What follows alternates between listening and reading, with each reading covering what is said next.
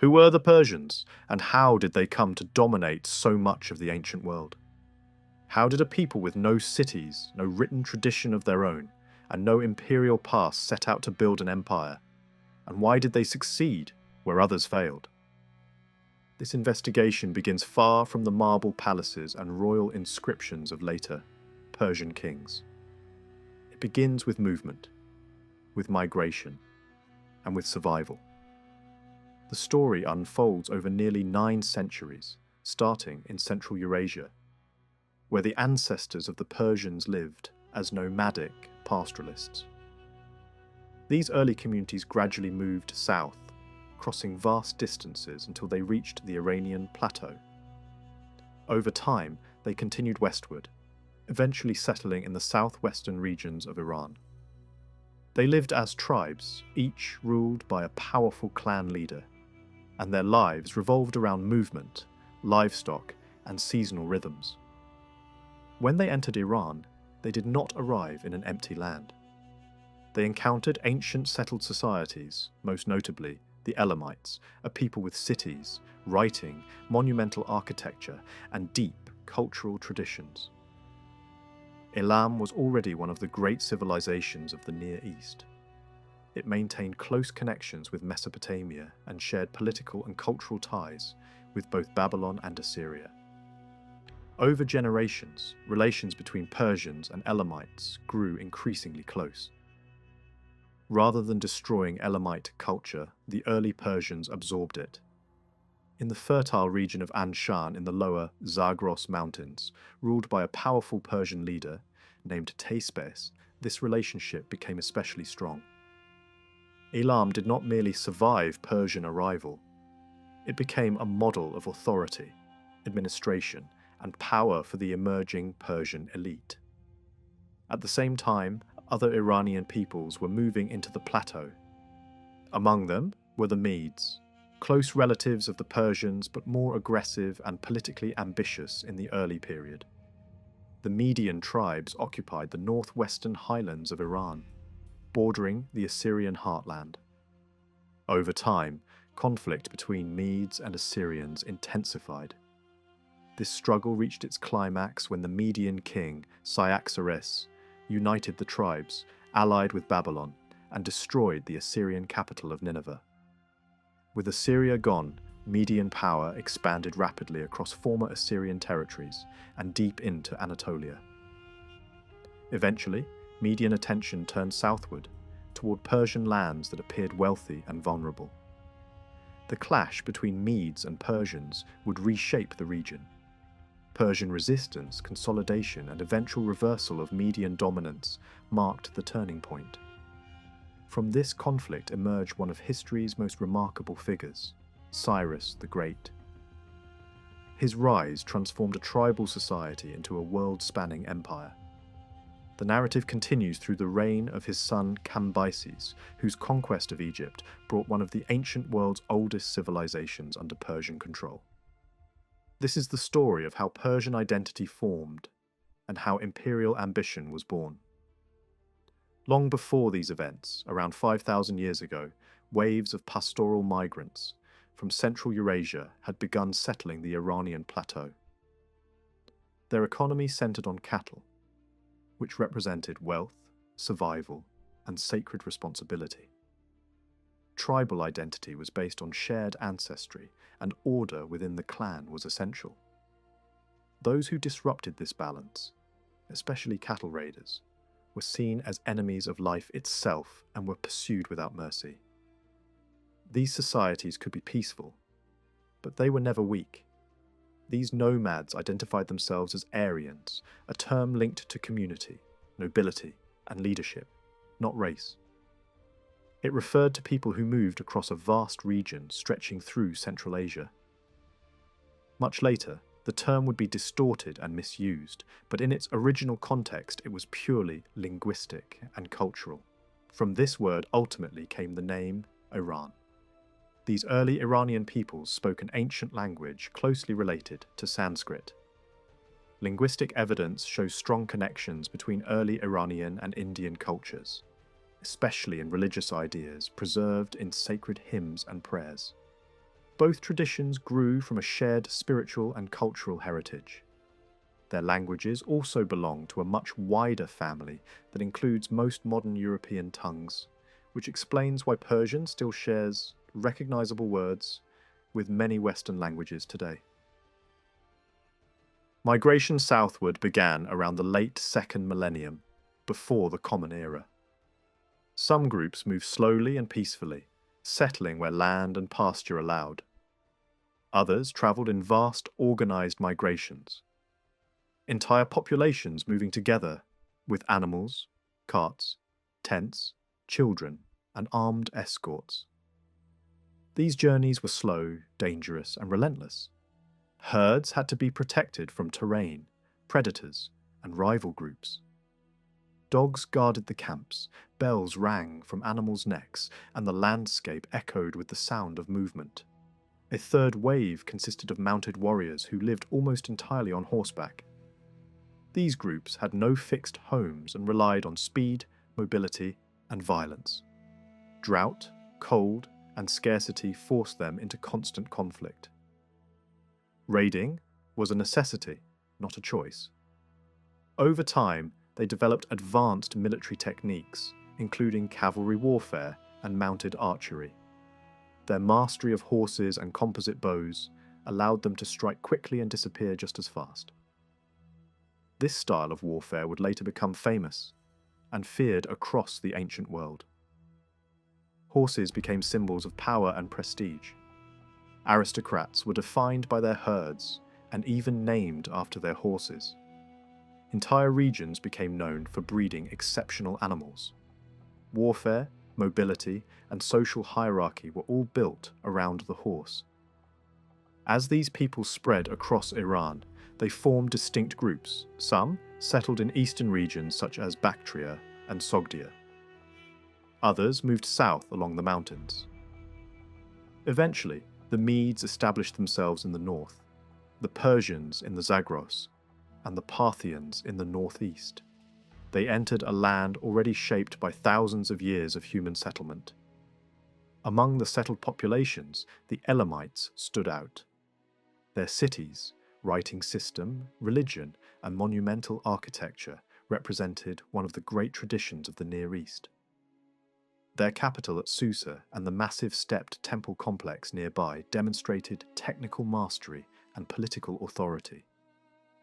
Despite invasions and destruction, Elamite culture endured and revived repeatedly, influencing those who came after.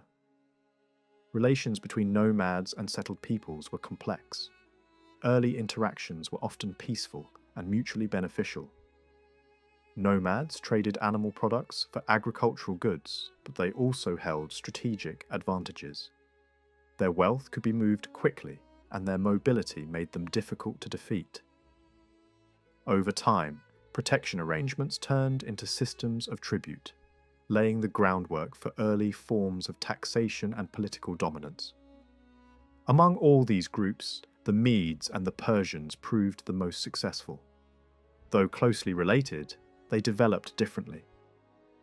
The Medes occupied harsh mountain terrain and remained committed to nomadic life. They never built cities, preferring tents and seasonal movement. Their society revolved around horse breeding, pastoral survival, and tribal leadership. One Median leader, Cyrus, rose to prominence from this environment. Based near what is now Hamadan, his power rested not on walls or monuments, but on loyalty, mobility, and military coordination. Under his leadership, the Medes briefly dominated the region, yet their way of life limited their ability to rule permanently. The Medes were known for gathering in large numbers and enjoying life together. Their camps were not only places of work and survival, but also of celebration. Feasts could last for hours. Music carried across the tents. Dice games and wagers passed from hand to hand. Horse races, hunting parties, songs, and long nights of storytelling helped bind people to each other and to the memory of their past. In that world, history did not live in books, it lived in voices. Singer historians, the bards of the steppe, carried old names and old deeds like sacred cargo. They turned journeys into legends, skirmishes into epics, and marriages into tales of destiny. If Cyaxares ever looked back toward his Eurasian roots, it would have been through such performances, hearing the past shaped into verse beside a fire. Cyaxares was not simply a tribal chief who inherited authority. He was a leader built for war. He ensured that his tribe remained ready, disciplined, and dangerous.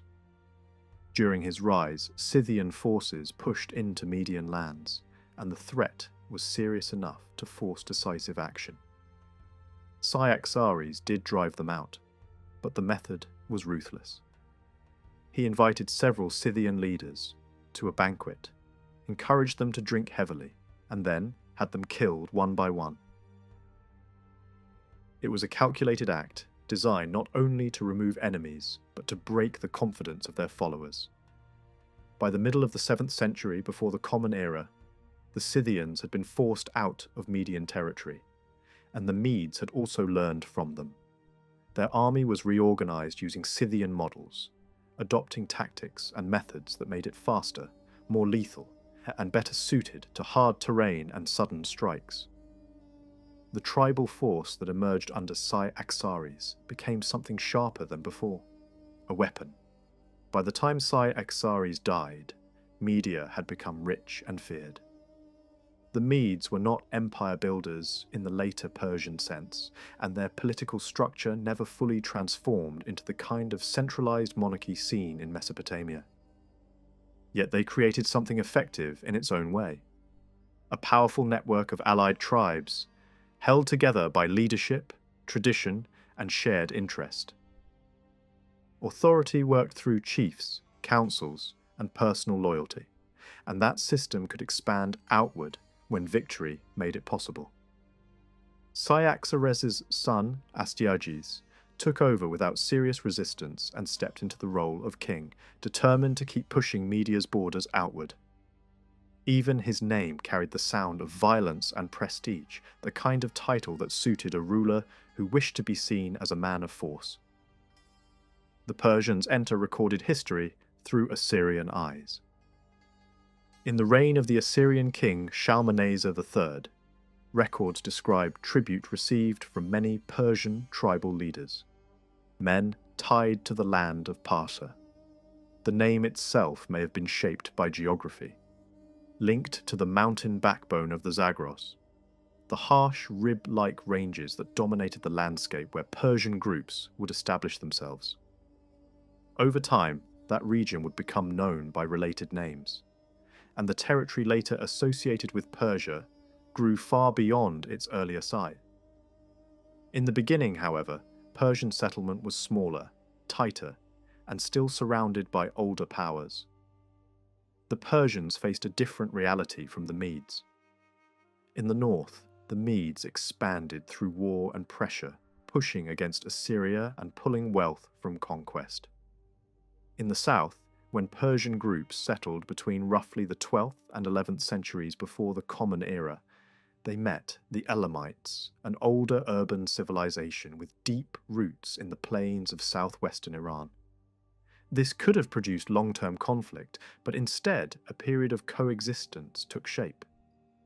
Rather than constant warfare, the evidence points toward cooperation, intermingling, and gradual cultural fusion. Archaeology supports this picture.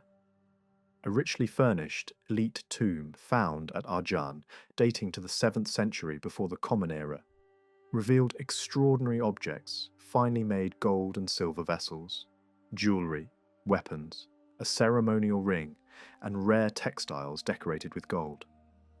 The style of the objects shows broad cultural influences, yet the craftsmanship also suggests a local tradition adapting older Elamite heritage while absorbing new elements brought by Persian settlers.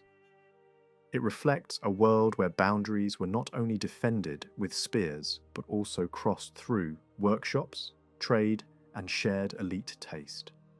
One region became especially important in binding Persians and Elamites together: Anshan. Located around a major settlement site north of modern Shiraz, Anshan stretched into areas associated with Persian tribes, and ancient sources sometimes treat Anshan and Parsa as closely linked, almost interchangeable. Persian leaders built a strong base there. A ruler named Teispes appears as a key figure, remembered as a king of Anshan, and later treated as an ancestral founder by those who came after. In this environment, Persian elites lived near a culturally dominant Elamite tradition and were drawn into its orbit. Over time, a deep political interdependence formed between Elam and southern Iran. Elamite influence helped shape how the Persians developed their own identity, and the later Persian world inherited far more from Elam than is often recognized. Assyrian records also preserve an early Persian name that matters greatly for the future. An inscription describing the Assyrian destruction of Susa refers to a king of Persia named Qurash. Chronology strongly suggests this was Cyrus I of Anshan, the grandfather of the later empire builder. The Assyrian king portrayed Cyrus as a subordinate who acknowledged Assyrian strength and sought favour. As a sign of obedience, Cyrus sent his son to the Assyrian capital. Such hostage exchanges were standard political tools in the Near East. A prince educated at a dominant court could become a guarantee of loyalty, a living bond meant to keep a smaller ruler obedient. The prince in this case disappears from history, and it is likely he never returned. If he did absorb Assyrian customs, it left no visible trace on Persia's political direction. In the decades around the mid-7th century before the Common Era, Cyrus I held authority in more than one sense. He was king of Anshan, but he was also a dominant tribal leader among the Pasargadae, one of the most important Persian groups. Persia was not a single unified kingdom at this stage. Multiple chiefs held power, and titles could be shared across a landscape of clans and territories. Outsiders often misunderstood this. Assyrian scribes appear to have assumed a single sovereign ruler, but the reality was more layered. Later, Greek observers came closer to the truth, describing Persia as a complex network of major tribes, elite clans, and smaller subdivisions, all bound by ancestry and land, each led by its own chief. The tribal structure was built from the ground up. Families formed clans. Clans formed tribes. Every tribe had territory and leadership, and authority depended on kinship, reputation, and the ability to protect people and herds. In that system, leaders like Cyrus I were not distant monarchs, hidden behind palace rituals. They were warrior chiefs expected to act, decide, punish, reward, and fight. A small artifact reflects this world with unusual clarity, a seal impression that names Cyrus I as ruler of Anshan and identifies him as the son of Teispes. The image is not ceremonial, it is violent. Cyrus appears as a mounted warrior, driving forward over fallen enemies, killing another opponent before him. The message is direct. Whatever else he was, Cyrus I wanted to be seen primarily as a horseman and fighter, a man who held power through force and personal dominance. After him came Cambyses I, another king of Anshan and chief among the Pasargadae. Almost nothing survives from his own lifetime, and his name becomes visible mainly through later claims made by his son. Yet it is clear that his rule coincided with rising pressure from media. Astyages pursued expansion and tribute. The Medes had entered Persian lands earlier, during Cyaxares' efforts to build alliances for wars against Assyria, and once present, their influence remained. With every success, the Medes grew more confident in demanding tribute from Persians and other neighbouring peoples. Persia was forced into a position of formal submission, expected to acknowledge Median superiority and provide resources when commanded. Under Astyages, Median ambition turned harsh. campaigns pushed into contested areas, including regions held by Babylon. Major religious centers were seized, sanctuaries ruined, prisoners deported. In Babylon, the destruction of shrines caused shock, and the Babylonian king entered public mourning as a political statement, emphasizing reverence for the gods in contrast to Median sacrilege. Babylon also reacted strategically, building massive defensive works between rivers to prevent Median forces from reaching deeper into Mesopotamia. A cold, tense standoff formed between the two powers, the kind that turns the entire region into a pressure chamber. Even distant voices sensed what was coming. In Jerusalem, prophetic warnings imagined Babylon's fall at the hands of the Medes, describing a northern army of horsemen, archers, and spearmen advancing without mercy. Whether such visions were political fear, moral prophecy, or rhetoric, the image captures the reputation the Medes had earned. Mounted violence, relentless movement, and the sound of an army approaching like a storm. War between Media and Babylon seemed increasingly likely. Both sides had resources to fund it, and Astyages demanded more men and money from his dependent subjects. Persia, in particular, was squeezed. Yet Astyages understood that Persian lands were not just another tribal region to be exploited. Southern Iran had links and leverage through its connection to Elam, and through the strategic access that connection provided. That reality required a more careful approach. Around the end of the 7th century, before the Common Era, Astyages chose a solution used by rulers everywhere: marriage politics. He gave a daughter, Mandain, to Cambyses, the first of Anshan. The marriage was presented as a bond of loyalty, a contract meant to tie Persia more tightly to Media. In practice, it strengthened Cambyses. Being linked by blood to the Median royal house raised his standing among Persian chiefs, giving him a superiority that looked less like formal monarchy and more like first place among equals. From this union, a child was born who would later dominate the ancient world: Cyrus, the future Cyrus the Great. The details of his birth are uncertain, and hard evidence for his childhood is thin, but later, generations filled the silence with story. His name became legend, taught and retold until it felt like a national origin myth. What can be said with confidence is that Cyrus inherited claims on both sides. Through his father, he stood in line to lead Anshan and the Pasargadae. Through his mother, he had blood ties to the Median royal family. That made him politically dangerous in a world where legitimacy could be built from ancestry as much as victory. In his earliest years, Cyrus belonged to the women's world of the tribe. He grew up among tents, wagons, and the constant labour of nomadic life. Royal status did not remove women from work in this period.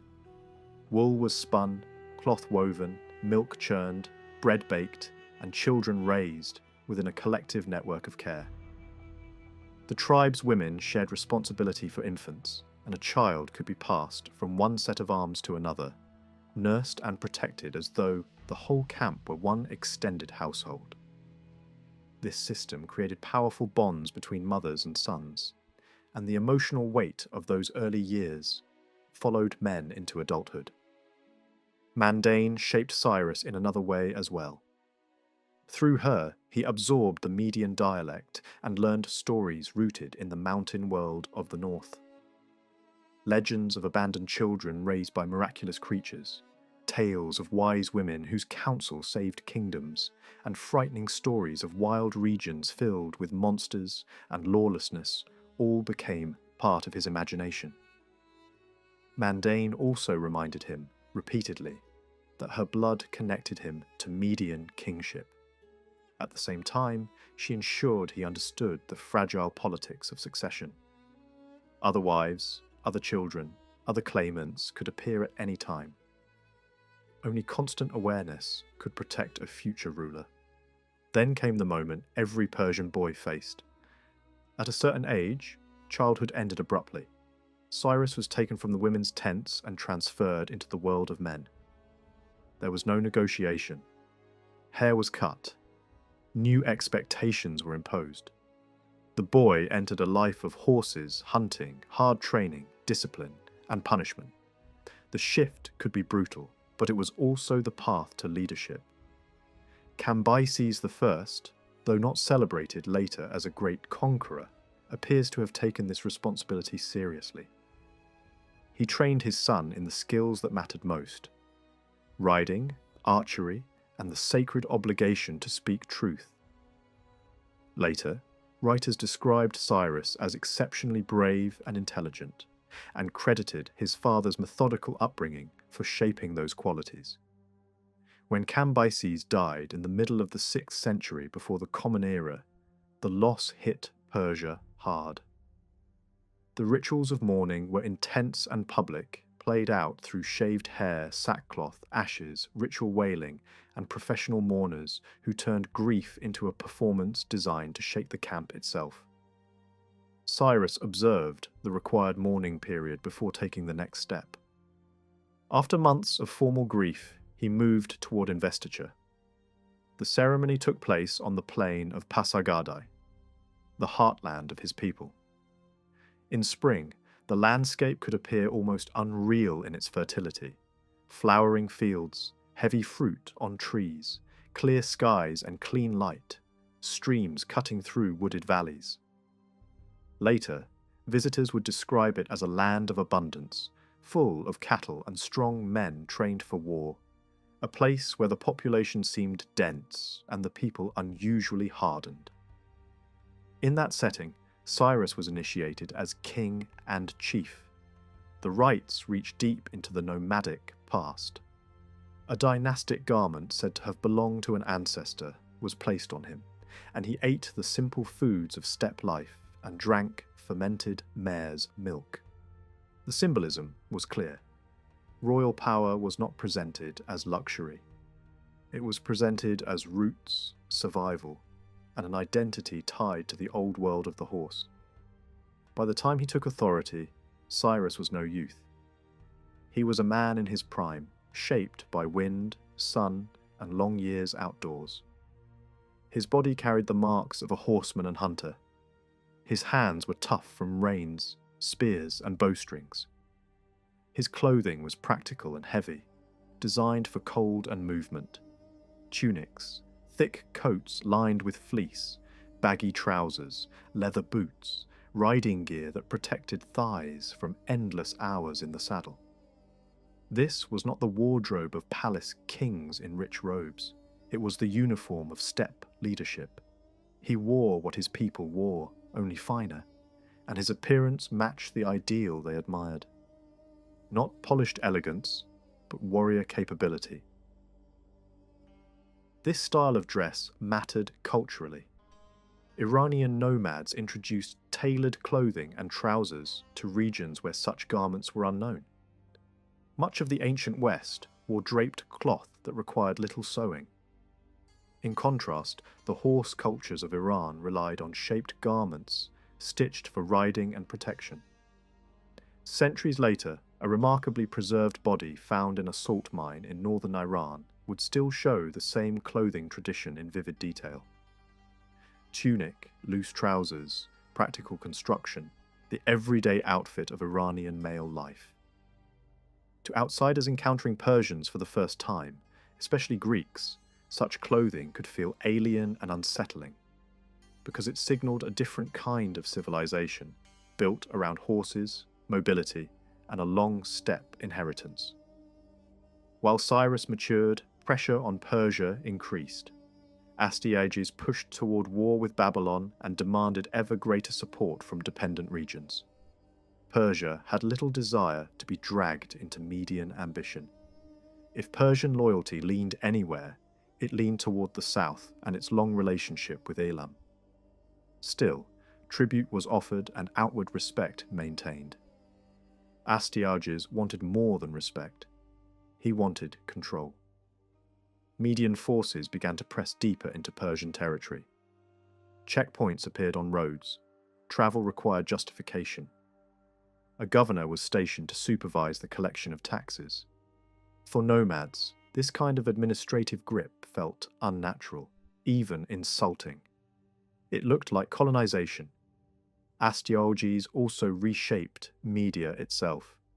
He tightened his hold over Median chiefs, stripping autonomy and moving toward a court-centered kingship, modelled on Mesopotamian examples.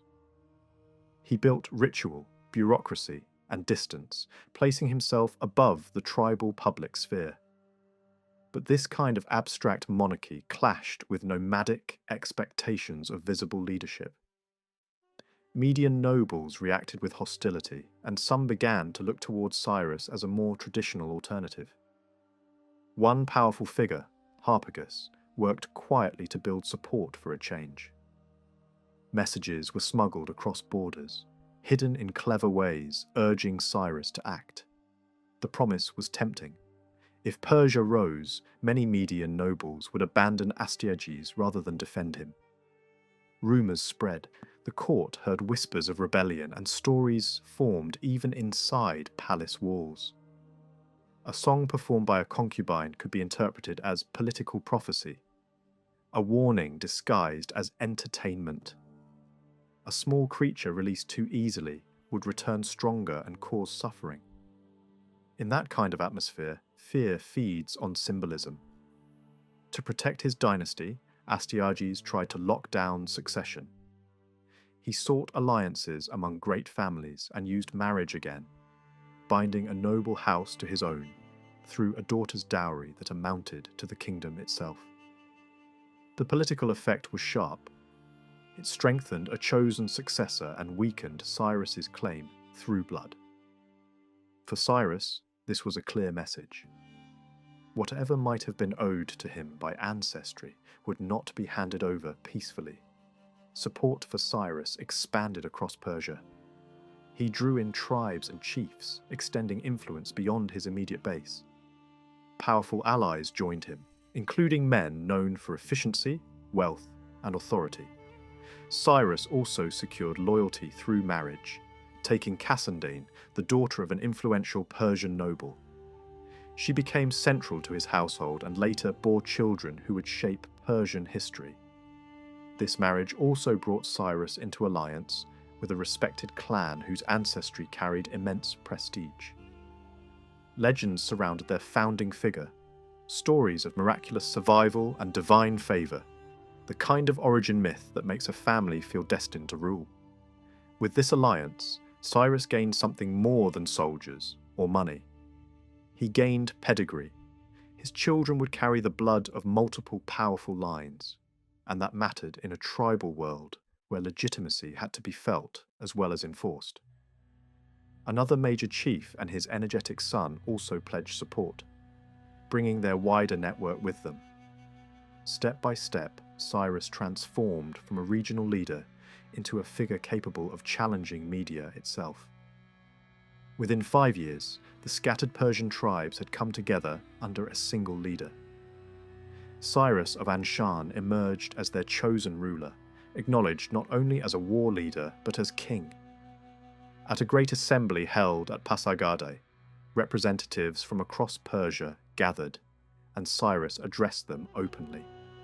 He spoke as a man convinced of destiny. He told them that the Persians were no less capable than the Medes, that they were equal in strength, courage, and resolve, and that the time had come to cast off the domination of Astyages. Delay, he insisted, would only prolong submission. While persuading the Persian tribes to unite, Cyrus was also engaged in quiet diplomacy beyond Iran.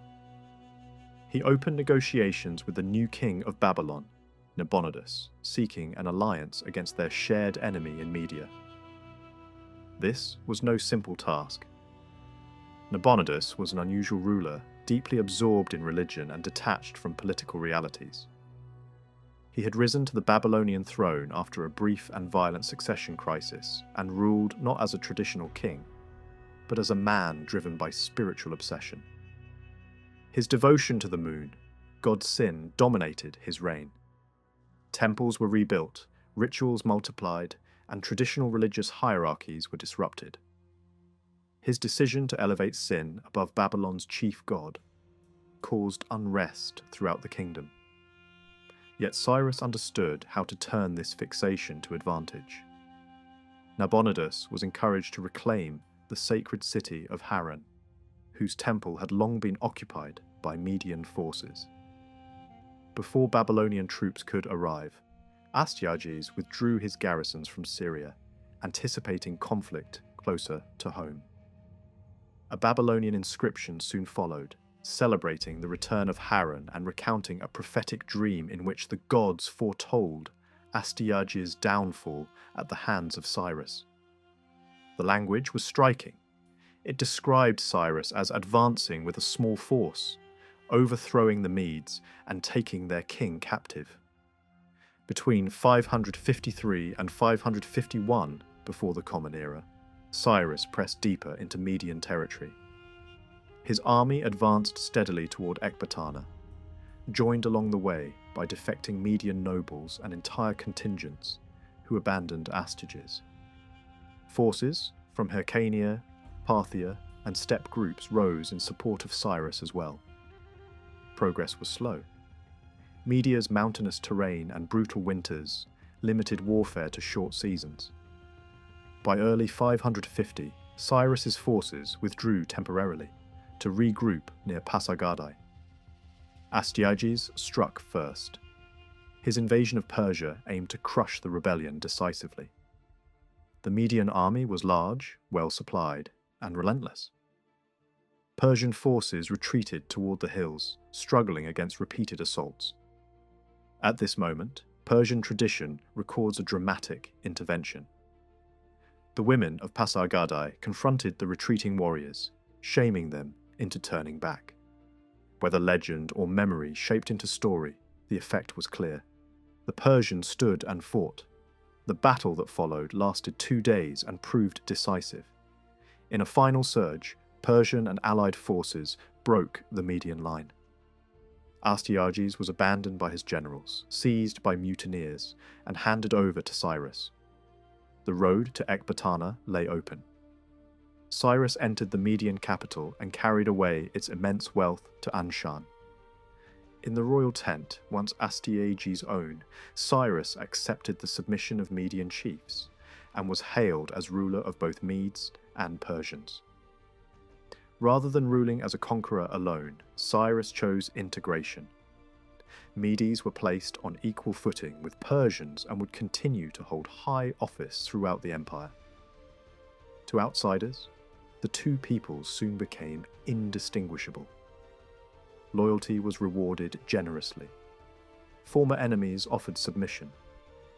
Astyages himself was displayed in chains before being taken to Persia.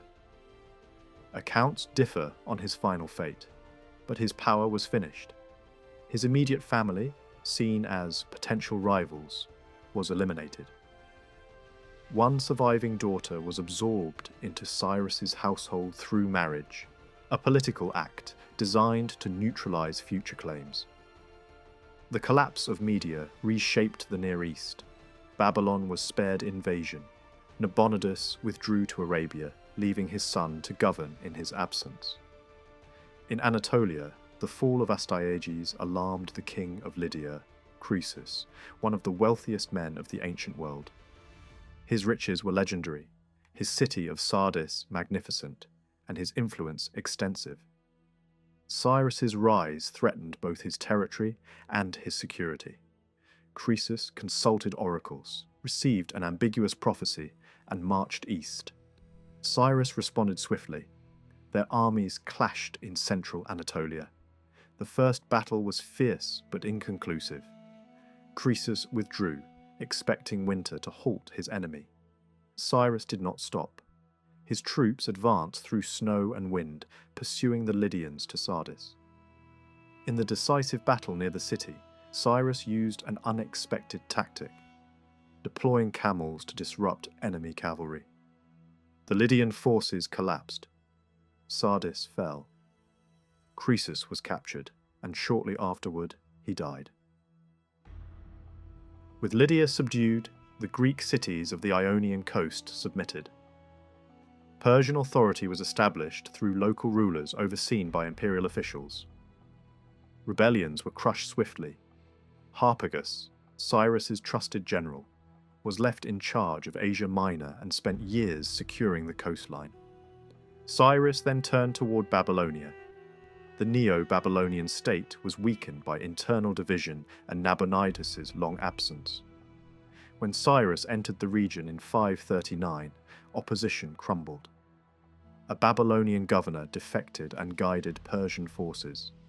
The city of Opis resisted and was destroyed as a warning. Sippar fell without a fight. Babylon itself opened its gates. Cyrus entered the city in silence. There was no celebration, no resistance. The memory of earlier massacres kept the population still. Babylon, the greatest city of the ancient world, now belonged to Persia. The conquest was followed by careful political theatre. Cyrus presented himself as a legitimate Babylonian ruler, working with priests and administrators.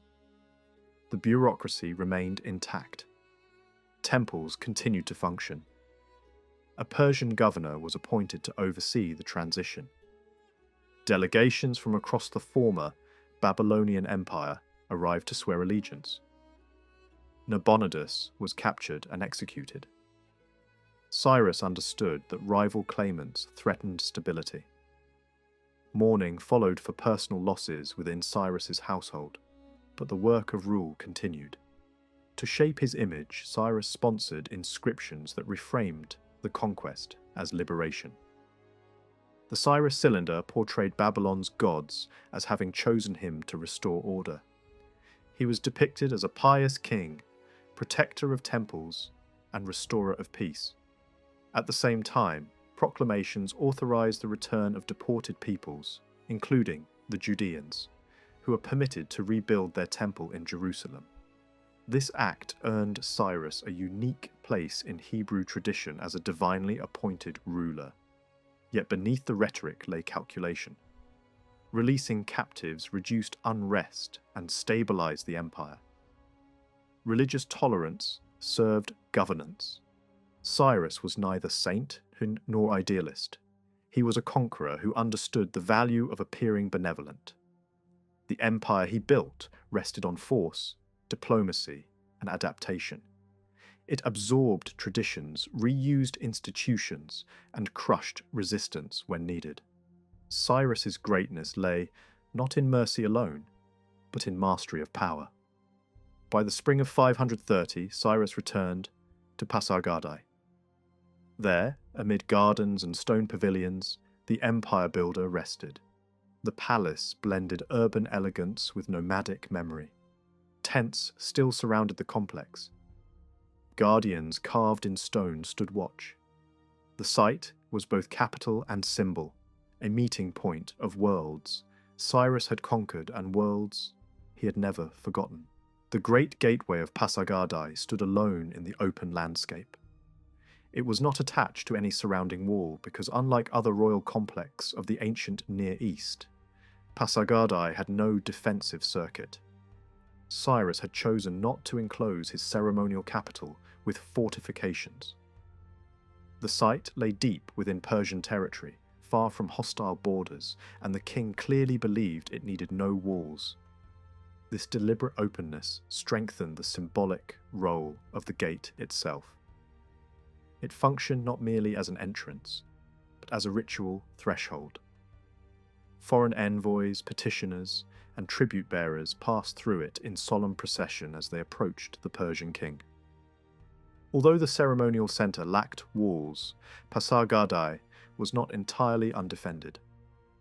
Rising above the palaces stood a massive elevated platform known as the Hill of the Throne.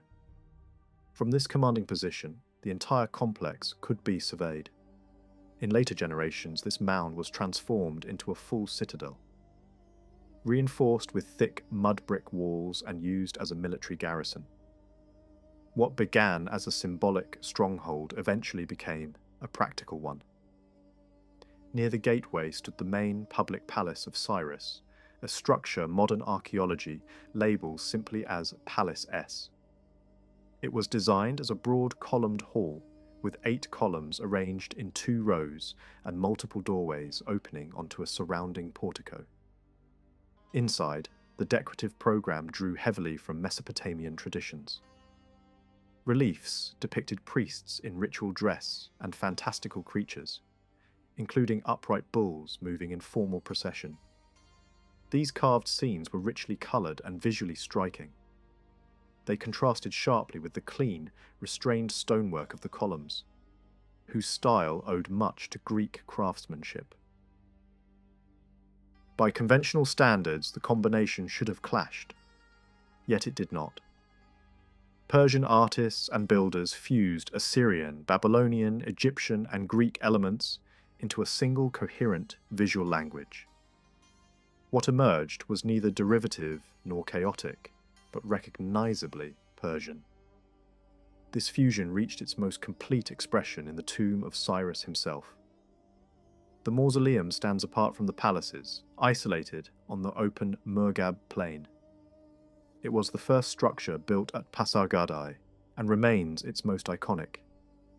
The monument consists of a small stone burial chamber with a steeply pitched roof, set atop a tall stepped base.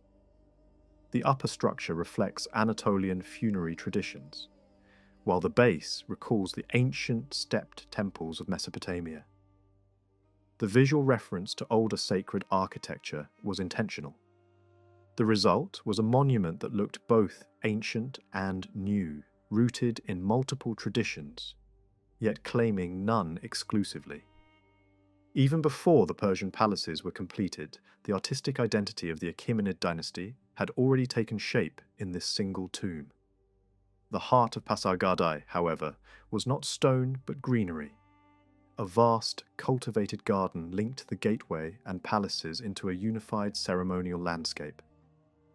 Carefully laid stone water channels divided the space into 4 symmetrical sections, creating a geometric pattern that later generations would recognize as the foundation of Persian garden design. This layout would spread far beyond Iran, shaping garden traditions across the Islamic world from Central Asia to Iberia. The garden was more than decoration. It was a political statement.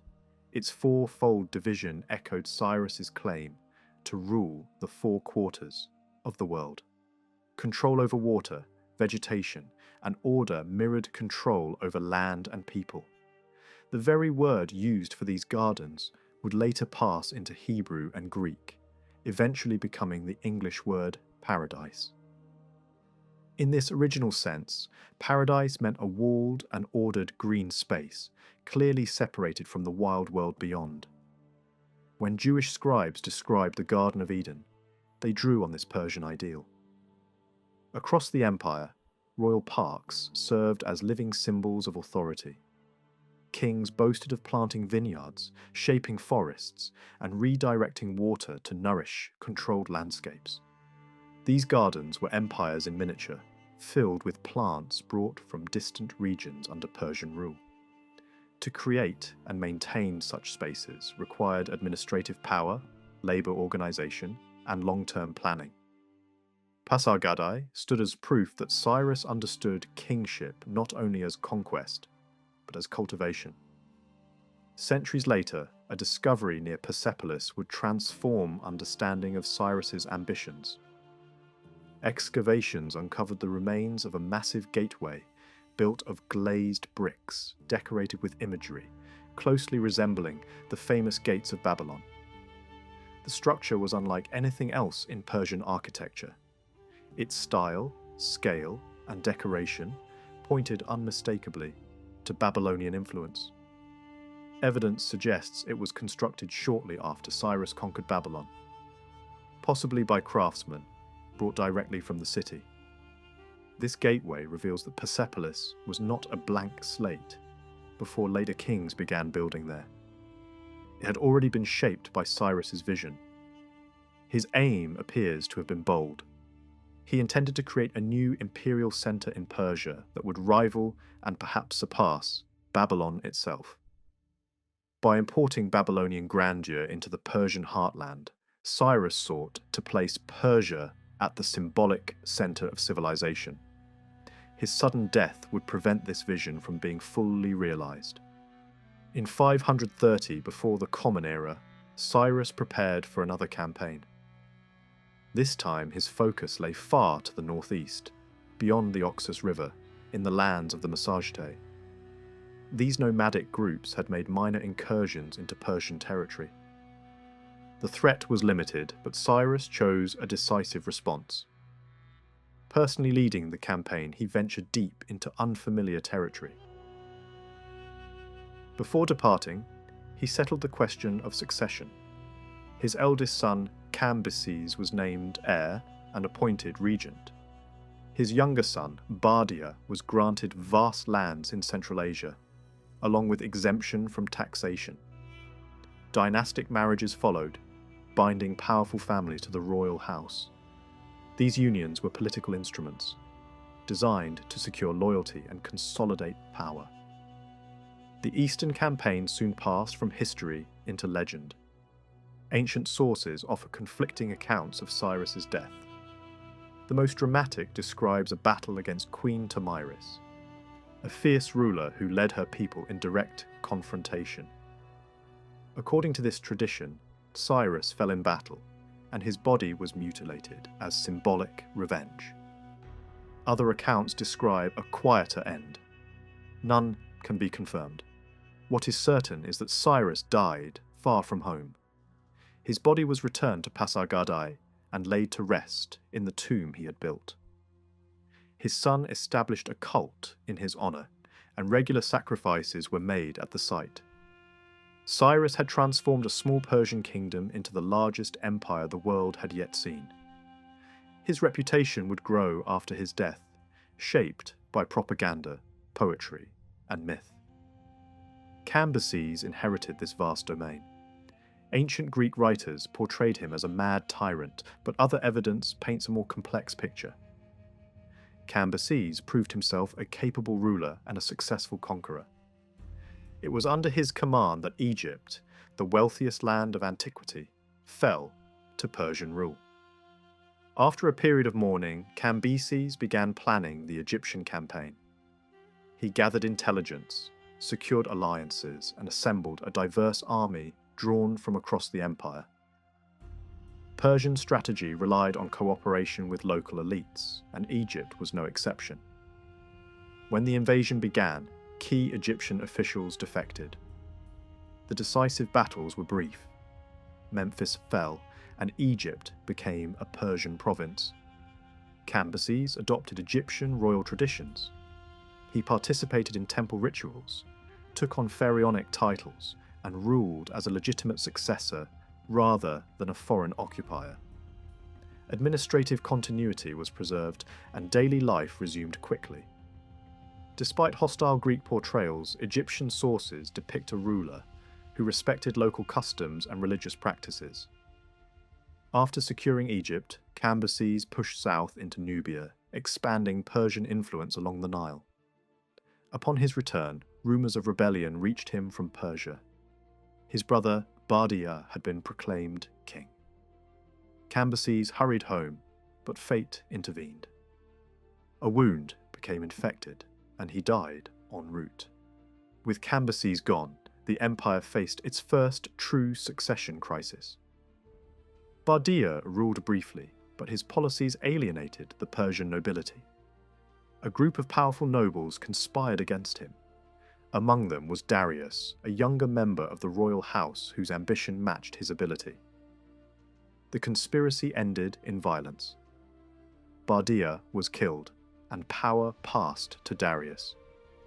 To legitimize his rule, Darius crafted a powerful narrative, carved high on a mountainside. In it, he claimed that Bardia had been an impostor and that his own actions had restored truth and order. The inscription blended theology, politics, and propaganda into a single story. The story of Gaumata collapses under its own weight. The idea that Cambyses secretly murdered his brother Bardia, with no witnesses and no public knowledge, only for Darius alone to be aware of the crime, strains credibility. It becomes even less convincing when combined with the claim that people recognized a false king but were supposedly too terrified to expose him. Darius's description of Gaumata's death is unusually short, vague, and evasive for such a decisive moment in imperial history. Instead of explaining what happened, the narrative shifts attention to Darius himself, presenting him as the lone savior of Persia. The supposed enemy remains deliberately obscure. That silence speaks volumes. The most plausible explanation is that there was no Gaumata at all. The man killed was Bardia, the son of Cyrus, the brother of Cambyses, and the rightful king of Persia. In this version of events, the true rebel was not a pretender, but Darius himself. To protect himself from the charge of murder and usurpation, Darius reinforced his story with a carefully constructed family history. This genealogy was meant to show that his rule was not a sudden seizure of power, but the continuation of an ancient royal line. He traced his ancestry back through Hystaspes, Arsames, Ariaramnes, Theispes, and finally to Achaemenes, presenting himself as the ninth king in an unbroken royal succession. The message was clear. His family had always been destined to rule. Yet this claim quickly begins to unravel. Only one figure in this lineage, Theispes, can be securely identified as a king. And even then, his kingship overlaps with the ancestry of Cyrus himself. Cyrus had never mentioned Achaemenes as part of his royal heritage, and there is no evidence that Achaemenes ever ruled as king. The genealogy appears designed not to preserve memory, but to manufacture legitimacy. At best, Darius may have belonged to a distant branch of the wider Achaemenid clan. If so, his connection to Cyrus was remote, and his claim to the throne extremely weak. Power, however, is not secured by words alone. Darius moved quickly to neutralize rival claims by absorbing the women of Cyrus's family into his household. He married Atossa, the daughter of Cyrus and former wife of both Cambyses and Bardia. He married her sister Artistone. He married Parmes, the daughter of Bardia. These unions were not romantic gestures, but political strategies. By marrying the women of the previous dynasty, Darius ensured that no future children could emerge outside his control with a stronger claim to rule. What these women thought of Darius's actions is unknown. Atossa, in particular, was an intelligent and politically aware figure. As Bardia's wife, she almost certainly knew the truth of his death. Fear alone is unlikely to explain her compliance. More likely, she and the other royal women understood the limited tools available to them. In a world where women could not rule directly, fertility itself became power. Through marriage, they preserved the bloodline of Cyrus and maintained influence within the court. Their bodies became instruments of political survival. Darius's most effective weapon, however, was not marriage, but religion. He framed his rise as the will of the supreme god. Repeatedly, he declared that divine favor alone had placed him on the throne. His victories, he claimed, were not acts of ambition, but the fulfillment of sacred order. Chaos, rebellion, and falsehood had infected the empire, and only divine authority working through him could restore balance. Opposition was no longer political disagreement. It became sacrilege. One unsettling question remains unanswered. Did Darius also play a role in the death of Cambyses? Ancient rumours suggest that Cambyses was poisoned while still in Egypt, and that the poison weakened him without killing him outright. When news of his illness reached Persia, Bardia moved to seize power. Cambyses rushed home, only to fall ill again in Syria. Officially, he died from an infected wound caused by his own dagger. Yet Darius's phrasing is suspicious. He states that Cambyses died his own death, an expression open to multiple interpretations. It could imply suicide, it could suggest divine punishment, or it could conceal involvement. There is no proof that Darius murdered Cambyses, but the ambiguity lingers. With Bardia dead and Cambyses gone, Darius inherited an empire on the edge of collapse. His triumph was immediately followed by disaster. Almost every major region rose in rebellion. The year that followed became a relentless struggle for survival. Civil war spread across the empire, threatening to undo decades of conquest. Darius later claimed to have crushed 13 separate revolts in just over a year. The first uprising erupted in Elam and was swiftly suppressed. Babylon followed, where a man named Nidin-Tubal declared himself king under the name Nebuchadnezzar. Darius personally led the campaign. Persian troops crossed rivers using improvised floats made from skins and animals.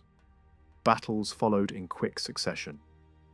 Babylon fell, and the punishment was merciless. The rebel leader was captured, tortured, and executed in a public display meant to terrify the population into submission. Even as Babylon burned, new revolts flared elsewhere. Armenia, Media, Parthia, Persia, and Central Asia all erupted almost simultaneously.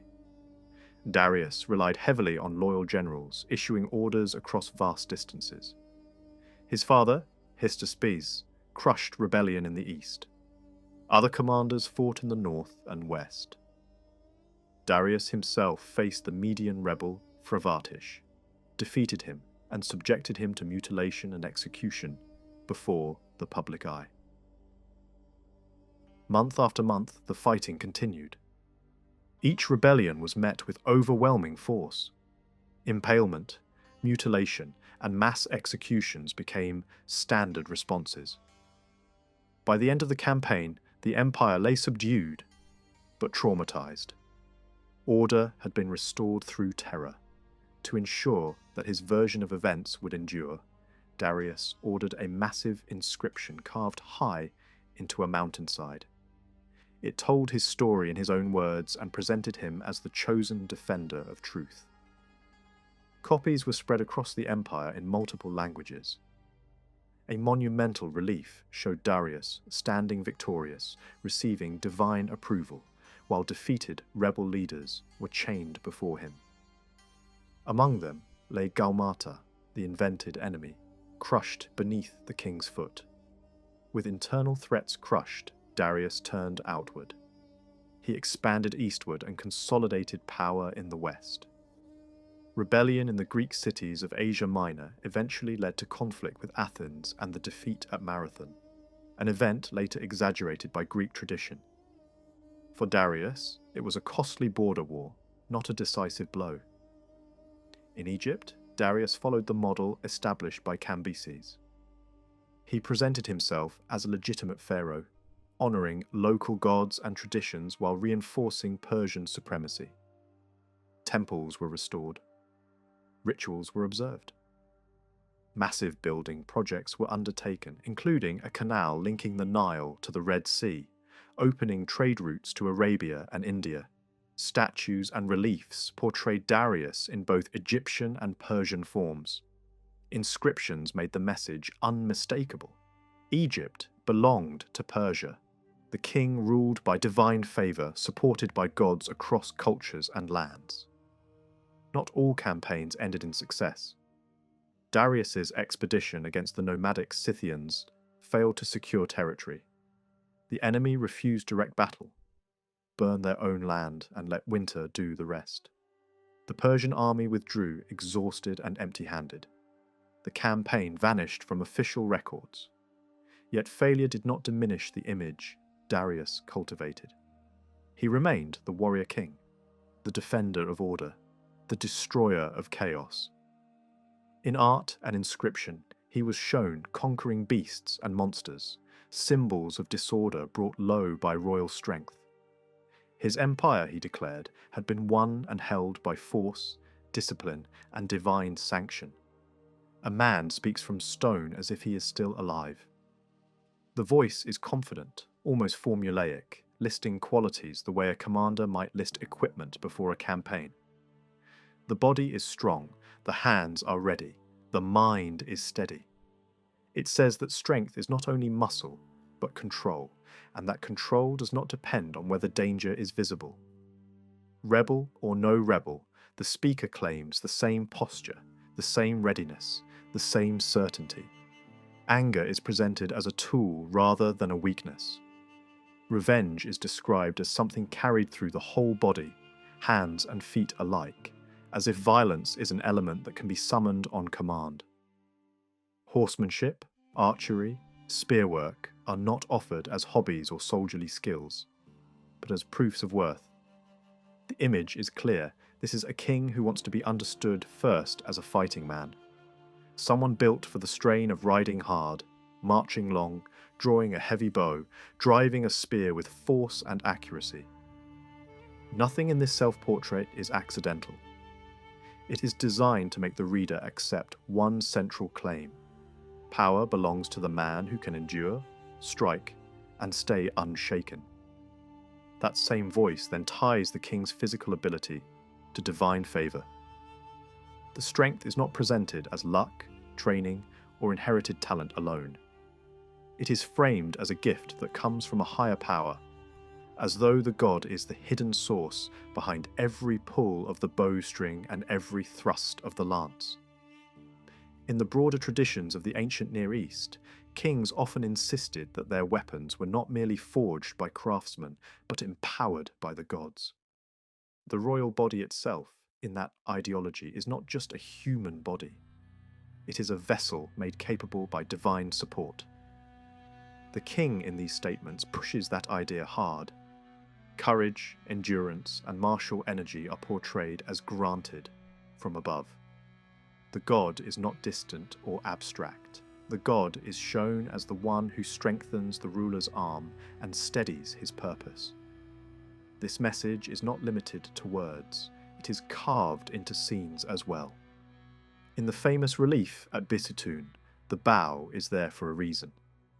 It is not a decorative accessory. It signals that victory is rooted in force, and that force is legitimate. The relief celebrates a particular kind of triumph. Not a fragile victory won by chance, but a victory presented as inevitable, because the king is built to win. The defeated are displayed as bodies, humiliated and lined up, reduced to evidence. The king stands upright while others are lowered, bound, and made to perform their defeat. The accompanying narrative drives the point further, describing rebels being hunted down, captured, and executed one by one. The king is never shown as prey. The story does not linger on moments of vulnerability. It does not show him running, hiding, or breaking under pressure. Even when rebellion spreads and authority is challenged, the image that remains is a ruler who moves across the realm like an unstoppable force, either personally or through trusted agents, stamping out uprising after uprising with a cold sense of purpose. The moral framing is just as important as the physical framing. The rebels are not simply political opponents, they are portrayed as followers of falsehood, men aligned with disorder and deception. That language removes any grey area. If the rebels are the embodiment of the lie, then harsh punishment becomes clean and justified. Violence stops looking like brutality and starts looking like necessary surgery. In that world, the king's actions do not need apology. Chains on necks, bodies trampled, executions ordered. These are presented not as excess, but as proof that rightful order has returned. The relief broadcasts a simple message to anyone who looks at it. The great king stands above all lands, and resistance ends in humiliation. Yet the same ruler also wants another image to survive alongside the warrior. In a separate statement carved for posterity, he insists that he is not ruled by temper. Anger, he claims, rises but is contained. Impulse appears, but it is mastered by thought. He presents himself as calm, rational, deliberate, the kind of monarch who does not panic and does not act blindly. He wants to be seen as a judge who weighs evidence, who listens to both sides, who rewards cooperation and punishes harm in proportion. This is a different kind of strength, the strength of restraint, of judgment, of measured authority. The promise is that subjects benefit from decisions made without haste, decisions shaped by reason rather than frenzy. Taken at face value, it is an ideal of kingship that sounds almost modern. Self-control, fairness, careful listening, and generosity to the loyal. A single early incident, however, puts that ideal under strain and shows how quickly fear and ambition could reshape behaviour at the top. One of the most powerful nobles in the empire, a man of exceptional standing, had been part of the inner circle that helped bring the king to power. He had served, fought, and commanded. He was not an outsider, he was close enough to be dangerous. Not long after the accession, that noble was executed on a charge of treason.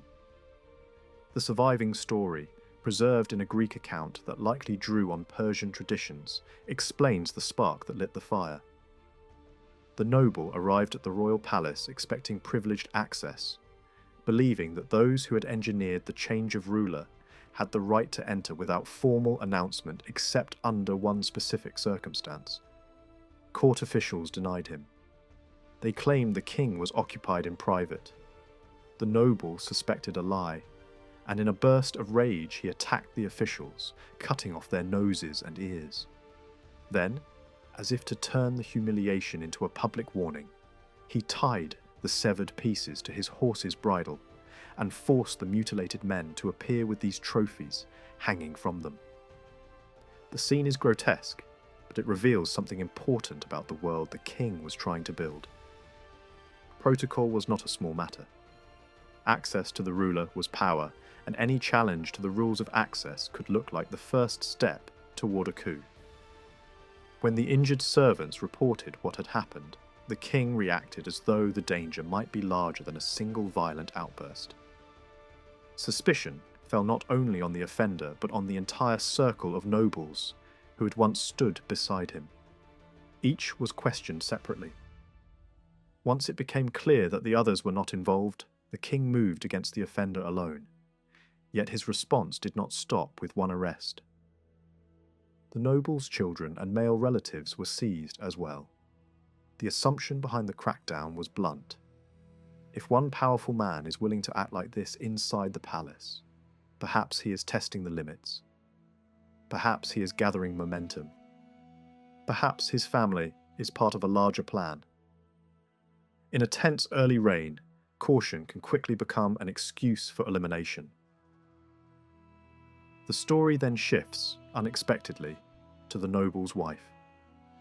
She appears at the palace gate day after day, publicly grieving, turning private suffering into a form of pressure.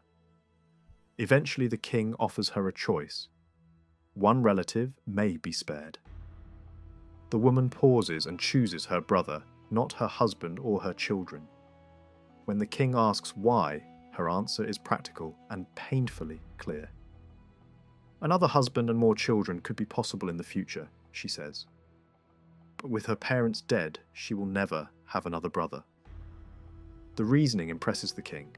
He not only frees the brother, but also spares her eldest son. Everyone else is executed. The noble himself receives no mercy at all. What remains unsettling is not the wife's logic, but the speed and scale of the king's reaction. The account does not convincingly show a plotted rebellion. It shows a violent man abusing palace officials and shattering the rules of court behaviour. That is serious, but it does not automatically explain the extermination of a family line. The episode makes better sense when viewed through the lens of a new ruler consolidating power. The king's authority, early on, could not afford rivals who believed they had permanent privileges. A noble who acted as if he could push through the palace gates without permission was also acting as if the king's court belonged to him as much as to the king. That was intolerable in an emerging autocracy. The affair reads like a turning point. The moment when the old arrangement among conspirators ended, when special access and shared entitlement were revoked, and when the court became fully the king's domain. The language of law and order remained important, but the law now bent more visibly around the ruler's will. The image of a first among equals fades, replaced by the reality of a monarch who expects obedience, controls access, and eliminates threats before they can grow. From there, attention shifts away from dramatic coups and battlefield claims and toward the machinery that kept the empire functioning. The question becomes less about how power was seized and more about how it was used. Governing a realm of that scale required systems that could carry authority from the center to the edges without collapsing into chaos. Clear rules mattered, but rules alone were not enough. Administrators everywhere had to prove that their decisions carried royal force. The kings of this empire presented themselves as guardians of justice, claiming authority granted by the chief god and framing their rule as the protection of order across many peoples. In that context, law wasn't only a set of court procedures. It was loyalty to the rightful monarch, treated as the backbone of stability. The language of law spread across the empire, adopted into local speech and written traditions, because imperial rule demanded shared concepts that could travel between cultures. The kings were not imagined as standing outside the law. They were built into it. Their justice was described as flexible, case by case, shaped by local conditions but anchored by the ruler's final authority. Publicly, the king claimed to listen carefully, to distrust accusations until both sides were heard, to reward cooperation, to punish harm in proportion, and to show generosity to those judged loyal. This reputation for fairness became part of the empire's international image, especially in contrast to the reputation of other powers. Yet the system depended on people, judges drawn from the nobility, officials who acted in the king's name, scribes who recorded decisions, administrators who moved resources and information. Law became a living practice, performed every day in cities, temples, palaces, and provincial courts. Because written records survived, it is possible to see the system at work in surprising detail, down to the level of petty criminals and bureaucratic disasters. In one Babylonian city, a man with a long history of theft and fraud managed to secure a respectable position in a major temple institution, only to use that position for extortion and embezzlement. He was tried. Witnesses piled up. Scribes struggled to keep up with testimony, and the court imposed enormous restitution. Even after punishment, the man found ways to stay in office through influence and corruption, climbing into a role that gave him access to animals, seed grain, tools, and labour, all tied to contracts that demanded huge deliveries of produce. He failed to meet the targets, and then demanded even more support, siphoning profits, while officials looked away. For years he survived inside the system, growing rich on abuse. Then, a new reign began, and suddenly, the tolerance ended. The same bureaucracy that had allowed the fraud now swallowed the fraudster. Records show him abruptly disappearing from official life, a silent ending that suggests harsh intervention rather than a slow retirement. The story captures both sides of imperial rule, the vulnerability of institutions to corruption, and the capacity of a determined central authority to crush it when it chose. The daily life of administration was filled with paperwork, seals, deliveries, and panic over missing documents. A single courier quitting his job could trigger urgent memos and orders for arrest.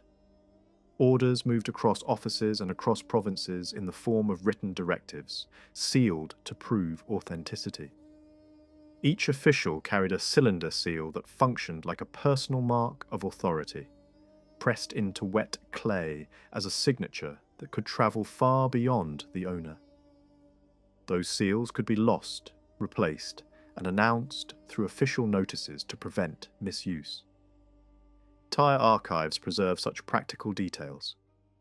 Rations issued, goods transported, workers provisioned, payments recorded, locations named, dates fixed. The result is a world where power is expressed through meticulous logging.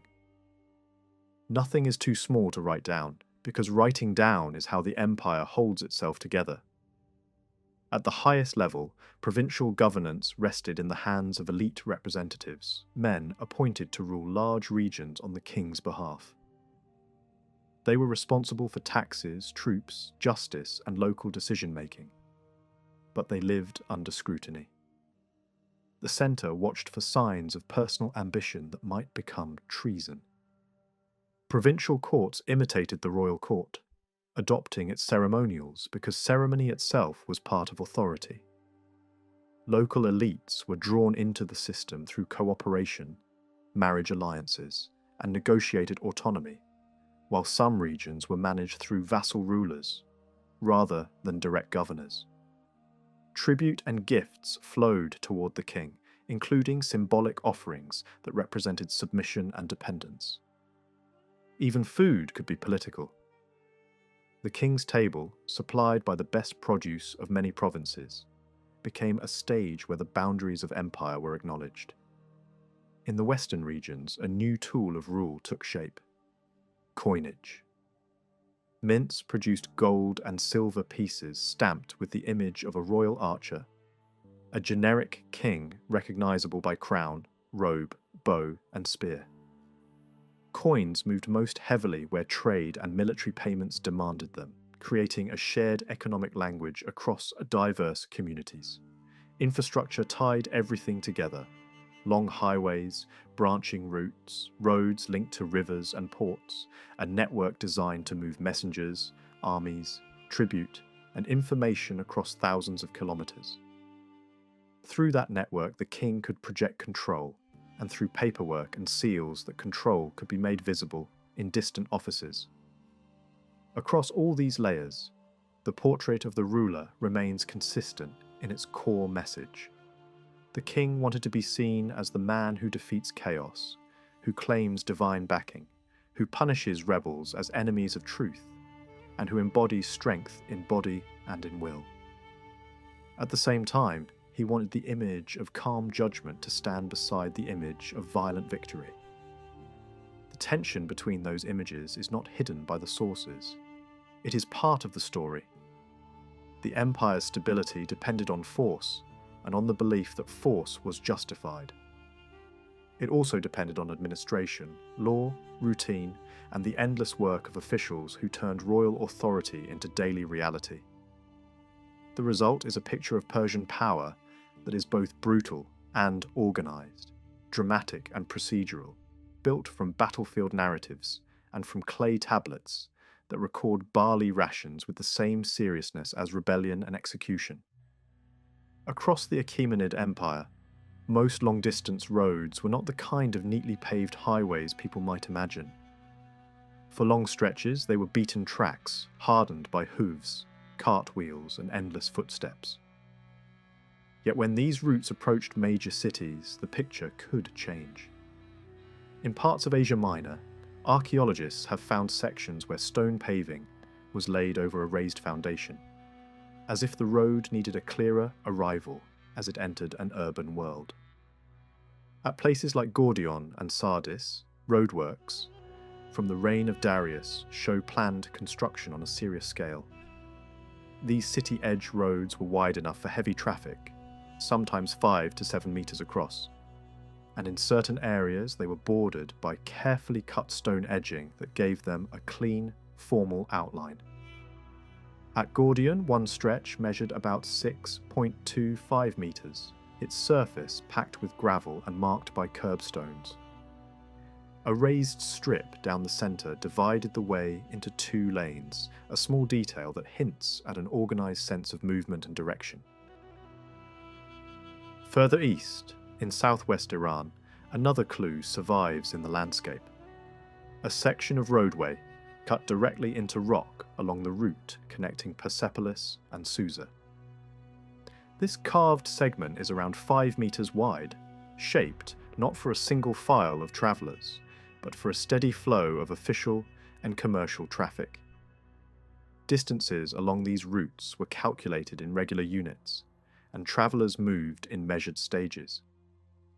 Along the main arteries, stopping points were placed at predictable intervals so that the journey could be broken into manageable days. Roughly every few dozen kilometres, a station offered rest, shelter, and supplies, turning the empire's great roads into a chain of planned pauses. These stations were not random inns, thrown up wherever someone felt like building one. Their layout suggests a standard idea repeated again and again. Rectangular buildings of mud brick and stone arranged around a central courtyard, with multiple rooms for travellers and space for pack animals. In function, they resemble the caravanserais that would later define long-distance travel in other parts of Asia, places where humans and animals could recover behind walls, out of wind and danger. On the main route between Susa and Sardis alone, the number of stations may have run into the hundreds if all branches are counted. And even a conservative estimate implies a dense network. Later visitors moving through these regions described stopping at such places on their journeys, using a Greek term that hints at their connection with horses, suggesting that stables were a key feature rather than an afterthought. Not every station was equal. Some were basic, practical shelters, rooms, courtyard, water, a safe enclosure for animals.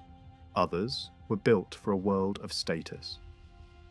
Near an important stretch of the Persepolis-Susa road, archaeologists have excavated a more elaborate station that looks like high-end accommodation.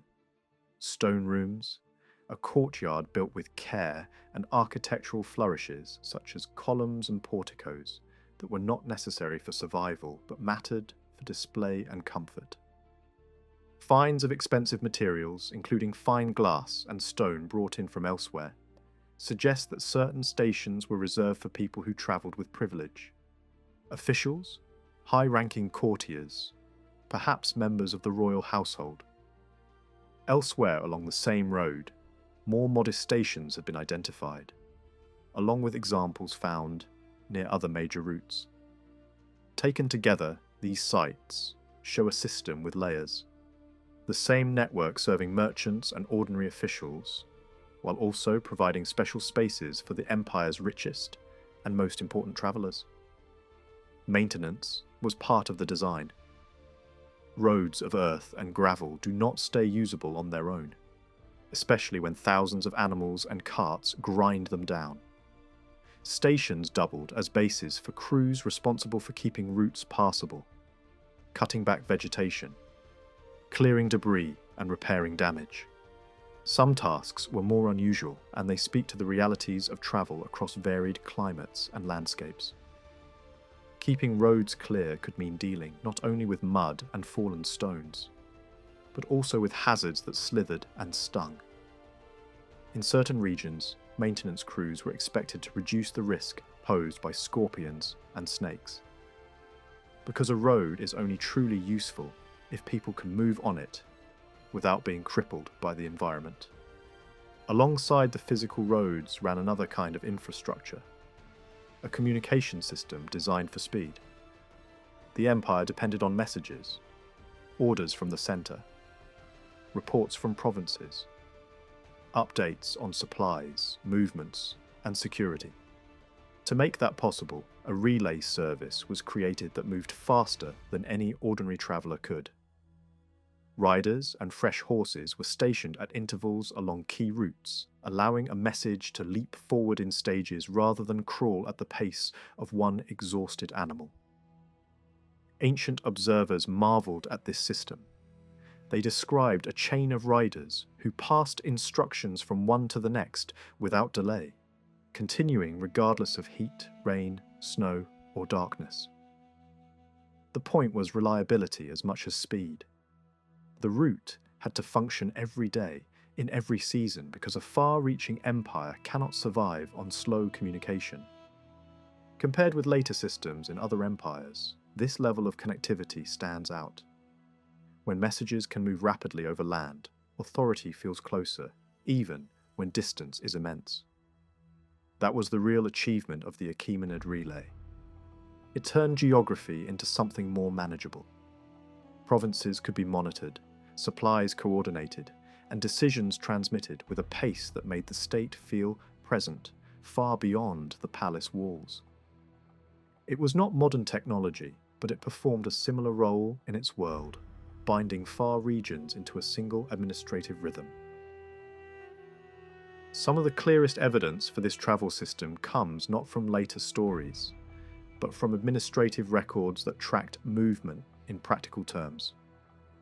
Tablets from Persepolis record travel provisions issued to individuals on journeys, noting where they began and where they were headed.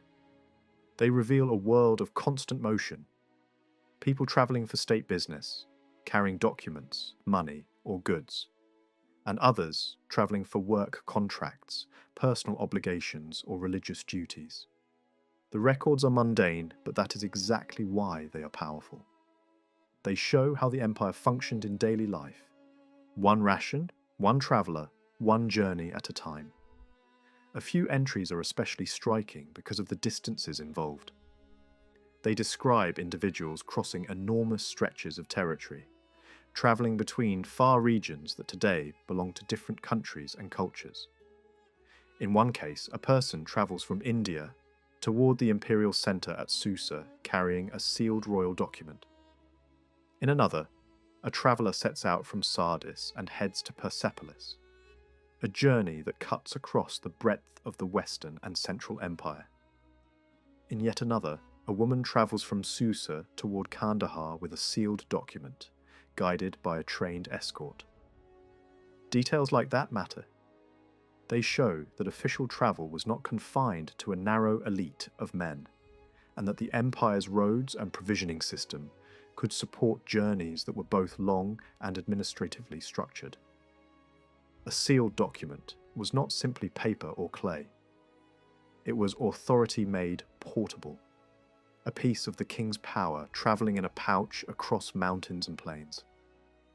Other surviving documents show how bureaucratic travel could be managed in a disciplined, almost modern way. A provincial governor might issue written instructions that functioned like passports and ration entitlements, ordering officials along a route to provide specified provisions each day for a travelling party.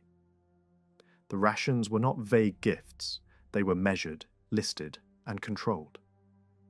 Even the rule for stopping is telling. If the travellers stayed in one place longer than planned, they were not automatically entitled to extra supplies. The system was designed to support movement, not idleness, and the paperwork ensured that generosity did not turn into uncontrolled expense or abuse. Security was the other side of the network. Roads that carry wealth, messages, and officials also attract predators. The Achaemenid state treated road safety as part of governance.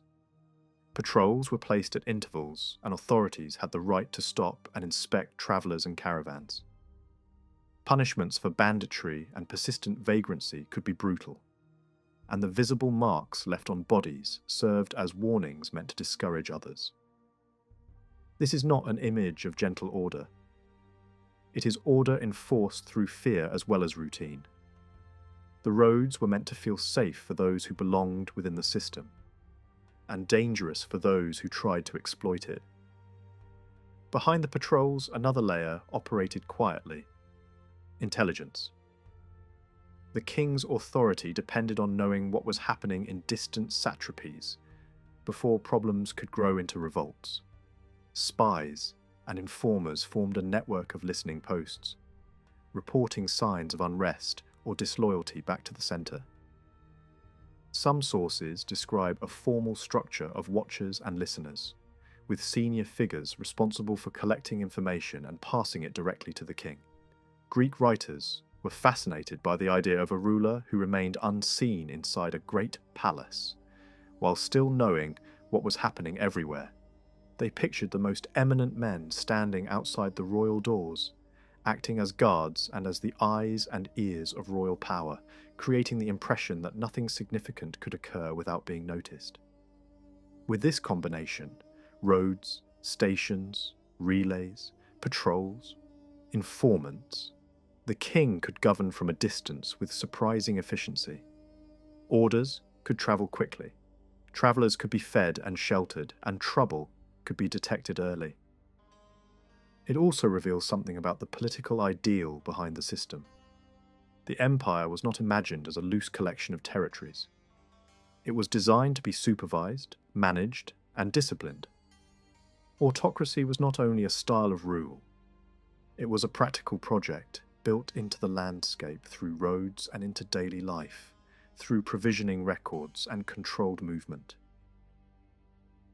Yet while the empire had permanent palaces and administrative hubs, royal power did not remain fixed in one place.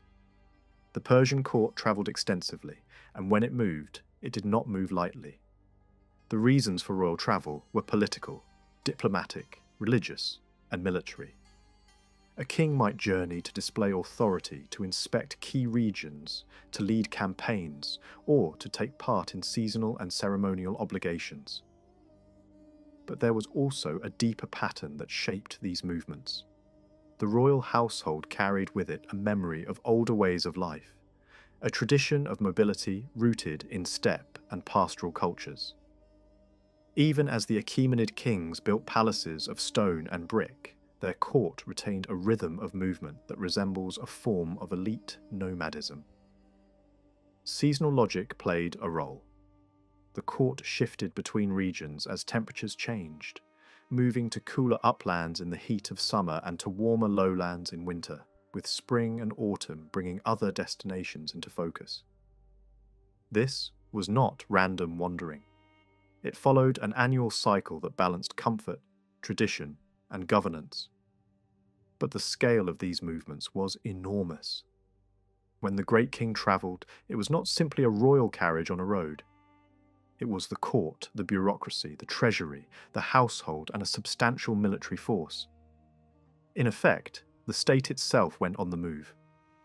The court became a travelling city, and thousands upon thousands of people were pulled into its orbit: scribes and officials, guards and soldiers, priests and entertainers, servants and animal keepers, and the vast number of camp followers who depended on the royal household and the army for work and survival. Such a mass could not move quickly. Even a single route between two major centres could take months when the daily pace was limited by wagons, animals, and the need to feed and organise a shifting crowd. 10 kilometres a day could be a realistic average for a convoy of that size, and the hours of marching would fill much of the daylight. The journey began each morning with a signal from the royal area of the camp, and the march order followed tradition and hierarchy. Religious figures led the procession, carrying sacred objects and performing chants. Symbolic vehicles associated with the chief god followed. Elite troops marched in formal sequence. The king's own transport came at the heart of the moving column, surrounded by guards and relatives, while long lines of soldiers and attendants stretched behind. The procession also had a private world within it. Royal women travelled in covered carriages, guarded carefully and kept at a distance in the overall column. The king's children, nurses and household staff moved in their own protected section. Concubines travelled in large numbers, and strict rules controlled how others could approach or cross their path. Behind them came wealth on the move, animals and vehicles carrying parts of the treasury, guarded by archers. Then came further households attached to relatives and high-ranking companions, and finally, lighter troops bringing up the rear.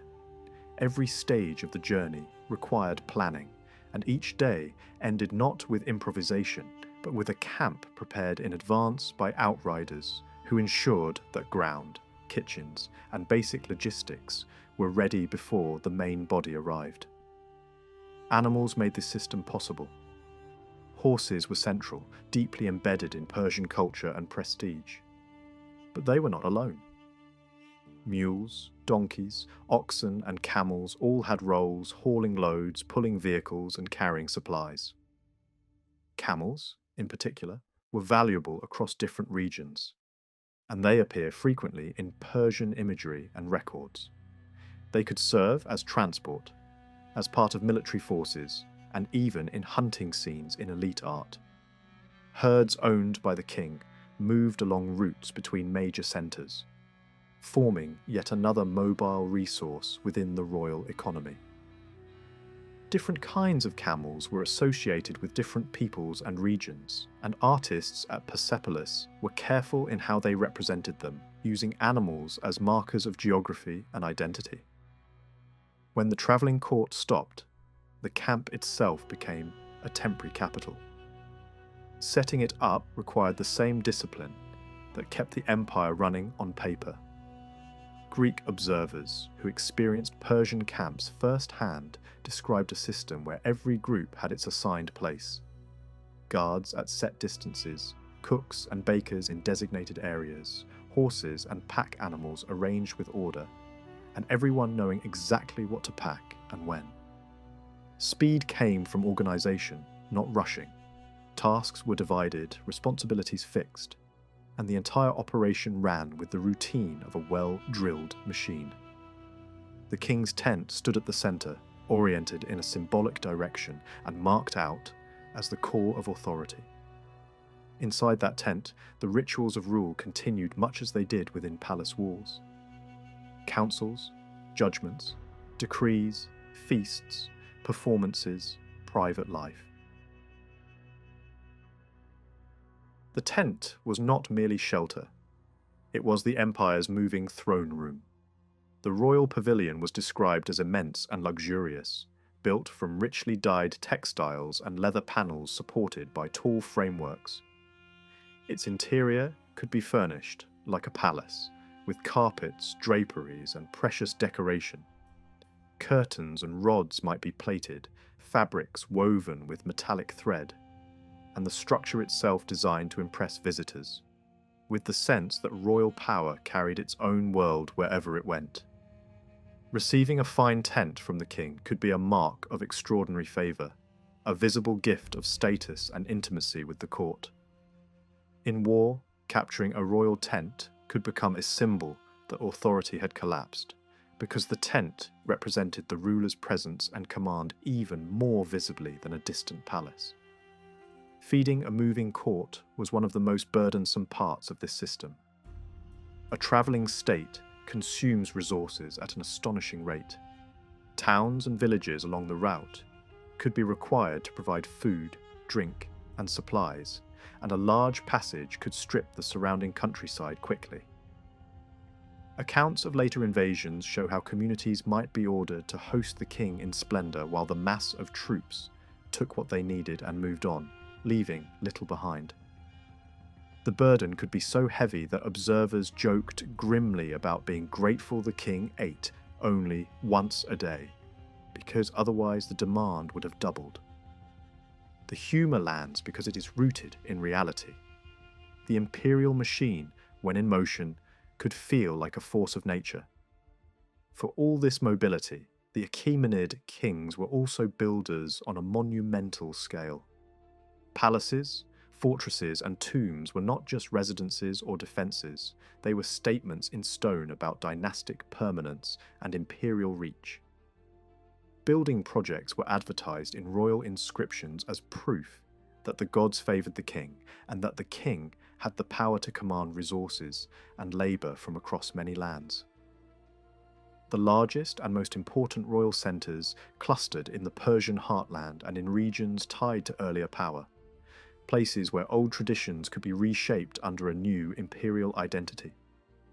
Often, new palaces rose on or near older sites, sending a clear signal that Persian rule was not simply present in the landscape, it dominated the past as well.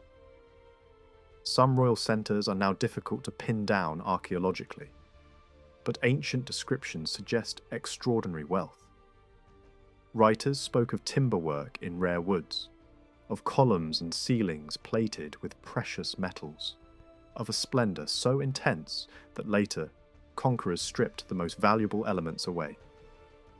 In Mesopotamia, new ceremonial buildings were raised close to older royal complexes, a deliberate gesture that placed Persian authority alongside and above the legacy of earlier kings.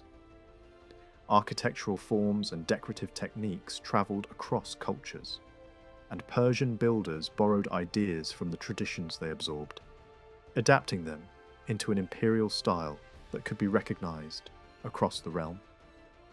Susa became one of the most important showcases of this approach under Darius. The city's fortifications were repaired and reasserted, and the landscape itself was reshaped. So royal buildings dominated the horizon.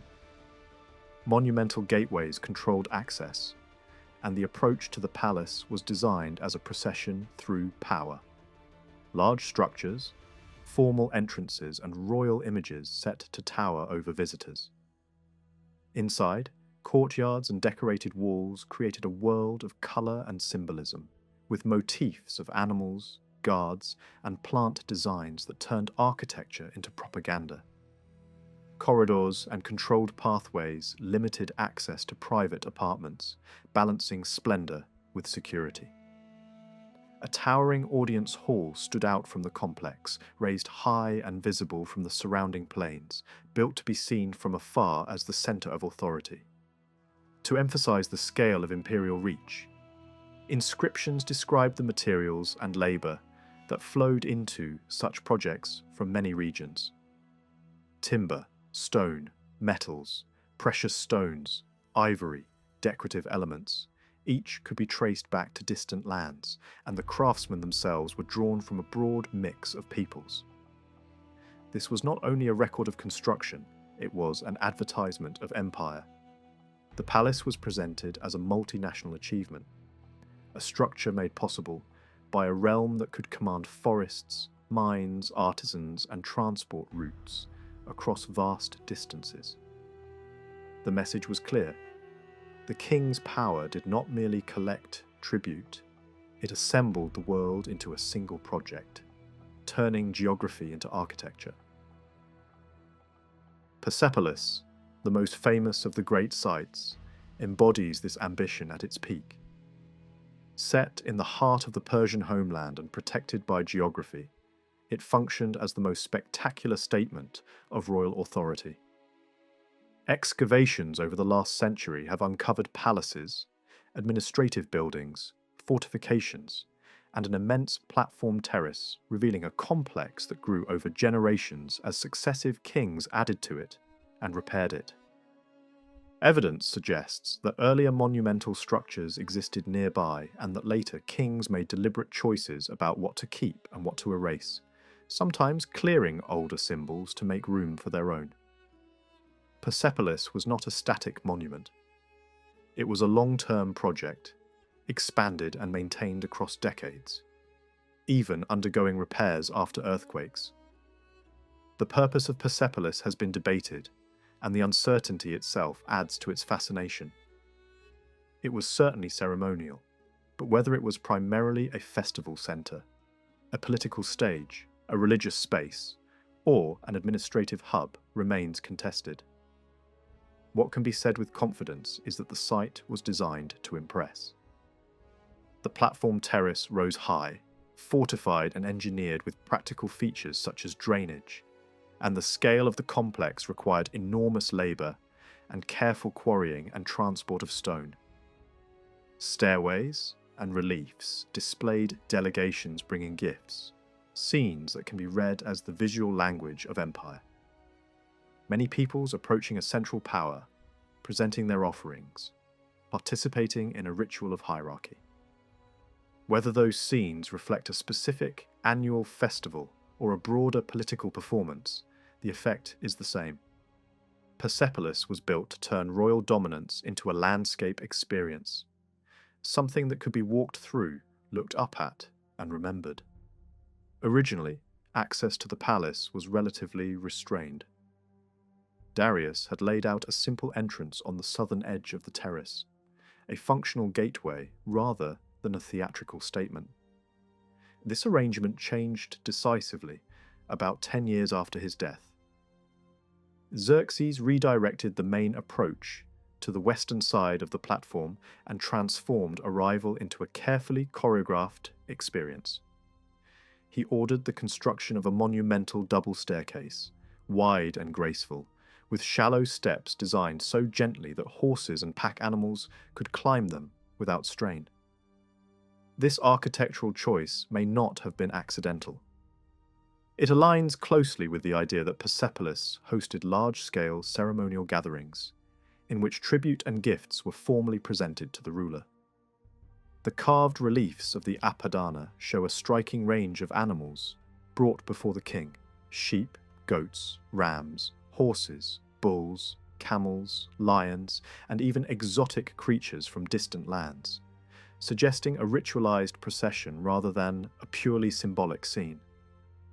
At the summit of this staircase stood one of the most imposing structures on the terrace, the gateway later known as the Gate of All Nations. This entrance announced imperial authority in stone. Massive sculpted bulls flanked the passage, joined by human-headed winged figures inspired by much older Mesopotamian traditions. Their scale and placement conveyed power, vigilance, and order to anyone entering the complex. From this point, official visitors passed into the heart of the palace, although the older southern entrance continued to function alongside it, maintaining a link with the earlier phase of construction. The vast terrace itself was organized with clear intent. It was not a single undifferentiated space, but divided into zones with distinct purposes.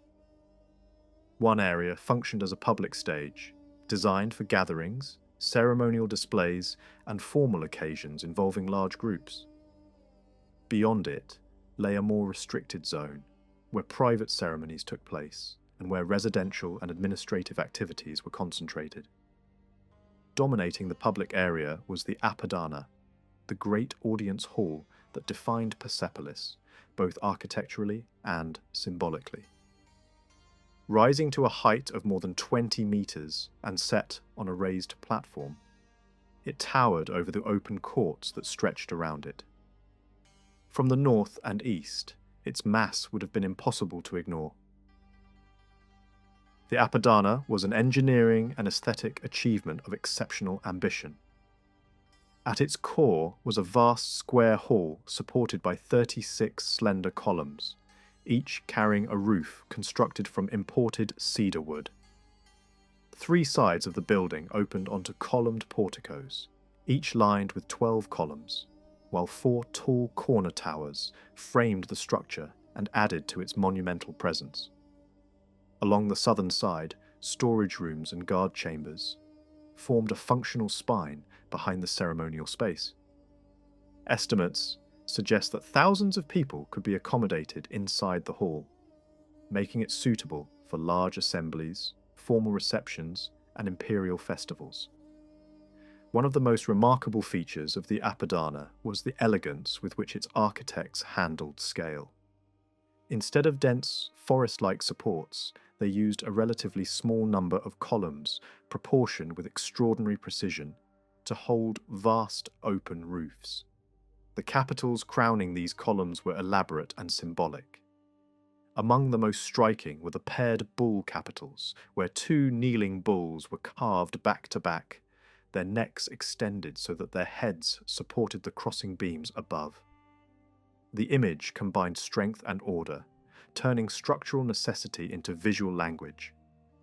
Around these columns, thick walls of mud brick were faced with glazed tiles in vivid tones of green, blue, and orange, arranged in repeating patterns of rosettes and stylized vegetation.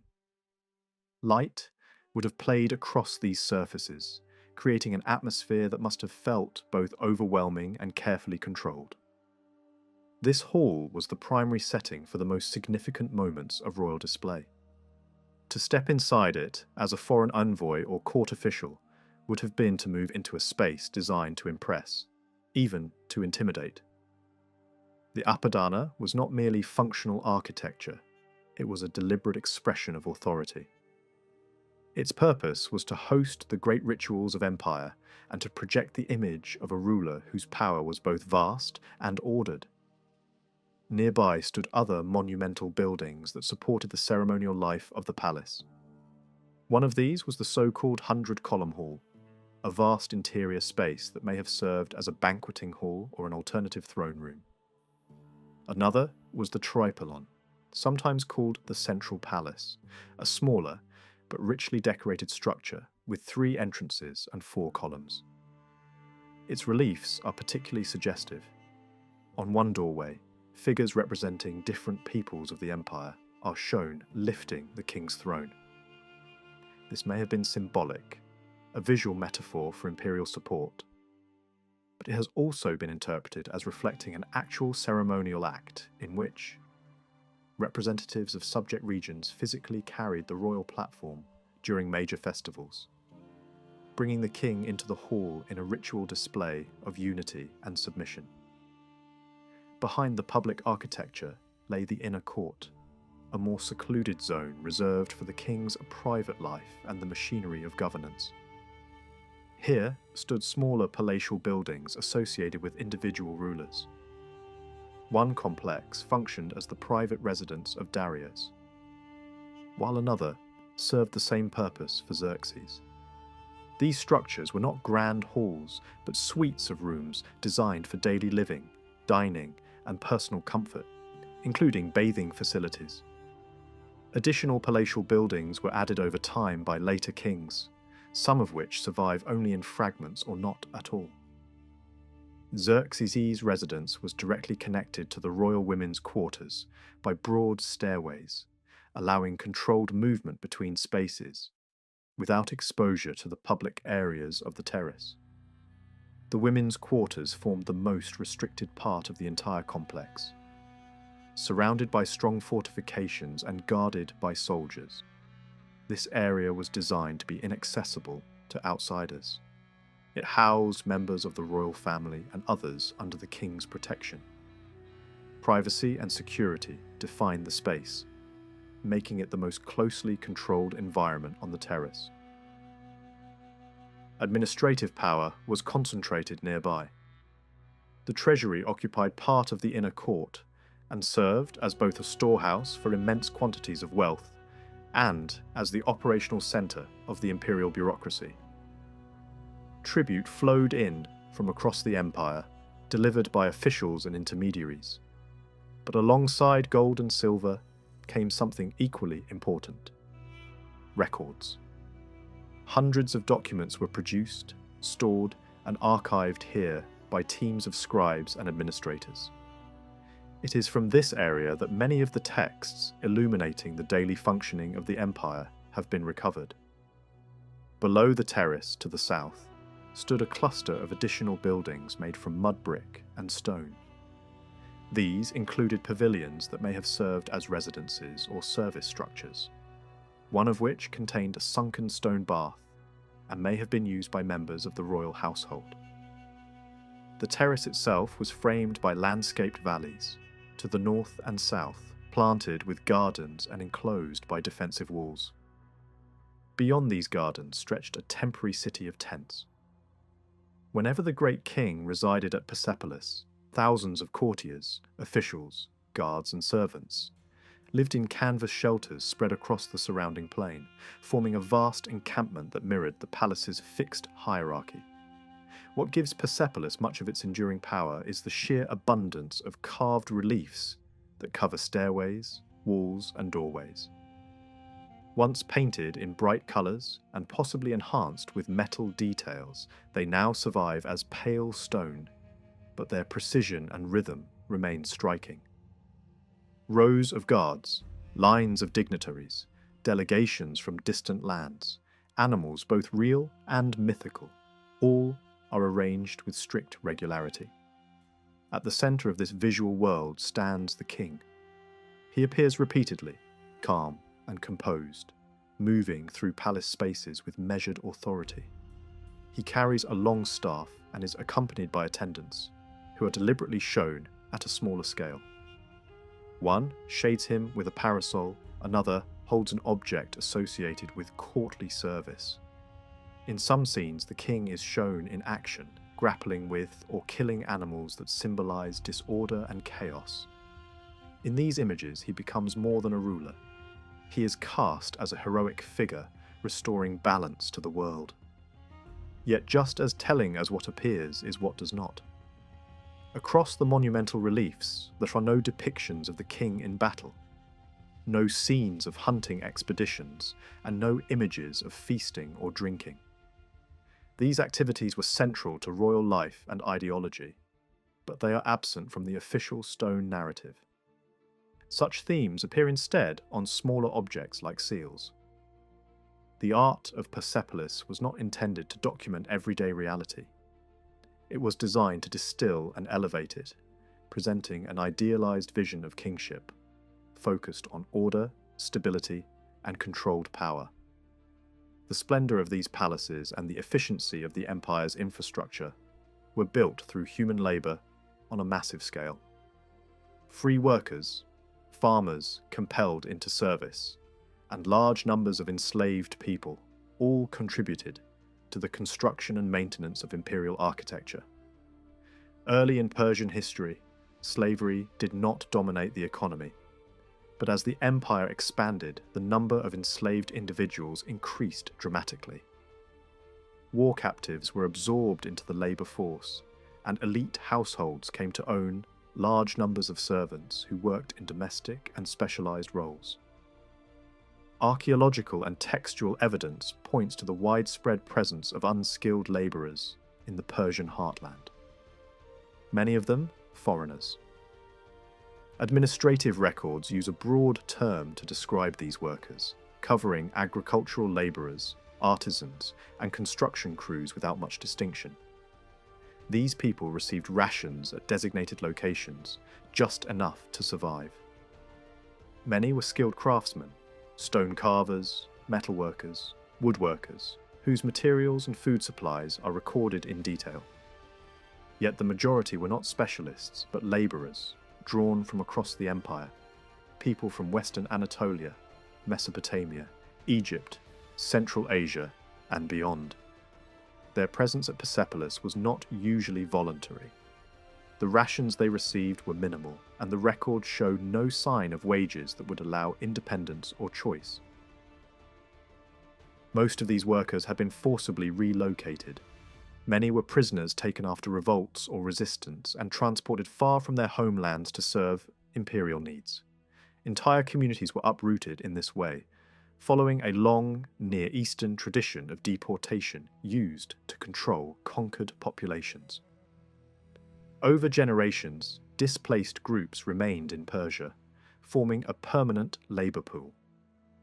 Later observers describe encounters with aging captives who bore the physical marks of coercion and punishment, offering a rare glimpse into the human cost behind the empire's monumental achievements. The administration tightly controlled this workforce. Overseers distributed food according to age and sex, and survival depended entirely on the continuation of these rations. Women formed a significant part of the labor force, especially in textile production. Records show large workshops staffed entirely by women, some of whom had arrived with families, others alone. Family units were rarely preserved. Workers were reassigned wherever needed, and bonds of kinship were routinely broken.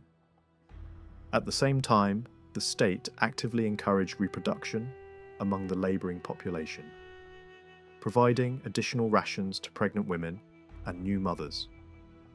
Births were recorded, rewards granted, and the workforce managed down to the level of bodies and calories. Children were kept with their mothers only briefly before being absorbed into other work groups, ensuring a steady supply of future labourers. Taken together, these practices reveal a system that relied on coercion, control, and careful management. Although Persian society did not revolve entirely around slavery in the way some later empires did, enslaved labour was essential to its functioning. The roads, palaces, gardens, and reliefs that symbolised imperial order were inseparable from the exploitation that sustained them.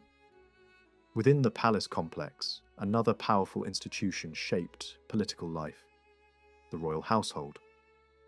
Modern imagination often distorts this world, projecting fantasies of indulgence and isolation. In reality, the royal women's quarters were defined less by excess than by restriction and hierarchy. These spaces housed family members, children, servants, and close kin, forming the most private sphere of the court. Access was controlled not to create spectacle, but to preserve honour and status. Separation from the public gaze was itself a mark of prestige. Royal women did not live cut off from activity. They travelled with the court, rode horses, attended banquets, and participated in hunts and sports. Their power did not come from visibility, but from proximity. Mothers, wives, sisters, and daughters of the king occupied positions of influence precisely because they moved within his inner circle. Dynastic politics passed through these relationships. Births determined succession. Alliances were forged through marriage, and rivalries within the household could shape the future of the empire. At the top of this hierarchy stood the king's mother. Her position was unmatched, both symbolically and practically. She alone connected generations, standing between the previous ruler and the current one. Although she did not rule openly, her influence could be decisive. Records from Persepolis reveal the existence of an extraordinarily wealthy and active royal woman who managed estates, commanded servants and workers, and travelled extensively with her own entourage. She issued orders, received provisions, and operated within the same administrative framework as male elites. Her movements mirrored those of the king, and she could act on his behalf when necessary. Erdabama did not manage her enormous estates alone. A capable official named Rashta appears again and again in the Persepolis records as the key man in her household, the person who kept her world running when she travelled, or when the demands of a royal lady's court grew heavy. He functioned as her senior commissioner and organiser, coordinating the people, animals, and supplies that sustained her authority. The tablets link him to a wide range of responsibilities: supervising a major fruit-growing operation at Nupishtash, monitoring grain storage, distributing provisions to workers stationed at livestock depots, arranging the movement of goods across the region, and ensuring that her horses were properly fed. In a system where status and responsibility were often made visible through paperwork and seals, Rashta stands out immediately. His identity is marked not only by how often he is mentioned, but by the seal he used to authenticate documents. It was an old, Elamite heirloom design showing a formal audience scene, a man standing before a seated woman. In the context of Erdabama's prominence, the image reads like a statement rather than decoration.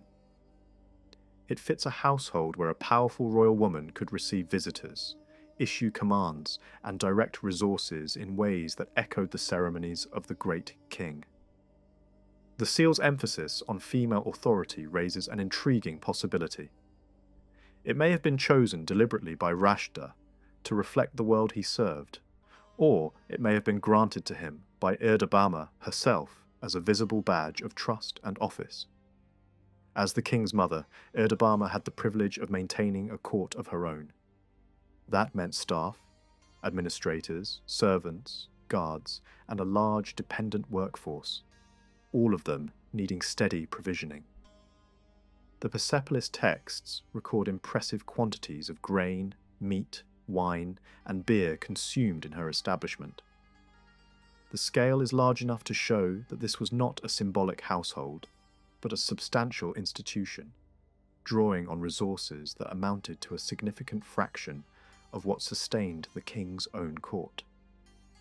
These records, along with the seal impressions attached to them, are some of the strongest evidence for the real scope of elite women's economic power in the Achaemenid world. They show that at the very top of society, a royal woman could command wealth, issue instructions, manage labour, and sustain a complex household economy with remarkable independence. That independence, however, should not be imagined as universal across the female hierarchy of the palace. Erdebama's access to wealth was exceptional, and exceptional wealth could translate into political leverage. Even so, she remained part of the royal inner household with its own rules and rankings, a structure that continued to function whether she was present or not. What makes her case striking is the scale. The richest woman of her time, a major figure in the Persian court, a landowner and manager operating like an economic power in her own right. And yet, she barely exists in Greek narratives. The sources that knew so much about battles and royal drama knew almost nothing about her, largely because her power worked through administration and controlled spaces, rather than public display. Royal marriage in the Achaemenid dynasty followed its own logic. Kings could be married to multiple women at the same time, and they typically chose Persian wives, rather than foreign brides. Earlier rulers sometimes used diplomatic marriages beyond Persia, but later, practice leaned strongly toward alliances with major Persian noble houses and toward marriage within the extended royal clan. Marriages to cousins, nieces, sisters, and half-sisters are reported in the tradition, reflecting a strategy aimed at keeping legitimacy and inheritance tightly controlled. It remains difficult to know whether one wife held an officially defined superior rank comparable to a formal chief queen, because the available Persian terminology does not clearly point to a specific court title for a principal wife. Status inside the women's hierarchy may have been shaped more by influence, fertility, seniority, and political connections than by a single fixed office. Much of what is known about royal consorts comes from Greek writers, who often name only one wife per king. That habit can give the misleading impression that Persian rulers were monogamous. The distortion likely reflects two limitations: Greek cultural expectations that treated monogamy as the norm, and a lack of genuine access to the details of the Persian inner court. The reality of dynastic politics strongly favoured multiple wives. A king was expected to produce heirs, especially sons, and success in rule was closely tied to the ability to secure the next generation. Near Eastern tradition repeatedly frames offspring as a divine gift and childlessness as a crisis, and royal prayers and stories from earlier kingdoms show how intensely rulers feared dying without an heir. In that atmosphere, fathering children was not merely a personal matter. It was a public duty with political consequences. The role of royal wives was therefore deeply political. Dynastic power passed through them because succession depended on childbirth and recognition. Darius is a clear example of how marriage could be used as strategy. He formed unions that strengthened his claim to rule and bound powerful families to his regime. Tradition preserves a list of several wives, each tied to an important relationship, some connected to the line of Cyrus, others linked to influential nobles. The picture that emerges is not a private romantic life, but a network of alliances designed to reinforce legitimacy and produce multiple heirs. Among these women, two names stand out repeatedly, both in later narrative and in administrative records: Atossa and Artistone. Greek tradition portrays Artistone as the favoured wife, even suggesting that Darius honoured her with extraordinary gifts. The administrative evidence from Persepolis supports the idea that she held exceptional standing. She appears frequently in the records under her Persian name, and the documents show her as a woman with considerable property, estates managed by stewards, and a dependent workforce supported through the palace economy. She is also traced moving through the imperial corps, sometimes accompanied by other leading royal women, sometimes travelling with her son. Her seal appears on multiple orders and delivery lists, suggesting an active household with significant consumption and a formal administrative footprint.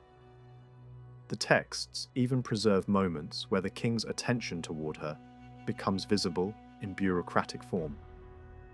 Orders were issued to ensure she received high-quality provisions. Wine was allocated by royal command. Livestock was transferred from the king's own holdings to support her estate.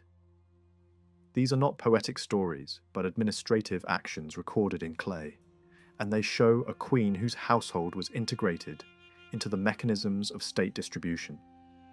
Even more revealing are the tablets that carry her own instructions.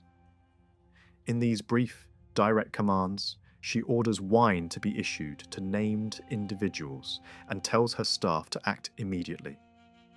A senior steward, a man named Shalamana, appears as her key household officer, receiving repeated short messages that sound like the daily voice of authority, rather than ceremonial language. His seal image, showing a seated woman drinking while a servant offers wine and implements, reflects not a portrait, but a representation of service, status, and the rituals of elite life. Compared with Artistone, Atossa appears far less often in the Persepolis records. That does not mean she lacked power. The quantities of grain and wine associated with her name indicate a large household and substantial consumption, suggesting that she stood on an economic footing similar to other leading royal women. She controlled property and dependent workers and drew provisions through the palace administration to sustain her entourage. Her prominence in Greek narrative may reflect political influence at court, while the unevenness of her appearance in the tablets may simply reflect the accidents of what was recorded and what survived. Alongside royal wives stood another group central to dynastic planning: concubines. They entered the palace through multiple routes: captivity, tribute, the transfer of enslaved girls by officials, or selection from within the empire's population. Popular imagination has often reduced them to fantasy figures, but in practice they were part of a system tied to succession and royal reproduction. Concubines were expected to bear children, and their role was linked to the king's drive to produce many heirs, rather than relying only on his wives. Many were likely of ordinary background, not aristocratic origin. Stories of war and suppression sometimes include the taking of young women as prizes, and royal courts across the ancient Near East were replenished through conquest and coercion. The broader palace world absorbed countless captive women who never became concubines at all. Many disappeared into the mass of household labour that kept royal residences functioning. Cooks, cleaners, attendants and service workers spread across vast complexes. The term used for concubine in Persian is uncertain, but later reconstructions suggest there was a distinction between royal wives and women of lower rank. The gap was visible in protocol, residence and honour. Even when a concubine gained favour, her status did not automatically match that of a wife, because her relationship with the king did not necessarily involve formal marriage arrangements that other societies associated with legitimacy. Some of the clearest narrative descriptions of concubinage come from a later Jewish story, set in the Persian court, written by someone who understood the atmosphere of palace organisation. The tale describes officials gathering beautiful young women from across the empire and placing them under strict supervision, with long preparation and training before any could be presented to the king. It depicts a system controlled by eunuch administrators, where novices were prepared, moved between quarters and advanced only if they gained the king's favour. Whether or not every detail belongs to the realm of fiction, the structure it describes matches a broader imperial pattern seen elsewhere in history. A controlled pipeline that brought young women into the palace, trained them for court life, and kept them under close oversight. For the women involved, concubinage could be unstable. Some became skilled entertainers, musicians, dancers, storytellers, valued for their cultural roles at court. Some gained prestige through childbirth, especially if their sons were acknowledged and placed within the framework of succession. Yet a concubine's legal and social position remained different from that of a wife. Protocol at court carefully marked those differences, requiring deference toward the highest-ranking women. Competition within the women's hierarchy could be intense because proximity to the king shaped status, security, and the future prospects of children. Concubines mattered politically because children born to them could rise high. Although some traditions claim that sons of concubines were considered inferior, the record of succession shows that they could become kings. Greek writers sometimes labelled these sons with insulting terms, but Persian practice did not necessarily attach stigma in the same way. In the logic of court hierarchy, a child's rank came from the father. That meant a son of a concubine could outrank his mother immediately and become a focus of political ambition. Once a concubine produced a son, palace custom could change her relationship with the king, pushing her toward the role of securing her child's advancement rather than continuing as a sexual partner.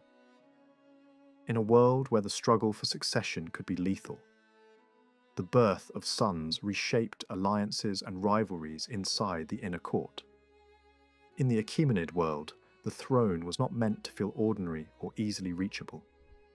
The great kings depended on tightly scripted manners and ceremony to surround themselves with an atmosphere of distance and exception.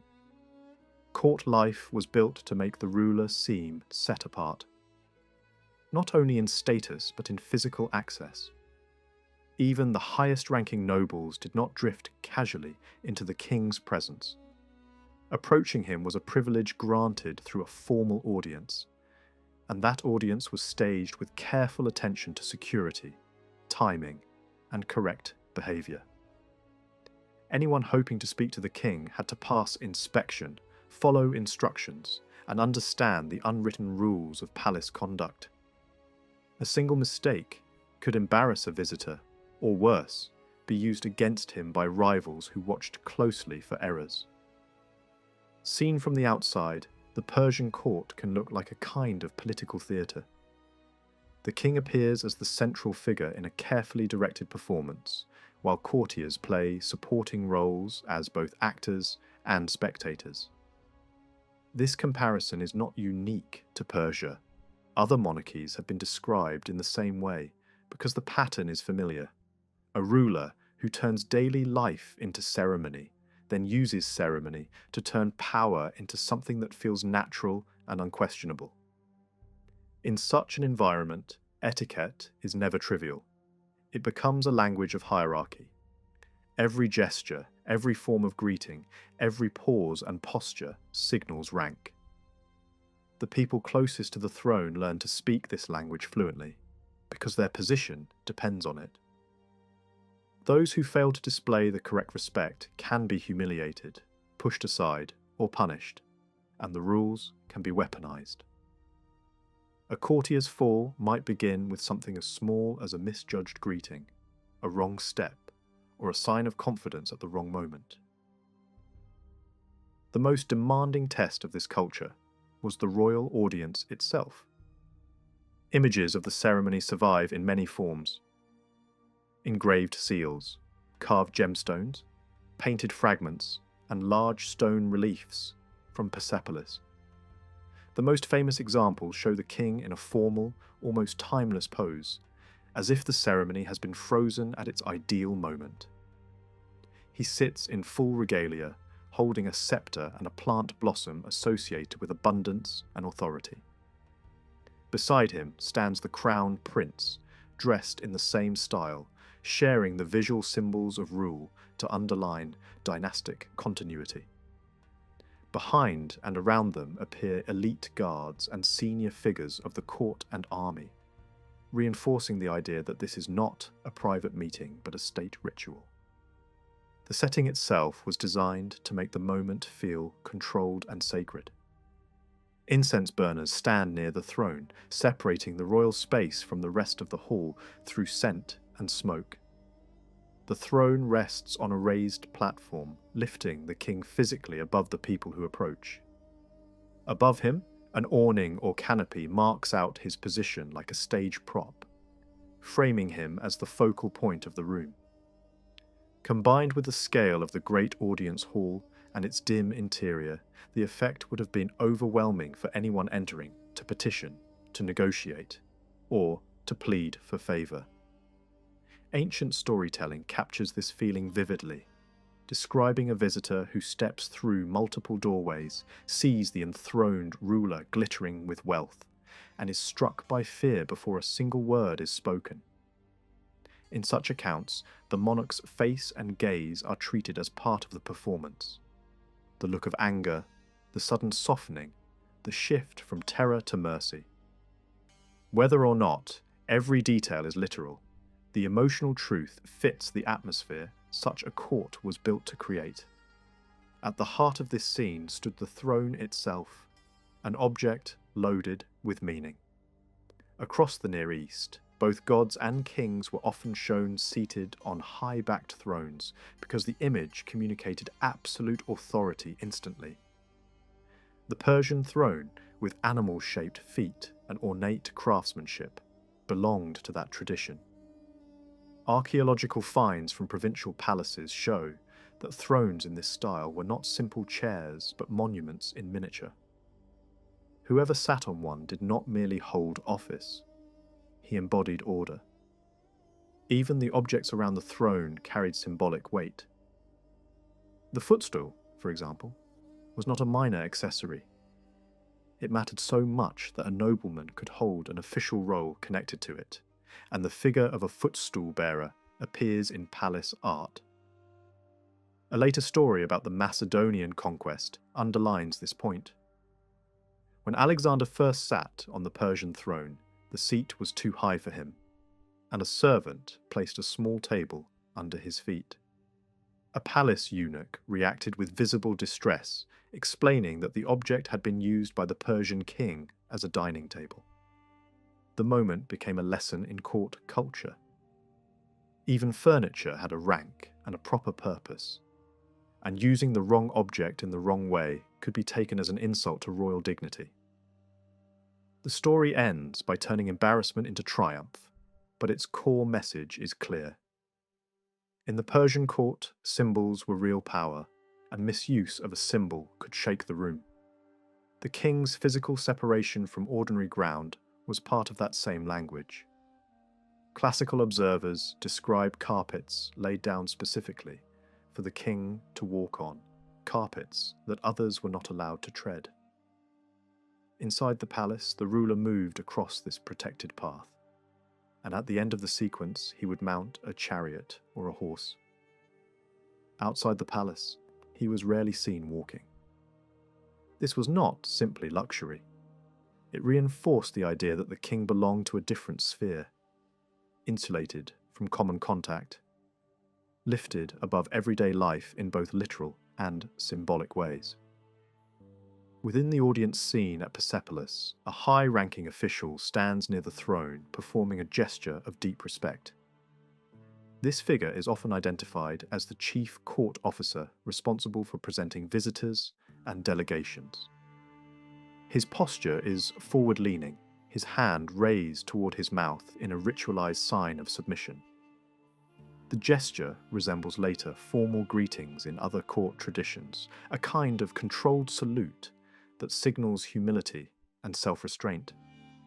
The presence of such gestures points to a political reality. Where public behavior is so carefully scripted, authority is usually concentrated at the top. A society that trains elites to perform submission through ritual is not built on casual equality. Greek writers who encountered Persian etiquette noticed that greeting rituals varied by rank even in ordinary life.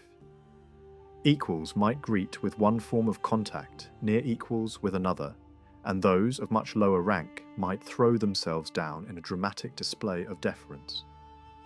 At court, these signals were intensified and turned into compulsory ceremony. The Greeks used a specific word for the act of obeisance to the Persian king, and modern scholars still debate precisely what it looked like in practice. The term itself implies a kiss, yet descriptions suggest bowing or full prostration. It may have involved both, a lowering of the body followed by a symbolic offering of a kiss from the hand. Palace reliefs seem to capture the moment when the official rises and performs the hand-to-mouth gesture, sending the respectful kiss toward the ruler without physical contact. For Greek visitors, this created a cultural collision.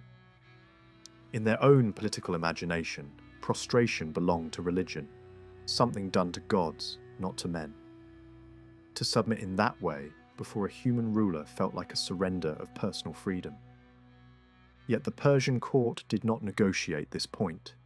Anyone seeking an audience had to comply. Stories about famous Greeks navigating the Persian court often focus on this moment, because it forced them to choose between pride and access. In such narratives, the visitor ultimately performs the required gesture and waits in silence, because speaking to the king demanded acceptance of Persian rules, not Greek ideals. Distance and control did not end with the audience. The king's dining habits followed the same logic of partial invisibility. He often ate apart from his guests, concealed in an inner space while others dined outside where they could be seen. A screen or hanging could allow the king to watch without being fully visible, reinforcing the principle that royal presence was felt more than it was freely observed. Only a few privileged men might be summoned near the end of the meal to drink with him. This was not mere hospitality. Drinking in the king's proximity could become a political opening. It was in these more private moments that decisions might be influenced, favours secured, and ambitions advanced. A courtier known to have a regular place at the king's table held a rare distinction, a sign of trust that others would envy. At the same time, the Persian court could also stage banquets, on a scale meant to astonish. Some accounts describe feasts lasting for months, involving administrators, regional governors, and elite women of the court turning eating and drinking into a prolonged public event. In this setting, abundance became a statement. The banquet was not just food, it was a demonstration that the ruler could command surplus, organise it, and transform it into spectacle. When rules for drinking were relaxed, the feast could become a test of endurance as much as celebration, and it tied directly into another elite performance that carried deep political meaning: the royal hunt. Hunting in this world was not treated as casual sport. It was a ritual of skill, courage, and hierarchy. The hunt followed rules about what animals were worthy of pursuit and how the kill should be made. The prey had to be wild and capable of flight or attack. The killing had to be direct and forceful, not achieved by tricks like poison or hidden traps. The point was confrontation, a controlled clash between human power and untamed nature. To hunt successfully was to prove qualities expected of the ruling class, especially the qualities tied to leadership in war. Seals and small artworks repeat hunting scenes constantly, suggesting that the image mattered as much as the act. The hunt became a visual shorthand for dominance, discipline, and martial readiness. Royal hunts demanded organisation on the scale of a military operation. Officials were responsible for supplying animals, maintaining hunting dogs, preparing horses, and arranging security, because the king's life was exposed outside palace walls. Troops could be used to drive game into open ground. Large hunts might employ formation tactics. encircling animals so the ruler could deliver the decisive blow. Nets could even be used to fence off a wide area and funnel prey toward the royal party. The methods varied, but the structure was consistent. Nobles and attendants surrounding the monarch, servants managing equipment, guards watching for danger, and the final moment shaped to confirm the king's prerogative. Among all hunting feats, the lion carried the highest prestige. Across older Near Eastern traditions, the lion hunt belonged to kings. It signaled that the ruler could defeat the most dangerous animal on the landscape, a symbolic victory over chaos and threat. Court protocol guarded this privilege carefully. The king had the right to strike first, and the imagery of the monarch slaying a lion appears across Persian art, sometimes shifting into scenes where the beast becomes a mythical creature. Whether in real hunts or in symbolic representations, the message was the same. The king stands as the force that tames violence and restores order. Understanding the religious life of the Achaemenid Empire has changed dramatically in recent decades. The shift has not come from a sudden discovery of a grand temple or a single spectacular inscription, but from thousands of small administrative records preserved on clay. The fortification tablets from Persepolis, long studied by specialists, have opened a window onto everyday belief and routine worship. These documents are not theological treatises. They are lists, deliveries, rations, travel notes, and official orders. Yet they reveal a religious landscape far more complex than older narratives allowed, showing local Elamite traditions continuing beside Iranian gods, and indicating that rituals were organized, funded, and carried out by recognized religious personnel. For a long time, the strongest influence on modern ideas about Persian religion came from Greek writers. Herodotus, in particular, presented an image of the Persians as a people who rejected temples, altars, and divine images. His description was confident and memorable, and for generations it shaped the way the subject was taught. The trouble is that the administrative record from Persepolis does not match his portrait. The tablets indicate that cult spaces existed, that offerings were delivered to them, and that the institutions of worship were embedded in the state economy. The contrast suggests that the Greek account, however persuasive, was filtered through cultural expectations and a desire to highlight difference. Greek religion was strongly associated with built sanctuaries, visible statues, and formal altars. To describe the Persians as lacking such features helped turn Persia into a symbolic opposite, a civilization imagined as strange and inverted. The Persian documents do not support that contrast. They show a society that used structures, ritual spaces, and material offerings as part of organized worship. One term in particular appears regularly in the Persepolis texts, Zian. In its basic sense, it describes a place connected to seeing or encounter, a location where the divine is experienced. In practice, it functions as a word for a shrine, a cult building, or a temple.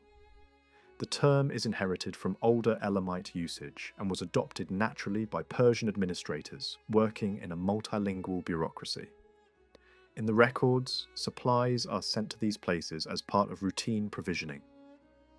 Wine might be delivered to a shrine in one locality, vinegar to a shrine in another.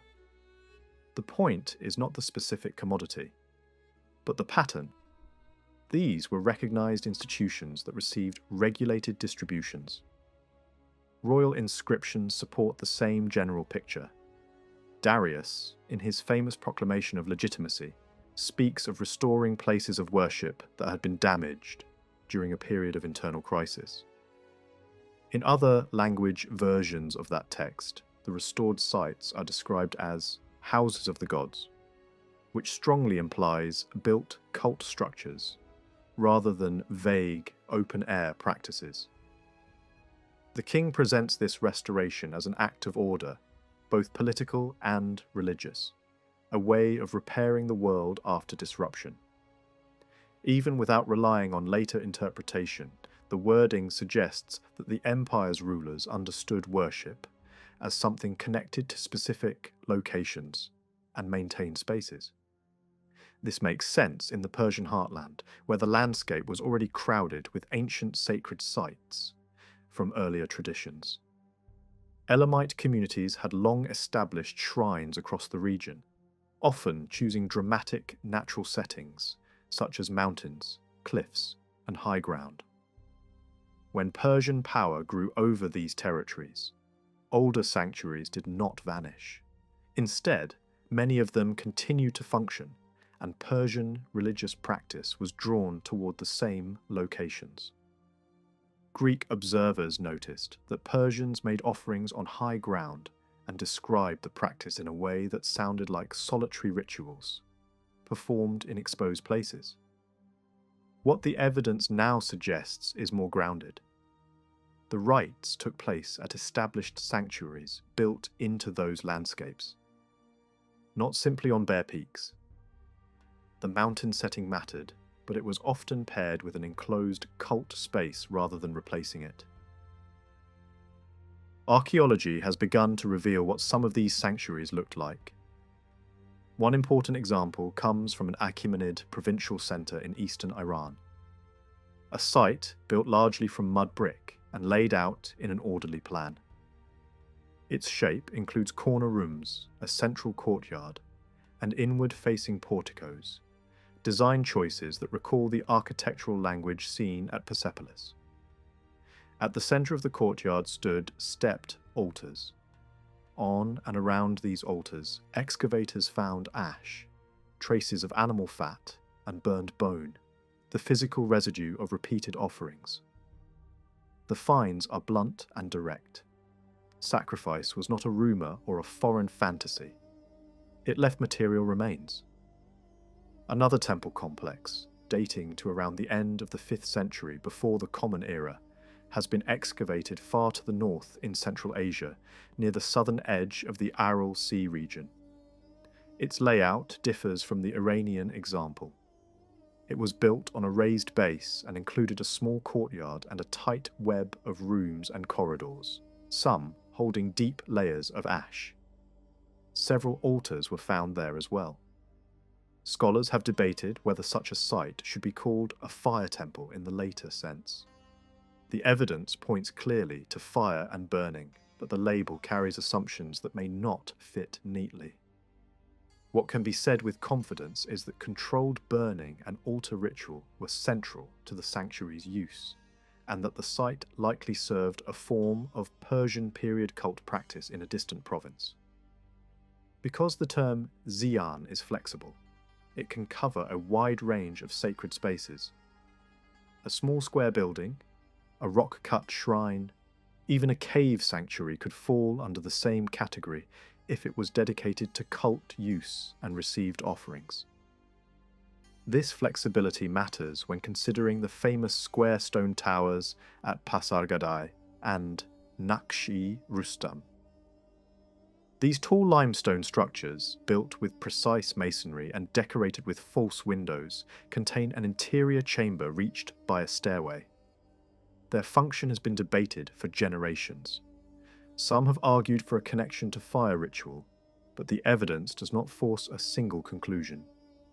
Seen through the broader idea of a shrine or cult building, these towers could have supported different kinds of worship.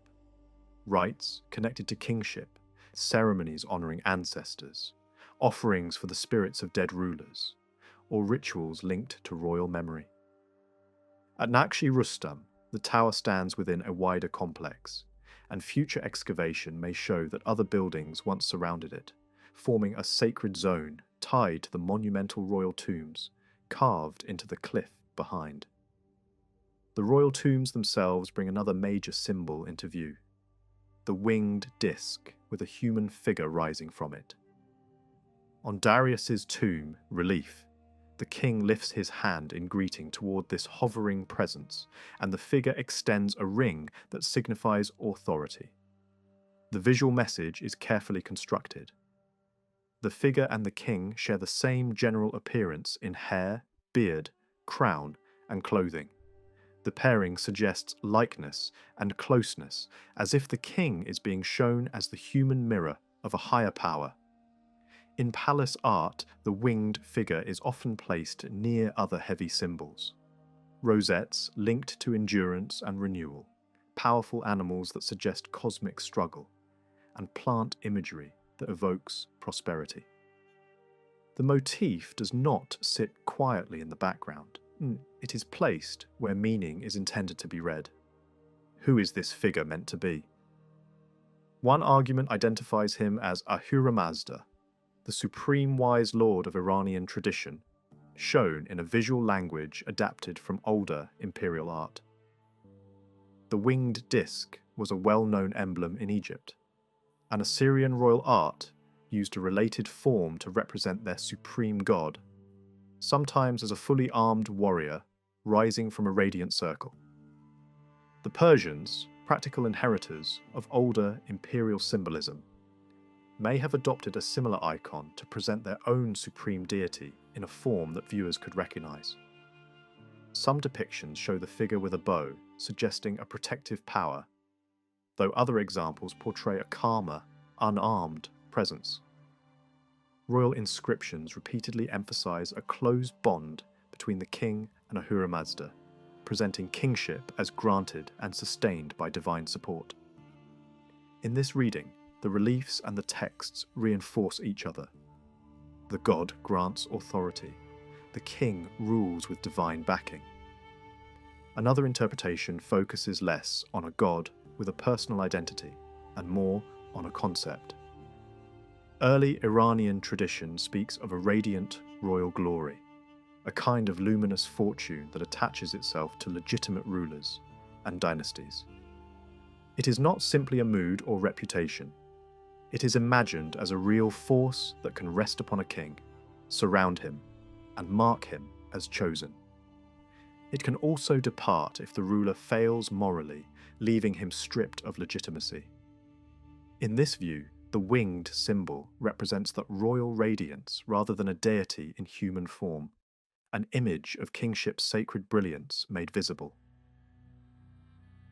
The most realistic conclusion may be that the symbol was designed to carry both meanings at once. A single image can communicate layered ideas without contradiction. The winged figure can be understood as the god who supports the king, and at the same time as the visible sign of divine glory resting upon him. The ring becomes both a gift of authority and the sign that the ruler carries sacred legitimacy.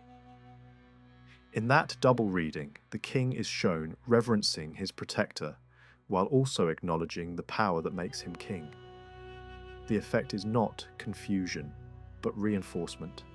The divine and the royal are presented as intertwined. What is clear is that Ahura Mazda becomes increasingly prominent in royal self-presentation from the time of Darius onward. Earlier, Achaemenid rulers did not foreground this deity in surviving proclamations, and early imperial policy often supported local cults across conquered territories, rather than imposing a single state religion. Under Darius, however, inscriptions repeatedly praise Ahura Mazda as creator of earth, sky, humanity, and human happiness. The language describes a god responsible for what is good and ordered, and portrays the king as the agent chosen to restore stability when the world falls into disorder. These texts are political, but they are also personal in tone. They read like statements the king wanted, permanently carved into stone. Declarations of piety, legitimacy, and moral purpose, projecting the image of a ruler who fights chaos by aligning himself with divine truth. Within this worldview, moral dualism becomes central. Good stands against evil, truth against lie. The king claims to side with truth, presenting his rule as part of a larger cosmic struggle rather than a mere contest of armies. Iranian tradition speaks of divine helpers, abstract forces that guard creation and embody ideals such as good thought, righteousness, devotion, rightful rule, wholeness, and immortality. Against them stands the destructive spirit of evil, conceived not as a rival god in equal balance, but as a force of corruption that undermines life. This opposition shapes the moral imagination of the faith. People are expected to choose. A life aligned with truth leads toward blessing. A life aligned with the lie leads toward ruin. Later tradition describes judgment after death and a dividing passage between the worlds of living and dead, where each person's choices decide the outcome. Whether every detail was fixed in Achaemenid times or developed over centuries, the basic emphasis on moral choice and cosmic opposition fits the tone of the royal inscriptions. Behind the development of Iranian religious thought stands the figure of Zarathustra, known in later Greek and Western tradition as Zoroaster. The historical outline is difficult to pin down. Tradition places him in the eastern Iranian world, sometimes linking him to regions far apart, and scholars debate the centuries in which he lived.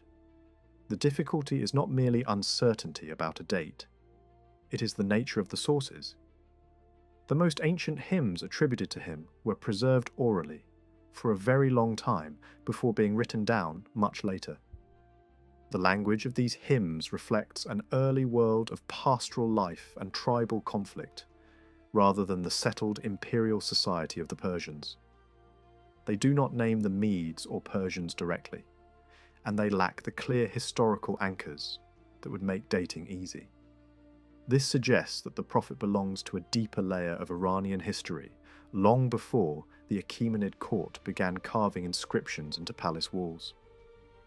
Within those early hymns, fragments of biography appear. A religious teacher emerges, opposed by powerful local elites and ritual specialists, and forced into exile by hostility. The texts express insecurity, isolation, and the search for protection from the supreme deity. The story that can be reconstructed is not of an effortless triumph, but of struggle, wandering, and gradual acceptance by patrons beyond his original community. Later tradition turns parts of his life into legend, including stories about his birth and death. But the underlying image is consistent, a reforming voice urging a clearer moral vision and calling people to align thought, speech, and action with the divine order. Over time, the faith associated with Zarathustra evolved and accumulated a vast body of sacred literature, including liturgies, hymns of praise, and detailed purity rules. At its centre remained the emphasis on public worship, spoken and sung aloud, not hidden as private meditation. The hymns were designed to be heard, performed, and repeated, building a communal sense of devotion. Their language praises the Creator and asks urgent questions about the structure of the world. Who set the sun and stars in their paths? Who governs the rhythm of the moon? Who established the moral law of recompense? These questions are not presented as philosophical entertainment. They are religious inquiry meant to be voiced in ritual.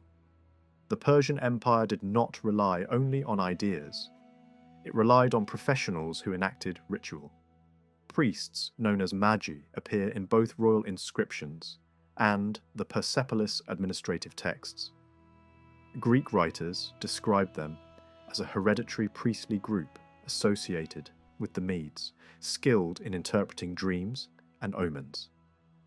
The local evidence confirms that they were priests, but it does not support the idea that they controlled all religious life. In regions shaped by older Elamite tradition, other priesthoods continued to serve local cults. The Magi were important, especially at the royal court, but they were not the only voices of worship across the empire. The fortification tablets place these priests within the system of state provisioning. They appear as recipients of grain and wine and other supplies, showing that their work was supported materially. In some cases, the title appears almost like a personal name, suggesting that the designation could become part of identity in official paperwork. Other priestly titles also appear, hinting at ranks and special functions. Some individuals are linked to the memorization of hymns, implying a trained religious specialist whose task was to preserve and recite sacred words. Others are connected to storehouses and distribution, showing that priestly roles could overlap with administration. A figure identified as a guardian of the sacred fire appears in the record as well, suggesting that tending fire was considered a high-status responsibility. Descriptions of Persian ritual, supported by later observers and by visual art, emphasize fire, purity, and controlled performance. Fire was treated as sacred and protected from pollution. Priests are shown standing at an altar with their mouths and noses covered, not as theatrical costume, but as a practical sign that breath should not defile the flame. They hold bundles of twigs used in ritual, and offerings from sacrificed animals appear nearby. Such scenes present sacrifice as a structured ceremony, not a chaotic slaughter. Even in distant provinces, similar elements appear: altars, ash deposits, animal remains, and the organization required to repeat the rites. Alongside these duties, the magi also served as custodians of tradition. In large empires, rulers often rely on learned specialists who know old stories, correct ritual procedure, and the signs of divine approval or anger. The magi filled that role in many contexts. They advised on what hymns to perform, how to dedicate offerings, how to interpret unusual events in the sky or in dreams, and which gods in a diverse empire might require attention. Their learning made them valuable not only as religious officials but as political assets. A king who claimed to rule in alignment with divine order needed experts who could articulate what that order required and who could translate ritual into the language of legitimacy. Many historians have argued that the Battle of Plataea marked the beginning of a slow Persian collapse, as if defeat automatically triggered decadence, corruption, and political paralysis. That interpretation is difficult to reconcile with the broader timeline. The empire endured for roughly another century and a half after Xerxes' Greek campaign, and it continued to function as a powerful, expansive state. Administration remained intact, revenues continued to flow, armies still moved across enormous distances, and the imperial court still projected confidence. If there was a setback in Greece, it did not translate into immediate structural weakness across the Achaemenid world. That self-confidence shows clearly in the royal proclamations produced after 479 BCE. In these statements, Xerxes presents his rule as stable and wide-reaching, and he describes a realm that stretches far beyond Persia itself. The rhetoric does not dwell on loss or failure. Instead, it lists lands under his authority and repeats the familiar claim that order, tribute, and obedience were maintained under the king's law. In this official voice, the empire still appears vast, connected, and governed by a divinely approved monarch. It is not the language of a regime that believes it is sliding into ruin. At the same time, the absence of any Persian narrative of the Greek war creates a striking imbalance. There is no surviving Persian campaign story to match the Greek accounts. No detailed royal chronicle of Thermopylae, Salamis, or Plataea from the Persian side. Because of that silence, the story of the war is almost entirely filtered through Greek memory and Greek storytelling. Those sources were shaped by pride, trauma, theatre, political rivalry, and the need to explain how a collection of city-states survived a confrontation with the strongest empire of the age.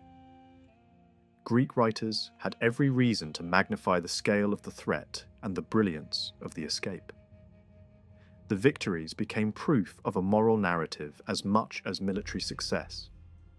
Even so, Persian messaging after the war suggests that the court did not accept the Greek version of events as the final verdict. In official presentation, the campaign could be reframed as a demonstration of reach, rather than a failed conquest. Athens had been captured and burned, sacred precincts had been violated, and the most famous Greek city of the age had been made to suffer publicly. From a Persian standpoint, that alone could be described as punishment delivered, prestige asserted, and royal power made visible at the edge of the world. The wider strategic objective, the complete subjugation of Greece, may not have been achieved, but the propaganda value of marching into Attica and reducing Athens to ashes could still be claimed as a form of success. Hints of that framing appear in an inscription from Persepolis in which Xerxes speaks of disorder in one of the lands and insists that it was subdued and restored to its proper place. The text does not name Greece openly, but the implication has tempted many readers. The point is not the exact identification of the region. The point is the posture. The king presents himself as the restorer of order, not as a defeated invader. The language remains consistent with Achaemenid royal ideology, where rebellion is treated as a moral and cosmic violation, and the monarch is cast as the agent who forces the world back into stability. Visual culture pushed the same message. Seal impressions and other images show Persians overpowering Greek fighters, who are depicted with recognizable shields and spears, brought low in front of a triumphant royal figure. These scenes do not narrate a campaign day by day, but they communicate a simple idea. Persia stands above its enemies. The iconography offers a blunt answer to any story of humiliation. Whatever happened in a narrow strait or on a Boeotian plain, the imperial image insists on dominance. Greek cultural memory moved in the opposite direction. Songs, staged tragedies, and later historical retellings turned the war into a moral drama, with Persia cast as the threatening outsider and Greece as the heroic defender.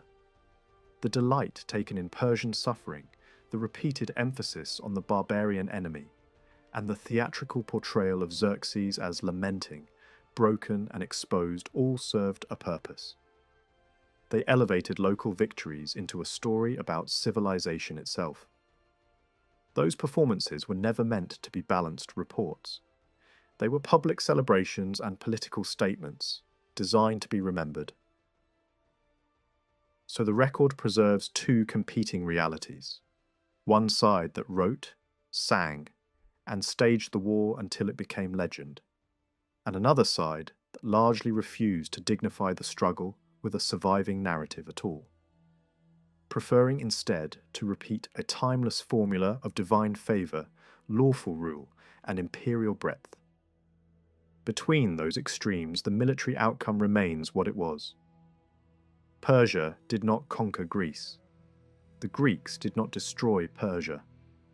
After the fighting, the Achaemenid state still possessed enormous resources, deep reserves of manpower, and a sophisticated administrative machine.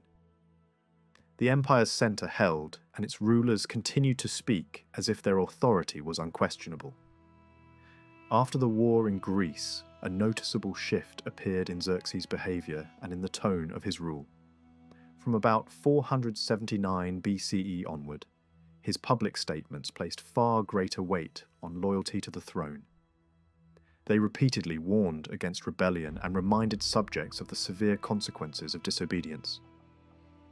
The language suggests a ruler who sensed unease beneath the surface of the empire, a feeling that order could no longer be taken for granted. This anxiety reached its clearest expression in a long proclamation issued in multiple copies, in which Xerxes condemned the worship of beings he called divas. The word itself had a long history. In older Indo-European traditions, it was connected with brightness and divinity, forming the root of words for God in many languages. By the Achaemenid period, however, the term had taken on a darker meaning. In Iranian religious tradition, especially in sacred hymns associated with Zarathustra, the daivas were figures to be rejected, associated with falsehood and moral corruption. When Xerxes used the term, he seems to have meant forces that stood in opposition to truth and order, whether understood as dangerous spirits, false gods, or corrupt forms of worship. In the inscription, Xerxes declared that there were regions of the empire where these daivas had once been honoured. By the favour of the supreme god, he claimed, their sanctuaries were destroyed and their cults suppressed. In their place, proper worship of the royal god was established, carried out at the correct time and according to the correct ritual. This text, found carved on stone slabs at Persepolis, and also at Pasargadae, stands out sharply from earlier Persian practice. For most of Achaemenid history, the empire tolerated a wide range of religious traditions and sponsored many local cults. Here, however, Xerxes appeared to promote a single hierarchy of worship and to insist on correct belief and practice. The precise target of his condemnation remains unclear. The daivas could have referred to foreign gods encountered in recent campaigns, perhaps in Egypt, Babylonia, or Greece. They may also have referred to older deities worshipped closer to home, including long-established Elamite gods in the Persian heartland. Whatever the case, the inscription reads, less like a missionary appeal and more like an ideological statement. It linked religious loyalty directly to political loyalty. Allegiance to the supreme god was inseparable from allegiance to the king. In this sense, the text functioned as a declaration of imperial order, presenting divine unity as the foundation of peace under Achaemenid rule. While Xerxes sought to strengthen authority at the ideological level, his private life steadily undermined dynastic stability. The Greek campaign had already cost him several close relatives, including his brother-in-law Mardonius, whose body was never recovered. Mardonius's death left behind a grieving widow and unresolved tensions within the royal family. At the same time, Xerxes' own sons had grown into ambitious young men. Although the king named his eldest son as heir, rivalry and resentment simmered among the brothers. Around 478 BCE, Xerxes arranged a marriage for his chosen successor, selecting a bride from within the family to reinforce dynastic unity. On the surface, the match was conventional and politically sound. In reality, it concealed the seeds of disaster. Before the wedding took place, Xerxes had already begun a secret affair with the young bride. After her marriage, the relationship continued, hidden within the confines of the royal household. The situation was explosive, not only because of its moral implications, but because of its political symbolism. The affair was linked to a powerful symbol of kingship, a richly decorated royal robe woven by the queen herself. In Persian culture, garments worn by the king were believed to absorb royal charisma, a sacred quality associated with legitimate rule. When Xerxes gave this robe to his lover, the act carried meaning far beyond a personal gift. The garment represented authority. By accepting it, and later displaying it, the young woman signalled ambition on behalf of her family, particularly her father, a powerful royal brother who may have harboured hopes of greater power. The queen quickly grasped the danger.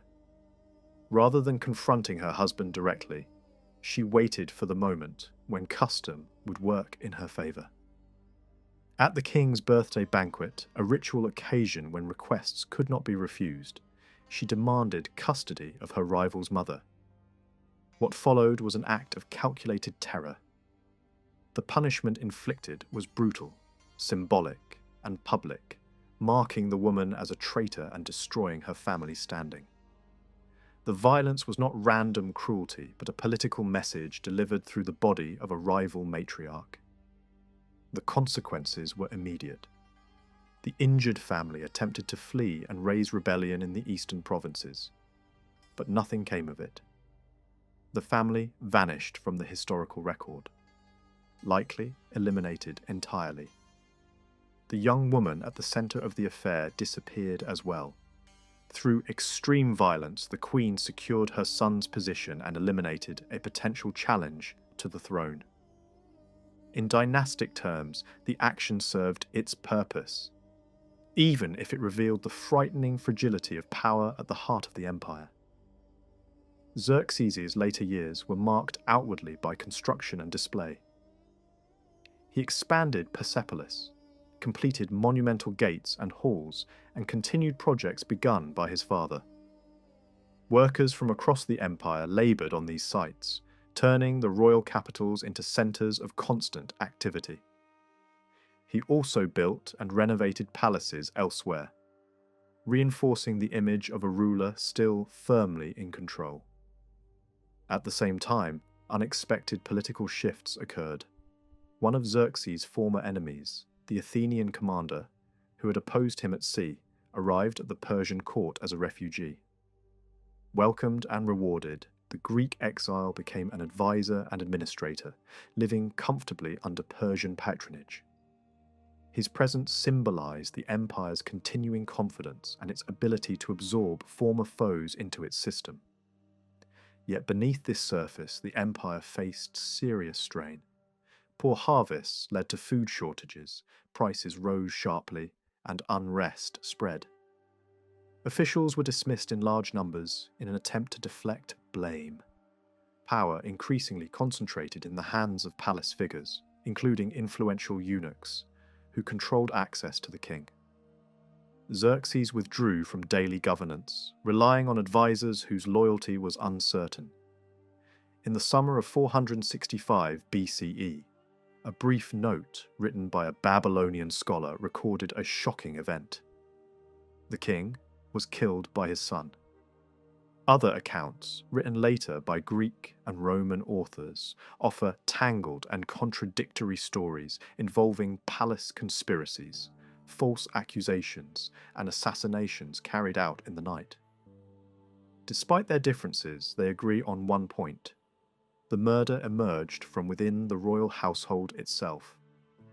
Whether the deed was carried out directly by the king's son or with the assistance of powerful courtiers, the result was the same. The chosen heir was eliminated, rivals were swiftly removed, and within months a new ruler sat on the throne. By early 464 BCE, the empire officially recognized Artaxerxes as Great King. After taking the throne, Artaxerxes I performed the expected public duties of a new great king. He buried Xerxes in the royal necropolis at Naksh-e-Rustam, honoured the continuity of the dynasty, and then quietly dismantled one of his father's most controversial projects.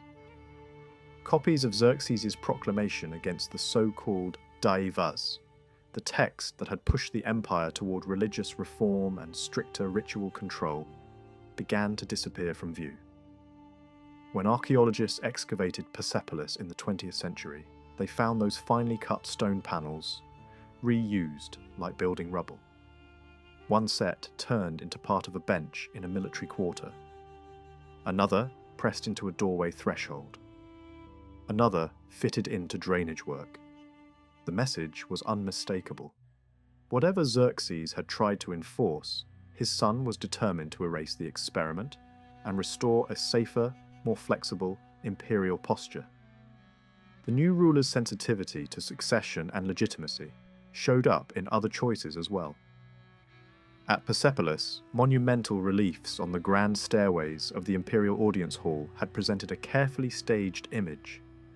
A king in formal reception, accompanied by a crown prince, the inheritance line displayed in stone for all to see. The identity of the pair is debated, but the meaning was clear. Orderly transfer of power, stability, and certainty. Artaxerxes had come to power through anything but an orderly transfer, and he understood how dangerous that image could become in a court that lived on rumours. The reliefs were removed from their prominent setting and hidden away inside the treasury complex, placed in a secluded courtyard where they could no longer speak to the public. Then came the reckoning. Artaxerxes launched a wave of investigations, interrogations, and punishments aimed at those blamed for Xerxes' death. Executions followed, carried out with theatrical severity. Yet many at court understood a darker reality. A number of those who suffered were convenient sacrifices. Men, useful to condemn whether or not they had truly been involved. The point was to seal the new reign with a show of justice and to frighten potential challengers into silence. At the same time, the king began reshaping the empire's leadership. Ministers and advisors linked to the previous reign were pushed aside. Powerful provincial governors who appeared hostile were dismissed, and replacements were selected from among men thought dependable, personally loyal, and politically safe. No other Achaemenid ruler is so clearly associated with such an aggressive purge, and it suggests that Artaxerxes wanted a visible break from Xerxes' final years, when the court had become a nest of rival factions and dangerous private power. Even while distancing himself from his father's policies, Artaxerxes did not abandon the dynasty's monumental language. He finished the massive hall of 100 columns at Persepolis, a project begun under Xerxes, and he left inscriptions that presented a calm, lawful succession. Artaxerxes, the Great King, son of Xerxes, grandson of Darius, completing what his father started under the protection of the supreme god. The same tone appeared on luxury objects too. An elegant silver bowl bears a short royal line declaring that it was made in the king's household, linking Artaxerxes to Xerxes and Darius in a clean chain of legitimacy. These official statements said nothing about the blood and fear that had carried him to the throne. Public language offered the familiar virtues: dignity, restraint, and the impression of a ruler chosen by tradition and divinity. Greek writers repeated the image, describing him as impressive in appearance and mild in temperament. They also gave him an enduring nickname, Long Arm, which could be read as either a physical trait or a metaphor for imperial reach, the idea that Persian authority stretched to the ends of the earth. Inside the palace, life continued in the old pattern. Marriages, concubines, children, and the constant politics of the harem. Only one queen is securely named, Damaspia, who bore Artaxerxes a son called Xerxes, but there were likely other wives and many concubines. Court tradition remembered several Babylonian women by name and credited them with sons who would later matter in succession struggles. The household was crowded with princes and princesses, a situation that always carried future danger. Over this world presided a Mestris, Xerxes' widow, now transformed into the king's mother and therefore one of the most powerful figures in the empire. Records do not prove that she helped bring about Xerxes' death, and her feelings about the execution of her eldest son, the former heir, remain unknown. What is clear is that she adapted quickly to the new order and embraced her position with force. Stories circulated in the Greek world that painted her as monstrous, even accusing her of human sacrifice in old age. Persian evidence does not support such claims, and the tone of the tale fits a wider foreign habit of turning powerful royal women into villains. Still, the persistence of her name in distant storytelling hints at how formidable her influence seemed beyond the empire's borders. The early reign did not settle into peace. Soon after the coup, Artaxerxes faced open revolt from his brother Histispes, the governor of Bactria, a man who believed he had been cheated of the throne. Fighting erupted in the east. Accounts describe a series of hard, evenly matched clashes in which neither side gained a decisive advantage at first. In time, the rebellion faltered. Xerxes was forced to pull back, and Bactria submitted to the Great King. In later years, small works of art may have carried a memory of this conflict. Seal images showing Persian fighters striking down opponents, dressed like Central Asian nomads, sometimes with the supreme god hovering above. Such images functioned as miniature official history. Private objects that repeated the message of legitimate power crushing rebellion, in a world where written texts rarely recorded the full story. Not long after that Eastern crisis, the empire was hit by a far larger shock. In 460 BCE, revolt broke out in Egypt, driven by heavy taxes and the sense that Persian officials had mishandled the country's resources. A Libyan leader named Inarus, likely connected to older Egyptian royal lines, sparked a rising in the Nile Delta. Persian tax collectors were pushed out. The rebellion spread south along the river. For a time, Persian control shrank to a narrow core. Parts of Upper Egypt remained loyal, and the administrative center at Memphis stayed in imperial hands. Even so, documents from Egypt show the complexity of the situation. Some inscriptions still dated events by Artaxerxes' regnal years, and used his full titles, a sign that not everyone accepted the rebel leadership, and that legitimacy was still contested on the ground. Egypt's Persian governor at the time was Achaemenes, the king's uncle, a senior figure placed there earlier to keep the province stable. He gathered forces and moved to crush the uprising. A major battle took place near Papramis in the delta. The Persians were overwhelmed, and losses were severe. Later, visitors reported the landscape littered with the remains of the dead long after the fighting ended. Achaemenes was killed. Inarus then sent the corpse back toward Persia as a deliberate provocation, an act meant to humiliate the royal house and test the new king's nerve. At court, the death of such a close relative landed like a blow, and a mestress in particular was said to have sworn vengeance. Inarus aimed higher than survival. He wanted Egypt fully removed from Persian rule, and to do that he needed outside help. He reached out to the Greek world, and Athens answered. The Athenians had their own reasons. Weakening Persian influence in the eastern Mediterranean suited their ambitions. A fleet sailed into the region, struck at Cyprus first, then entered the delta and pushed up the Nile. Persian naval forces were beaten. Memphis was attacked and taken, forcing the Persian garrison to retreat into its inner fortress. A long siege followed.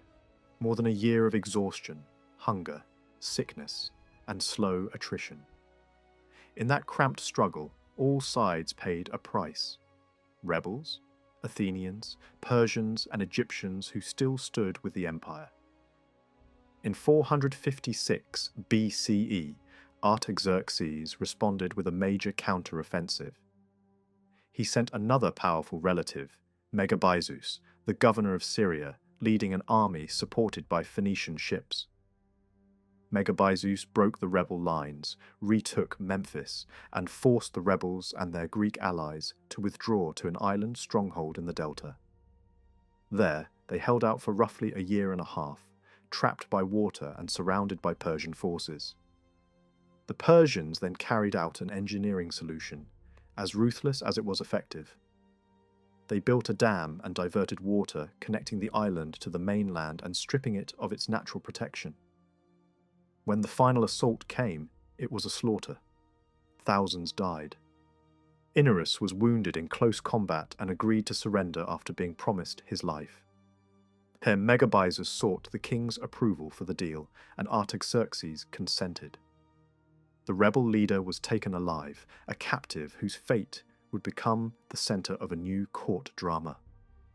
By 454 BCE, after 6 brutal years, the Egyptian revolt was over. A new Persian governor was installed at Memphis, a royal prince who would hold the post for decades, providing long-term stability. Small imperial imagery captured the claim of restored control.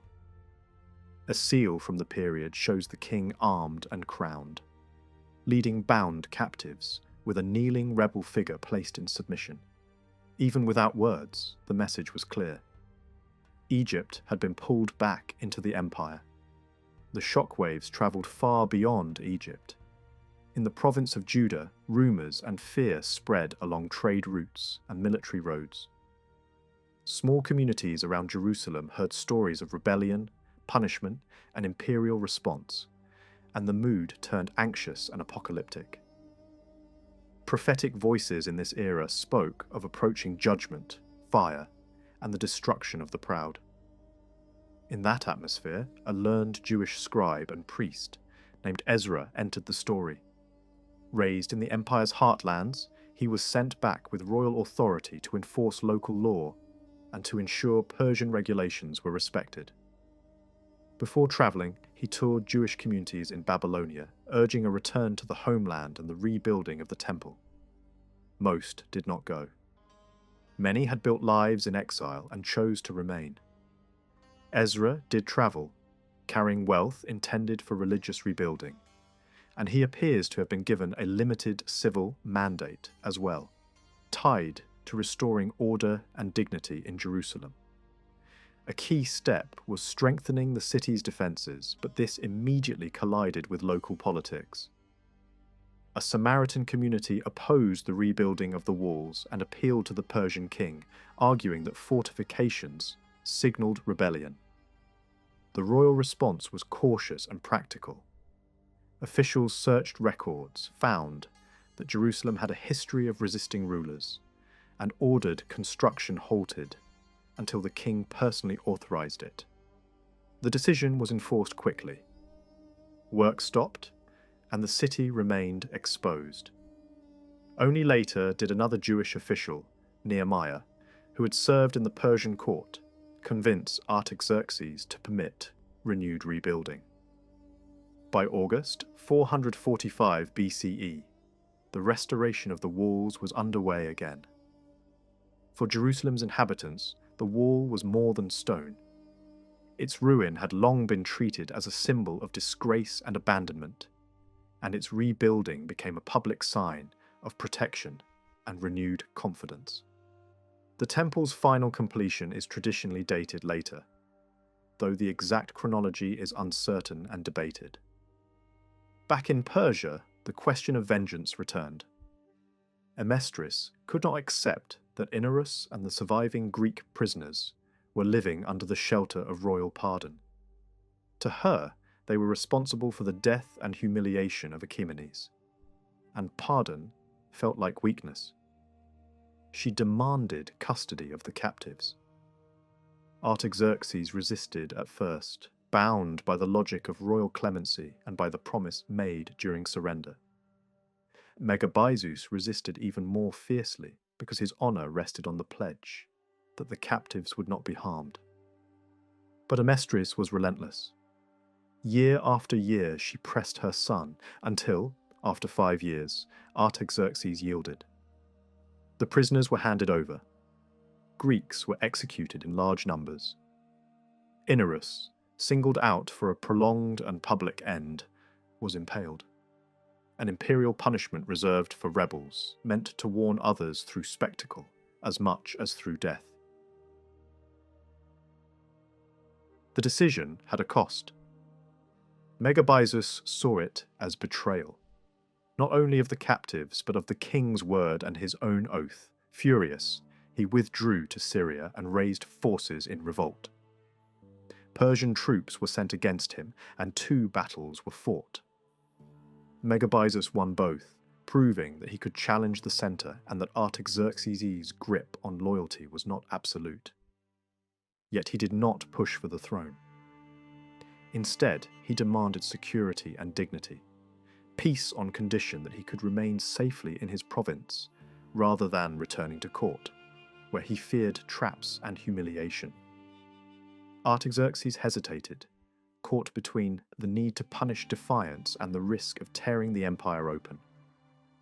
Influential voices at court urged a settlement, including a powerful eunuch and a Metis, a royal woman tied to Megabyzus by marriage and by shared interest in stability. The king finally agreed to negotiate, but insisted on one condition. The rebel must appear before the throne in a formal audience, a ritual act that restored hierarchy in public view. Envoys travelled to Syria and pressed Megabyzus to return. He understood the danger, but accepted.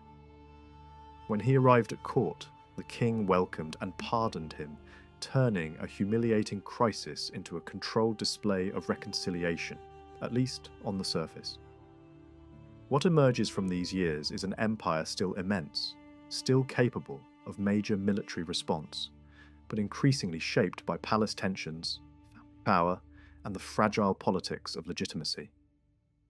Artaxerxes worked to erase the most divisive features of his father's rule, reorganized the leadership around personal loyalty, and survived rebellions in the east and in Egypt. Yet the same story reveals how easily provincial uprisings, court vengeance, and broken promises could ignite new conflicts, even under a ruler presented to the world as gentle, noble, and steady. Some months after his reconciliation with Megabyzus, Artaxerxes I was out hunting when a sudden and dangerous incident unfolded. A young lion burst from cover and leapt toward the king with terrifying speed. In the split second before the animal struck, Megabyzus hurled his javelin and killed the lion in midair, saving the king's life. What should have been a moment of gratitude instead triggered fury. Artaxerxes erupted in anger, not because his life had been endangered, but because Megabyzus had deprived him of the chance to kill the beast himself. In the rigid world of royal display, the king had lost face. Seizing on the hunting episode as an excuse, Artaxerxes ordered Megabyzus to be executed. The reaction at court was immediate. Amestris, Amytis, and the influential eunuch Artaxerxes rushed before the king, fell to their knees, and pleaded relentlessly for Megabyzus' life. They reminded Artaxerxes of his uncle's long record of loyalty and of his courage in the Greek wars fought during Xerxes' reign. After prolonged pressure, the king relented. The sentence was reduced from death to exile. Megabyzus was sent under armed guard to a remote city near the Red Sea called Sirta, cut off from court and family. Artaxerxes was also expelled from court and sent back to Armenia, punished for repeatedly speaking in Megabyzus' defense. Artaxerxes made it clear that he wanted no further mention of the man he now regarded as an irritation and a rival presence. The Greek writer Ctesias devoted considerable attention to Megabyzus in his History of Persia, portraying him as a tragic figure undone by royal caprice. According to this account, Megabyzus endured 5 years of isolation in Sirta, consumed by longing for home and separated from those he loved. Eventually, he escaped in disguise, allegedly posing as a leper, and made the long journey back to Persia. When he finally reached Amytis, she barely recognized him, so worn and altered was he by exile. She urged him to seek forgiveness, and once again Amestris and Amytis intervened on his behalf. Artaxerxes was persuaded to reconcile with his uncle, restored him to favor, and reinstated him as a trusted companion of the king. Ctesias concludes by noting that Megabyzus died at an advanced age, mourned sincerely by Artaxerxes, who is said to have grieved deeply at his passing. Beyond these personal dramas, the court at Persepolis remained a cosmopolitan environment. Administrative records reveal that many servants and officials were drawn from across the empire. Foreigners were common at court, but none were as highly valued as Greek physicians, who played a central role in the medical care of the royal family. Persian kings had long admired Greek medical knowledge, even more than that of Egyptian doctors, who were also present and respected. Figures such as Ujahorisnet, Semtu-Tefnacht, and Venen-Nefer are known to have practiced medicine under Persian rule. Yet Greek doctors were actively sought out and sometimes compelled into service. Earlier generations had already set the pattern. During the reign of Darius I, the famous Greek physician Democedes was taken captive and forced to serve at court. He successfully treated the king's injured ankle after Egyptian doctors failed, and later cured Atossa, the king's wife and Xerxes' mother, of a serious breast ailment. For his skill, Democedes was richly rewarded with luxury and influence, though he considered himself a prisoner and eventually escaped back to Greece. The status of royal physicians thus hovered uneasily between privilege and captivity. During Artaxerxes' reign, a Greek doctor named Apollonides of Kos rose to prominence. He gained favour by treating Megabezus for a severe wound, sustained during the turmoil following Xerxes' death. His reputation grew rapidly, but his downfall came soon after. Following Megabezus' death, Apollonides began a secret relationship with Amytis, the king's sister. She was already notorious for her affairs, and although the king tried to shield her reputation, her conduct was widely known. Apollonides exploited his position as physician to gain private access to her quarters, a privilege few enjoyed. When Amytis fell ill with pelvic pain and cramps, Artaxerxes ordered Apollonides to treat her. The doctor spoke with her in private and claimed that her condition could be cured through frequent sexual activity, presenting this as sound medical advice. Such ideas were rooted in contemporary Greek medical theories, which imagined the womb as a restless organ that caused illness if not properly anchored. Regular intercourse was believed to stabilize it. Under this pretext, Apollonides began sleeping with Amytis, gaining her affection while offering no real treatment. Her condition worsened steadily. Though Greek medicine already recognized forms of cancer and their grim prognosis, Apollonides did nothing to confront the disease. As Amytis deteriorated, growing weak, unable to eat, and visibly wasting away, Apollonides withdrew from her, repelled by her condition.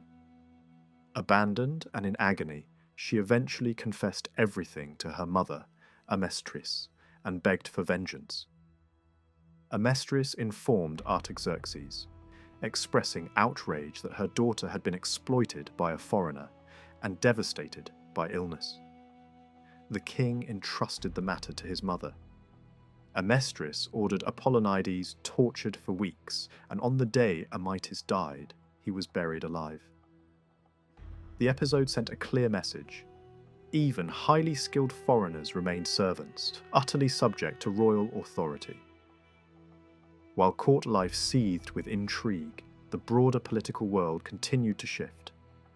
In the Greek sphere, Athens had built a maritime empire through the Delian League, extending its influence across the Aegean. Though never a direct existential threat to Persia, Athenian expansion unsettled the balance of power. Artaxerxes responded with diplomacy, offering support to Sparta as a counterweight. Over time, Persian policy increasingly relied on money and negotiation, rather than direct confrontation. This approach bore fruit during the Peloponnesian War, when Sparta and Athens were locked in prolonged conflict. Persian resources helped tip the balance, allowing Persia to regain influence along the Ionian coast. Yet internal stability remained fragile. After decades on the throne, Artaxerxes and his mother Amestris died within months of each other. He was succeeded peacefully by Xerxes II. But this calm was short-lived. Within weeks, the new king was murdered by his half-brother Sogdianus, plunging the empire into another succession crisis. Power ultimately fell to another son of Artaxerxes, Ochus, who took the throne name Darius II, aligning himself with the legacy of Persia's greatest rulers. His rise was shaped decisively by his wife Parysatis, a formidable political operator who guided strategy, eliminated rivals, and secured the dynasty's survival through ruthless means. Under Darius II, rebellions, court conspiracies, and economic pressures multiplied. Heavy taxation, inflation, and corruption strained the provinces, while satraps and financiers accumulated immense power. Xenophon later wrote that Darius and Parysatis had 2 sons, and that Cyrus, the younger, always had his mother's full devotion. By the time Xenophon set those words down, it had already become a familiar truth at court. Parysatis had favoured her 2nd son from the beginning, praising him, shielding him, and quietly pushing him forward. Darius saw things differently. In his elder boy, Xerxes, he believed he had found the temperament an empire required: steady, patient, reflective, and methodical. Cyrus, by contrast, seemed too volatile, too quick to anger, too eager to force outcomes. So Darius named Xerxes as heir, a decision that wounded Parysatis and hardened her resolve. From that point on, the royal household did not settle into harmony. Parysatis, frustrated by the succession she did not want, encouraged rivalry instead of easing it. She nurtured conflict between her sons and did little to hide her preference. She even pushed Cyrus into opposition to his father's wishes. Her devotion to Cyrus became less a private affection and more a political obsession, and it shaped the prince's character. Cyrus grew up with an intense sense of entitlement and an instinct for domination, yet without the patience that power demands. He learned to rely on his mother's protection, resenting her control but understanding that without her influence, he would remain secondary forever. When Cyrus was sent far from the centre of power to govern western Anatolia, distance offered him something he had rarely possessed: room to breathe. In Sardis, he began constructing a court of his own. He gathered followers, cultivated loyalties, and built a private household that mirrored royal life in miniature. By the time he was in his late teens, he had established a harem and taken women into it, though the details of his marriages are obscure. One name, however, became famous: Aspasia, a young Greek woman from Phocis. Aspasia entered Cyrus's world as a captive, part of the human spoils delivered from campaigns in the Greek-speaking cities of Asia Minor. Accounts describe her as strikingly beautiful, but they also stress something more unusual for a woman presented to a prince: a stubborn refusal to comply. One evening, after a formal meal and the drinking that followed, several Greek girls were brought before Cyrus dressed in the finest clothing and jewellery available, their faces carefully painted, their hair arranged, their behaviour coached by palace attendants. The expectation was clear. The girls smiled, performed modesty on command, and competed for favour. Aspasia did none of it. She kept her eyes lowered, she wept, she resisted being handled, and she had to be forced even to sit. When Cyrus moved toward her, she protested that divine punishment would follow if he violated her. She tried to rise and flee. She was restrained. The scene produced the opposite effect from what the attendants intended. Cyrus was captivated. Her resistance, her fear, and her refusal to flatter him drew him in. He elevated her immediately, declaring her his chief favourite and granting her the kind of private quarters normally reserved for women of high standing. Over the following months, a relationship formed that went beyond possession. Trust grew into attachment, an attachment into something that looked, from the outside, like love. The story spread quickly, first through Ionia, then across the Greek world, and eventually reached the great king himself. It also reached Parysatis, and the news landed like an insult. The queen had built her influence around her son. Now another woman appeared to be shaping his choices. Aspasia's position strengthened as Cyrus's inner circle began to treat her as a gatekeeper. Petitioners came to her with gifts, hoping she might speak well of them. Rumours claimed the prince weighed her advice before making decisions. One tale, repeated with admiration, describes a Greek craftsman sending her a necklace of remarkable workmanship. Tiny gold forms and blue stone details linked in delicate metalwork. Aspasia, rather than keeping it, forwarded it to Parysatis, calling it fit for a king's mother. The gesture was careful and intelligent. It soothed the queen's pride and signalled submission rather than rivalry. For a time, it eased tension, at least on the surface. While Cyrus was building a world around himself in the west, the heir Arsaces also formed an attachment, one that would prove far more dangerous inside the royal family. He married Statera, a Persian noblewoman of exceptionally high status, the daughter of Hydarnes, a powerful figure whose family had long been close to the throne. Statera carried herself as someone fully aware of her rank. Her lineage gave her confidence, and she did not accept the idea that Parysatis should dominate the women of the court without challenge. Later, writers painted her as beautiful in the Persian ideal. Dark hair, dark eyes, a proud profile, and the kind of physical presence Persian men admired. She was not merely admired, she was politically significant. Hydarnes had several children and used marriage to bind his line to the royal house. Statera became the bride of the crown prince. Another child of Hydarnes, Teritukmes, married the king's daughter.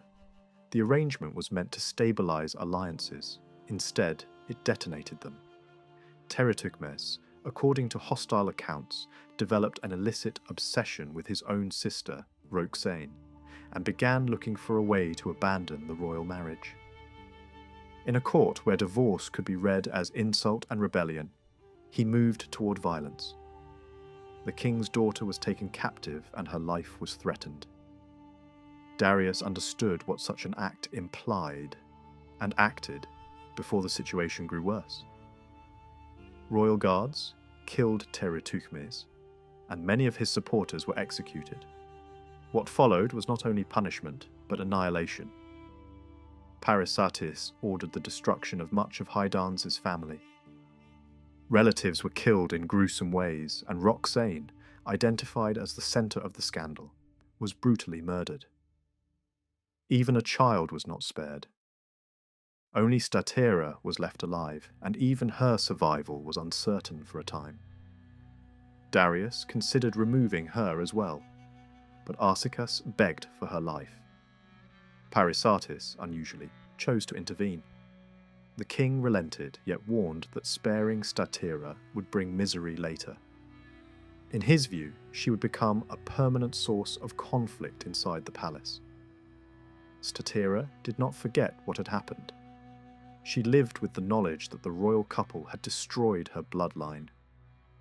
Gratitude never replaced resentment. Her hostility focused on Parysatis, and it became personal as well as political. Statera sought popularity in ways that irritated the queen, appearing publicly, letting ordinary people see her, speaking to women who gathered around her carriage, allowing a kind of visibility that suggested warmth and accessibility. Parysatis despised this. In her view, queenship demanded distance, silence, and an almost untouchable dignity. For years, the two women fought a cold war of manners and influence. The court became their battlefield, etiquette their weapon, and the casualties were real. In the autumn of 405 BCE, Darius II fell gravely ill. As the king weakened, messages went out summoning his children to Susa. Arsaces arrived quickly with his siblings. Cyrus, far away in Sardis, came later, reaching the capital only in early 404. Parysatis greeted him with overwhelming emotion, embracing him like a possession returned. She spoke to him in private with the same force she always used: follow her lead, act only with her approval. Cyrus arrived, hoping for a final reversal of fate. If his father could be convinced to change the succession, this was the last moment. Parysatis pressed every argument she could. She appealed to sentiment, to fear, to the logic of timing. She stressed that Cyrus had been born after Darius became king, while Arsaces had been born earlier when their family status was lower. She hinted that she and Cyrus would be destroyed once Darius died, claiming that Xerxes and his wife would treat them as enemies. She begged, she scolded, she wept. Darius did not move. He remained convinced that Xerxes was the safer choice and that the heir had been trained properly for rule. When Darius died, early in 404 BCE, after decades on the throne, Xerxes succeeded him and took the royal name Artaxerxes. After the funeral, the court travelled to Pasargadae for the formal investiture. It was there, during sacred ceremonies, that suspicion rose into open crisis. Tissaphernes, Statira's brother and a powerful figure in western Anatolia, approached the new king with an accusation. Cyrus was plotting to kill him during the ritual. The charge claimed that Cyrus intended to ambush Artaxerxes in a sanctuary while the king changed clothing for the ceremony. The details are uncertain and later sources disagree about exactly what happened. But the result was clear. Cyrus was seized, and Artaxerxes considered executing him. Parysatis responded with theatre that was not simply emotional but strategic. She threw herself on her son, clung to him, tore at her veil, and pleaded for his life in front of the court. She demanded that he be pardoned and sent back to Lydia, arguing that distance would make him harmless, and that he could prove loyalty in service. Tissaphernes and Statira urged the king not to be deceived, warning that Cyrus's ambition would not fade. Artaxerxes, remembered in Greek traditions as personally gentle and inclined to mercy, chose pardon. Cyrus was released and returned to Sardis. The pardon did not calm him. What stayed in his mind was not forgiveness, but humiliation. Back in the west, surrounded by his followers and supported by Aspasia, Cyrus began preparing in earnest. He held enormous authority in Asia Minor, combining civil power with military command. He started building an army, Persian troops alongside a large force of hired Greeks. Greek mercenaries had long served Eastern rulers, but the numbers Cyrus gathered were extraordinary. He masked his intentions carefully, continuing to send tribute to the central government and presenting himself outwardly as loyal. Among the Greek commanders who entered his service, the most important was Xerxes of Sparta. Hard, aggressive, and experienced. He had commanded operations during the Peloponnesian War, gained a reputation for ruthless discipline, and then fallen out with his own city. Facing punishment at home, he found opportunity with Cyrus, who funded him and relied on him to shape the mercenary force into an effective weapon. Another Greek who joined later was Xenophon, still a relatively young man, drawn by connections and curiosity as much as by professional soldiering. He would later become the most famous witness to the campaign. In the spring of 402 BCE, Cyrus set out from Sardis with his army and an enormous entourage: servants, cooks, attendants, eunuchs, and women from the harem, including Aspasia. The troops understood they were marching east, but did not know the true purpose. Cyrus feared that if the goal was announced openly, war against the great king, many would refuse. Only a small inner circle knew. The army moved across Anatolia through a chain of towns, and tension erupted at times, nearly turning into mutiny. Discipline held, largely due to Xerxes. The force crossed the Taurus Mountains, passed through the Cilician Gates, entered Syria, and pushed into Mesopotamia. By the time the army reached the Euphrates at Thapsacus in midsummer, Cyrus finally revealed the truth. The march was a rebellion against his brother. The Greek soldiers hesitated. Fighting Persia was one thing, fighting the Persian king was another. Cyrus overcame resistance with money, promising higher pay, and the army continued down the Euphrates toward Babylonia. Meanwhile, Artaxerxes, warned in advance, assembled his own forces and moved to block his brother's path. The king chose a position near a small settlement north of Babylon, keeping his men fed and rested as he waited to draw Cyrus into battle. After months of marching and long pauses for rest, Cyrus's army arrived exhausted and disoriented. On September 3rd, 401 BCE, the two sides formed up in the open plain. The lines stretched for more than a mile toward the river. The battle that followed is unusually well documented because two eyewitnesses later described it: Xenophon from Cyrus's side and Ctesias, a physician near the king. Their accounts differ in places, but both agree on the decisive moment. Cyrus drove straight at Artaxerxes. Cyrus urged the Greek wing to strike the enemy centre, but the Greek commander refused to leave the safer line near the river. Cyrus did what his temperament always pushed him toward: direct, personal action. Mounted on a powerful horse, he charged into the thick of the fighting. When he saw Artaxerxes, he attacked with reckless intensity, hurling his spear and wounding the king in the chest through the armour. Artaxerxes fell from his horse but survived, pulled to safety by those around him. Cyrus, carried forward into the enemy mass, shouted orders, made himself conspicuous, and was briefly treated with awe by soldiers who recognized him as royal. Then the momentum turned. The palace servants were the first to react. The eunuchs around Cyrus's fallen body began their ritual cries, loud and unmistakable, the kind of mourning sound designed to signal that something momentous had happened. A Persian official named Artaxerxes, known as the King's Eye, rode past and noticed the commotion. He reined in and questioned the most trusted of the mourners, asking who lay dead beside them. The answer came back bluntly: Cyrus was gone. Not far away, Cyrus's horse had fled the crush of fighting and was later found wandering on the field. Its felt saddlecloth was dark with blood. Artaxerxes did what his office required. He went to Artaxerxes, who was still shaken and in pain from the wound in his chest, and reported that he had seen Cyrus's body and that the prince was certainly dead. The king ordered confirmation.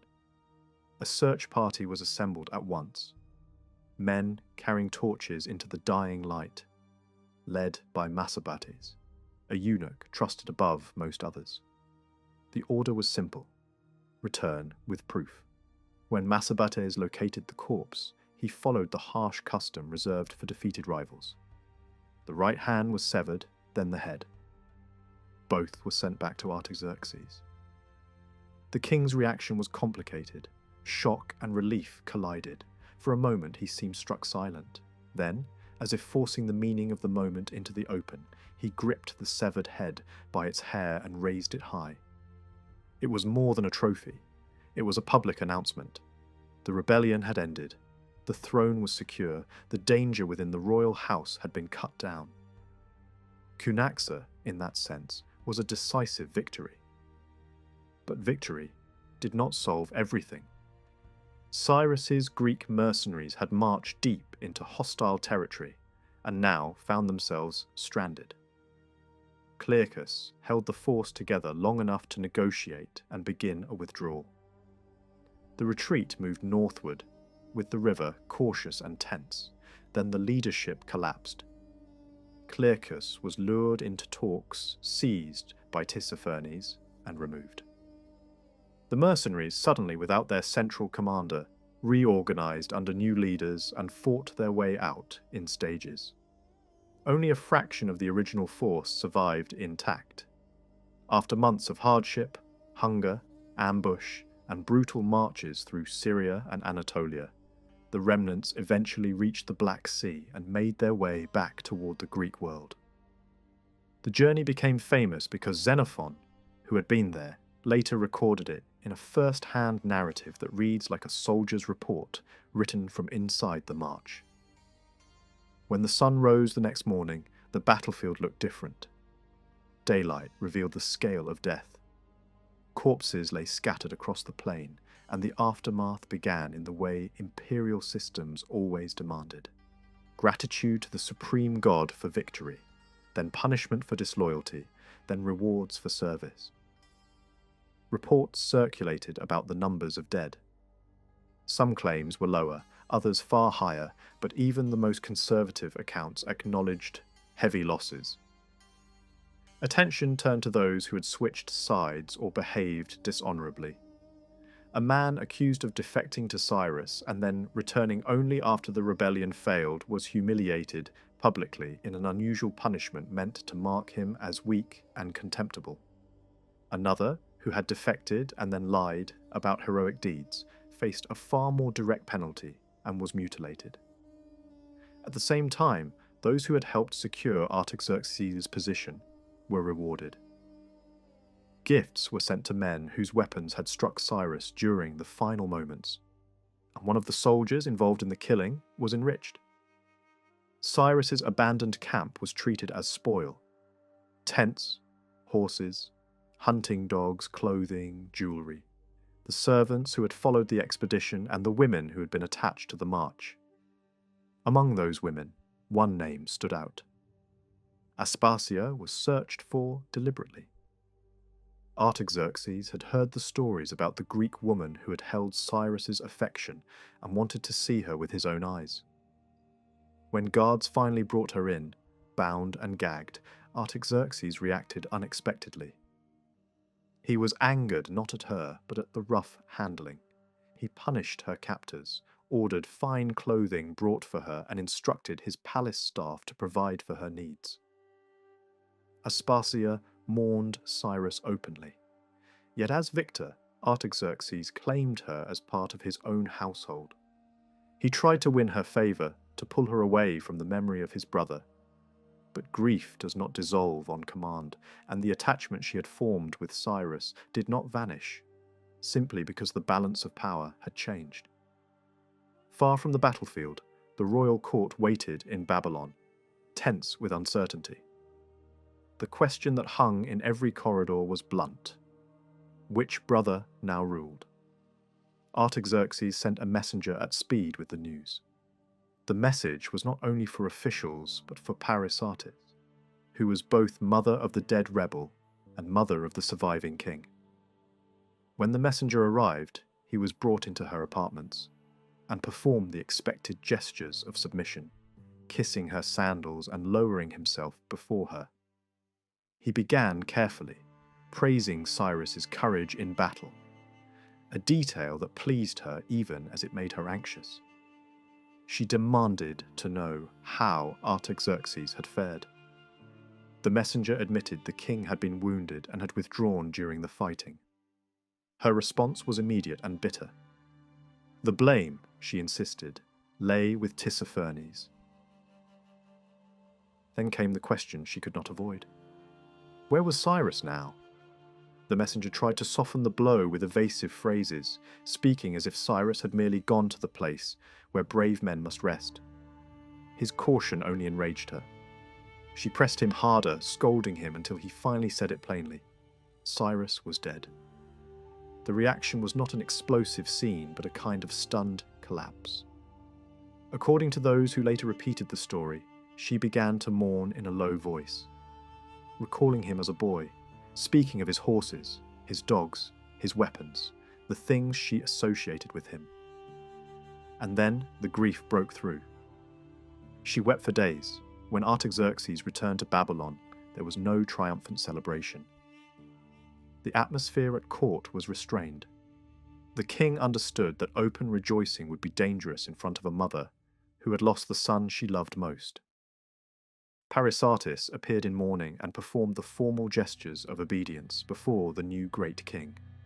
Artaxerxes, following custom, raised her up and seated her at his right hand, the place of honor that confirmed her standing as queen mother.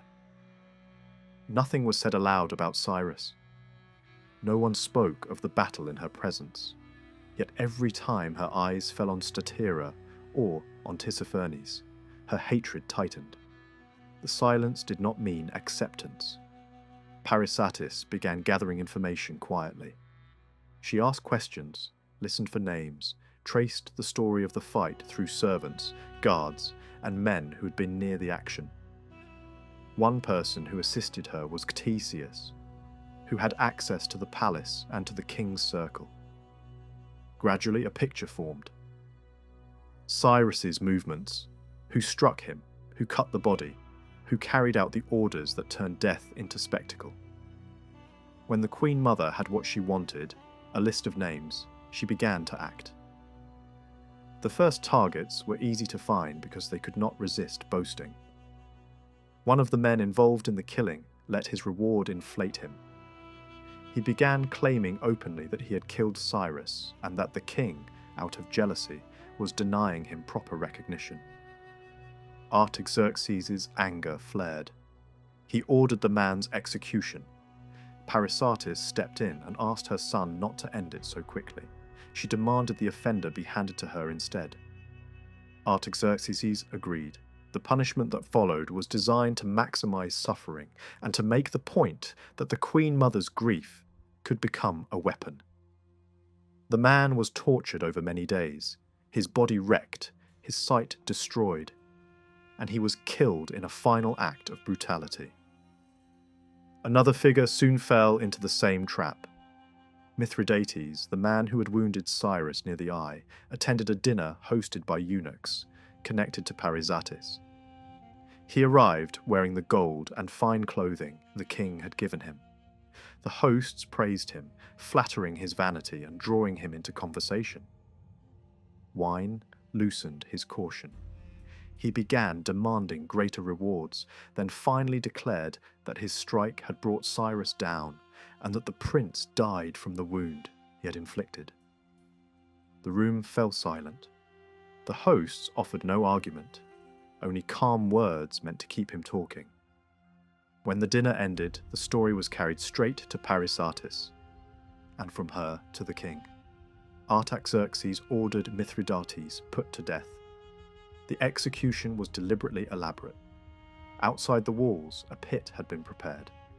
A small boat hull was set into it, and Mithridates was placed inside, bound, forced onto his back. Another boat was lowered over him like a lid, the two lashed together. Mud was packed around the joined holes until the structure hardened and sealed. The earth was refilled so that only his head remained exposed. Over days he was force-fed. When he resisted, his eyes were tormented to force compliance. He was then drenched repeatedly with a mixture of milk and honey poured into his mouth and over his face. In the heat, the syrup drew insects in swarms. His body, trapped in filth, began to decay while he still lived. Maggots and worms fed on him. The process dragged on until death finally ended it. Only then did the executioners open the sealed boats and find what remained. Stories like this have always been difficult to reconcile with the serene images of empire carved on palace stairways, where order seems effortless and harmony appears permanent. The temptation is to treat such punishments as proof of pure cruelty. Yet in Persian thought, ideas of purity and pollution carried enormous weight. To be forced to rot in one's own waste, eaten by vermin, reduced into corruption while still alive, was not merely pain. It was spiritual degradation, an ending designed to mark the condemned as someone who had broken faith with rightful order. The horror was meant to match the crime, especially for those seen as traitors and rebels. One name remained at the center of Parysatis' rage: Massabates, the eunuch who had cut off Cyrus's head and hand. Unlike soldiers who bragged, Massabates offered no obvious opening. He was protected by his role and his proximity to the king. Parysatis waited. She did not rush. She needed a method that would not look like vengeance, and she needed a moment when she could claim him without raising suspicion. Over time, she rebuilt closeness with Artaxerxes, presenting herself as reconciled, returning to familiar routines, appearing supportive, slowly drawing him into her orbit. She had always been known as a formidable player of dice and board games, and she began playing with the king again. It was not idle entertainment. It was access. It was control. It also kept him away from Statira, whom Parysatis hated more intensely with each passing day. Then came the trap. One evening she proposed a high-stakes game. 1,000 gold coins. Artaxerxes accepted. She arranged matters so that he won, handing over the gold with exaggerated annoyance. Then she suggested another game with a different stake, this time not money, but a eunuch who would become part of the winner's household staff. Artaxerxes agreed. Parysatis played seriously and won. For her prize she claimed Massabates. The transfer was formal and immediate. Before the king could suspect intent, she ordered Massabates to her apartments. That night she handed him to executioners and had him killed in a manner intended to terrify and to satisfy her grief. His skin was stripped from him while alive, his body impaled, his flayed skin displayed. The king eventually realized what had happened and felt humiliated. Massabates had carried out orders as a loyal servant, yet he had been destroyed because the Queen Mother could not accept the reality of Cyrus's death. Artaxerxes understood something else as well. Even now, after rebellion and war, his mother's deepest love had belonged to the brother who had tried to kill him. That knowledge wounded him in a way no spear could. Yet despite anger, he still craved her approval. He endured her dominance because family harmony mattered politically. An empire could not afford the appearance of civil war inside the palace. When Artaxerxes finally confronted her, Parysatis responded with cold ease, pretending innocence and minimizing the dead man's value. She pointed out, almost playfully, that the king had lost nothing that truly mattered, while she herself had accepted the loss of 1,000 gold coins. Without complaint. The exchange left Artaxerxes subdued. He had been manipulated again, and he knew it. By early winter in 401 BCE, the storm of revenge that had swept through the palace began to quiet. Parysatis no longer hunted everyone linked to the victory at Cunaxa. 2 months had passed since Cyrus had fallen, and what remained of him had been gathered and laid out again, with the severed head and right hand that had once been paraded as proof of triumph. Out in the open, the desert did what it always does. Scavengers stripped the body down to bone. The Queen Mother's grief had not softened, but the sharp edge of her bloodlust seemed, for the moment, blunted. It was at that point that another figure from the Cunaxa drama arrived in Babylon, Clearchus, the Spartan commander who had led the Greek mercenaries for Cyrus. He did not enter the city as a guest. He was dragged in as a captive, chained, battered, and humiliated. After the battle, he and the Greeks had tried to withdraw along the Tigris, choosing a route different from the one that had brought them into Mesopotamia. Tissaphernes, the satrap who had become the king's most effective operator, handled him with calculated patience. A banquet was offered.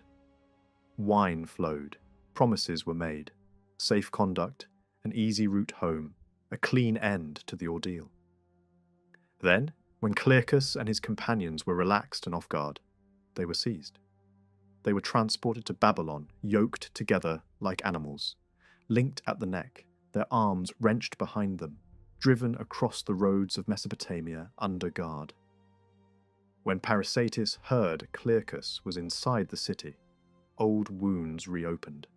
She had listened hungrily to every story that kept Cyrus alive in memory, and Clearchus featured in those stories as the loyal foreign supporter, the hard fighter who had stood by her son when others hesitated. To her, he was not merely a mercenary commander.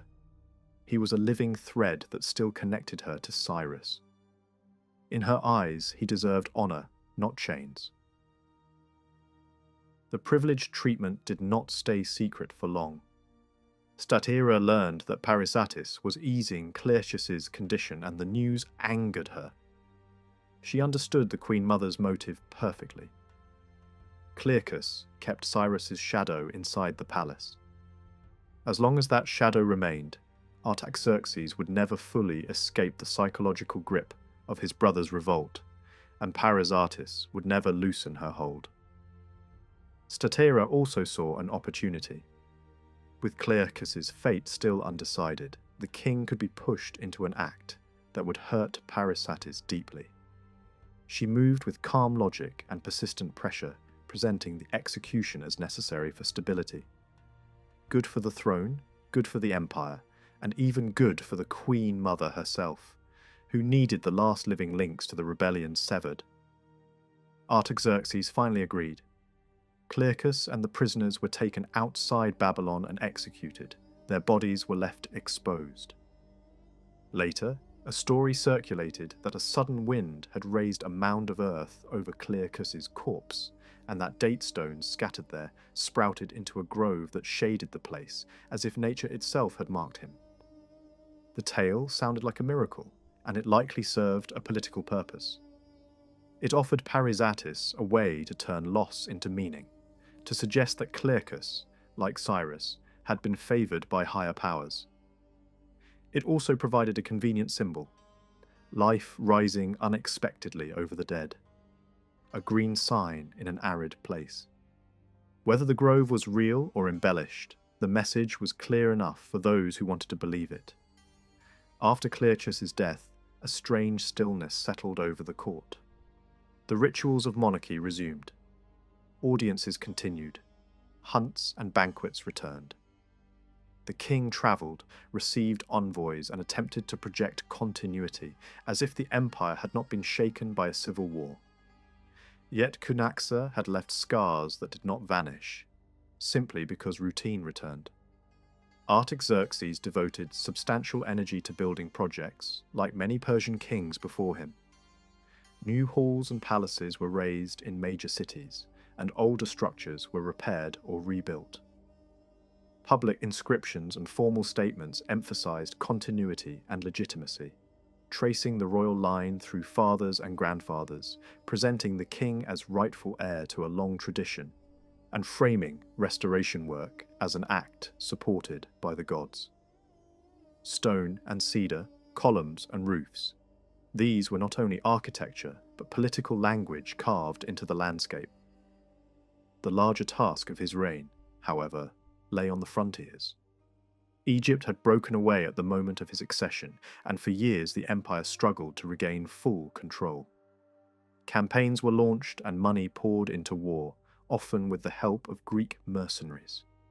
Yet Egypt's separation hardened over time, especially while the central court was absorbed by the crisis of Cunaxa.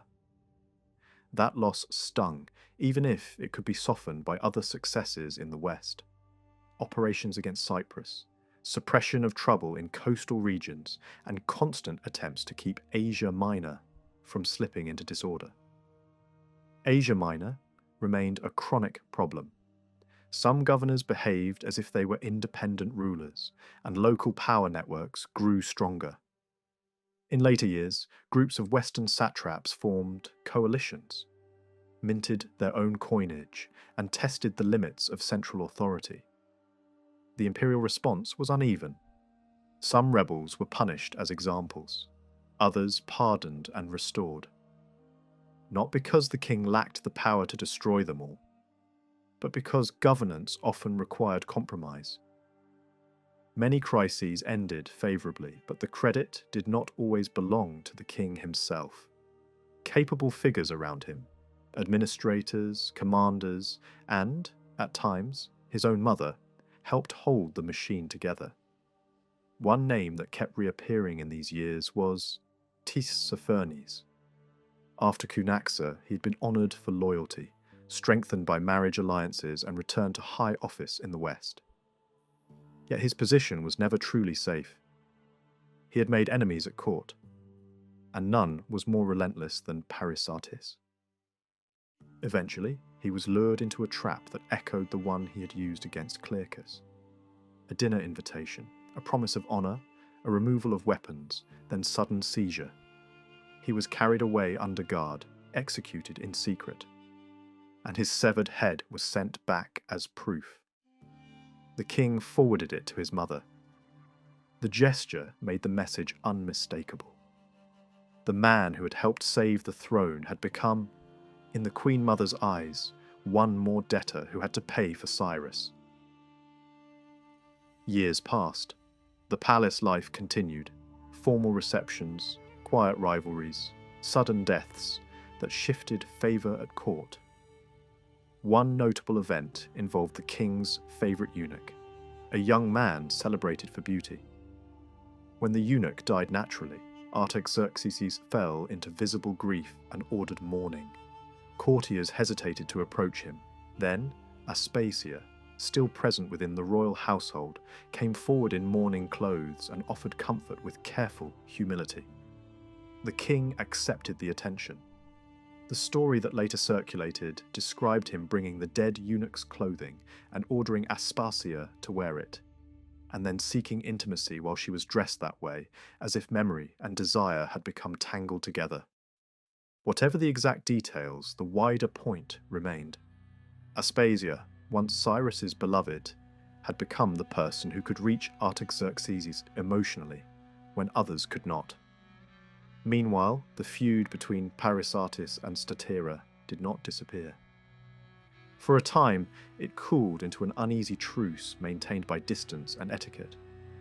When they met in public, both performed the expected gestures, formal bows, ritual kisses, controlled politeness. Eventually, they even began dining in the same spaces again, but trust did not exist. Both women feared poison, and they responded the way experienced court players often did, by mirroring each other's meals, eating the same dishes served in the same way, trying to reduce the chance of being singled out. That caution was not paranoia. Poison was a known danger in elite Persian life. Protective roles existed precisely because assassination by food or drink was a realistic threat. Royal tasters sampled dishes. Cupbearers controlled the wine. The court knew that a skilled poisoner could produce a quick death or a slow one, and the empire reserved especially brutal punishments for those convicted of using poison. In such an environment, reputation mattered as much as evidence, and Parysatis had long carried the image of a woman who understood the art. The climax came in Susa, in the private rooms of the Queen Mother, after the court had settled into winter quarters. Parysatis invited Statira to an informal meal, presenting it as a sign of reconciliation. Statira approached with caution. Refusing the Queen Mother risked political damage, and pleasing her might earn credit with the king. She accepted. The dinner followed the patterns of elite Persian dining: multiple dishes, rich flavours, sauces, meats, sweets. At some point, a prized roasted bird was served. Parysatis had it cut in two by a trusted servant using a small knife prepared in advance. The poison was applied to one portion only. Parysatis ate the clean half. The other half was given to Statira, who ate without suspecting what had been done. Later that night, Statira collapsed in agony in her own chambers. The poison was not designed for speed. It was chosen to keep her conscious as pain took hold, to make the death feel deliberate rather than accidental. Before she died, she managed to communicate suspicion to Artaxerxes. The king responded with fury. He arrested servants, interrogated attendants, and used torture to force answers. The servant who had handled the knife was sheltered by Parysatis at first, but eventually tried to leave the palace. Artaxerxes set an ambush, seized her, and condemned her to death with the crushing punishment reserved for poisoners. Artaxerxes then did something extraordinary. He banished his mother from court and sent her away to Babylonia. It was a public humiliation almost unheard of for a queen mother. For a time, the king swore he would never return to Babylon while she lived there. Yet exile did not mean poverty. Parysatis had extensive estates and long-standing wealth in Babylonia, with lands, gardens, and administrators who managed her properties. Even removed from the centre, she remained economically powerful. The rupture did not last forever. The king's anger cooled, and reconciliation followed. He called her back, convinced that her experience and force of character was still useful. Her influence, instead of shrinking, grew again. She positioned herself as guardian of the dynasty and used her access to secure favours, shape decisions, and reward loyalty to the throne. That is what made Parysatis so difficult to read. Later tradition loves to portray her as a figure of pure malice, someone who poisoned the royal house from within. Yet her actions also followed a cold logic common to palace politics. She fought to keep power inside the family line she considered legitimate, and to prevent rival noble houses from steering the empire through marriage and succession. In that view, eliminating Statera did more than settle a personal feud. It removed the last major bridge to a powerful competing clan and pushed the royal family toward tighter internal marriages that kept inheritance concentrated. The exact date of Parysatis' death is uncertain. She fades from the record late in life after decades of influence. If later estimates are close, she lived to extreme old age. Her long career left a mixed legacy. Publicly, she appeared as a loyal wife and devoted mother. Privately, she dominated court politics for generations, first driving Cyrus's prospects, and then, after his death, operating as an unofficial centre of power behind Artaxerxes. Her tragedy was structural as much as personal. The imperial system offered no official office for a woman of her ability. Yet she acted like a minister, a strategist, and a dynastic enforcer. For more than 60 years, she shaped lives at the heart of empire. When she finally vanished, the court may not have mourned openly, but it would have understood that an era of fear, talent, and relentless control had ended. In the closing years of Artaxerxes II's reign, the Persian royal household began to fracture under the strain of its own size and internal rivalries. After ruling for more than 4 decades, the king presided over a family so vast that it had become unmanageable. His principal wife, Statera, bore him 3 sons: Darius, the eldest, Ariaspes, and Ochus, the youngest.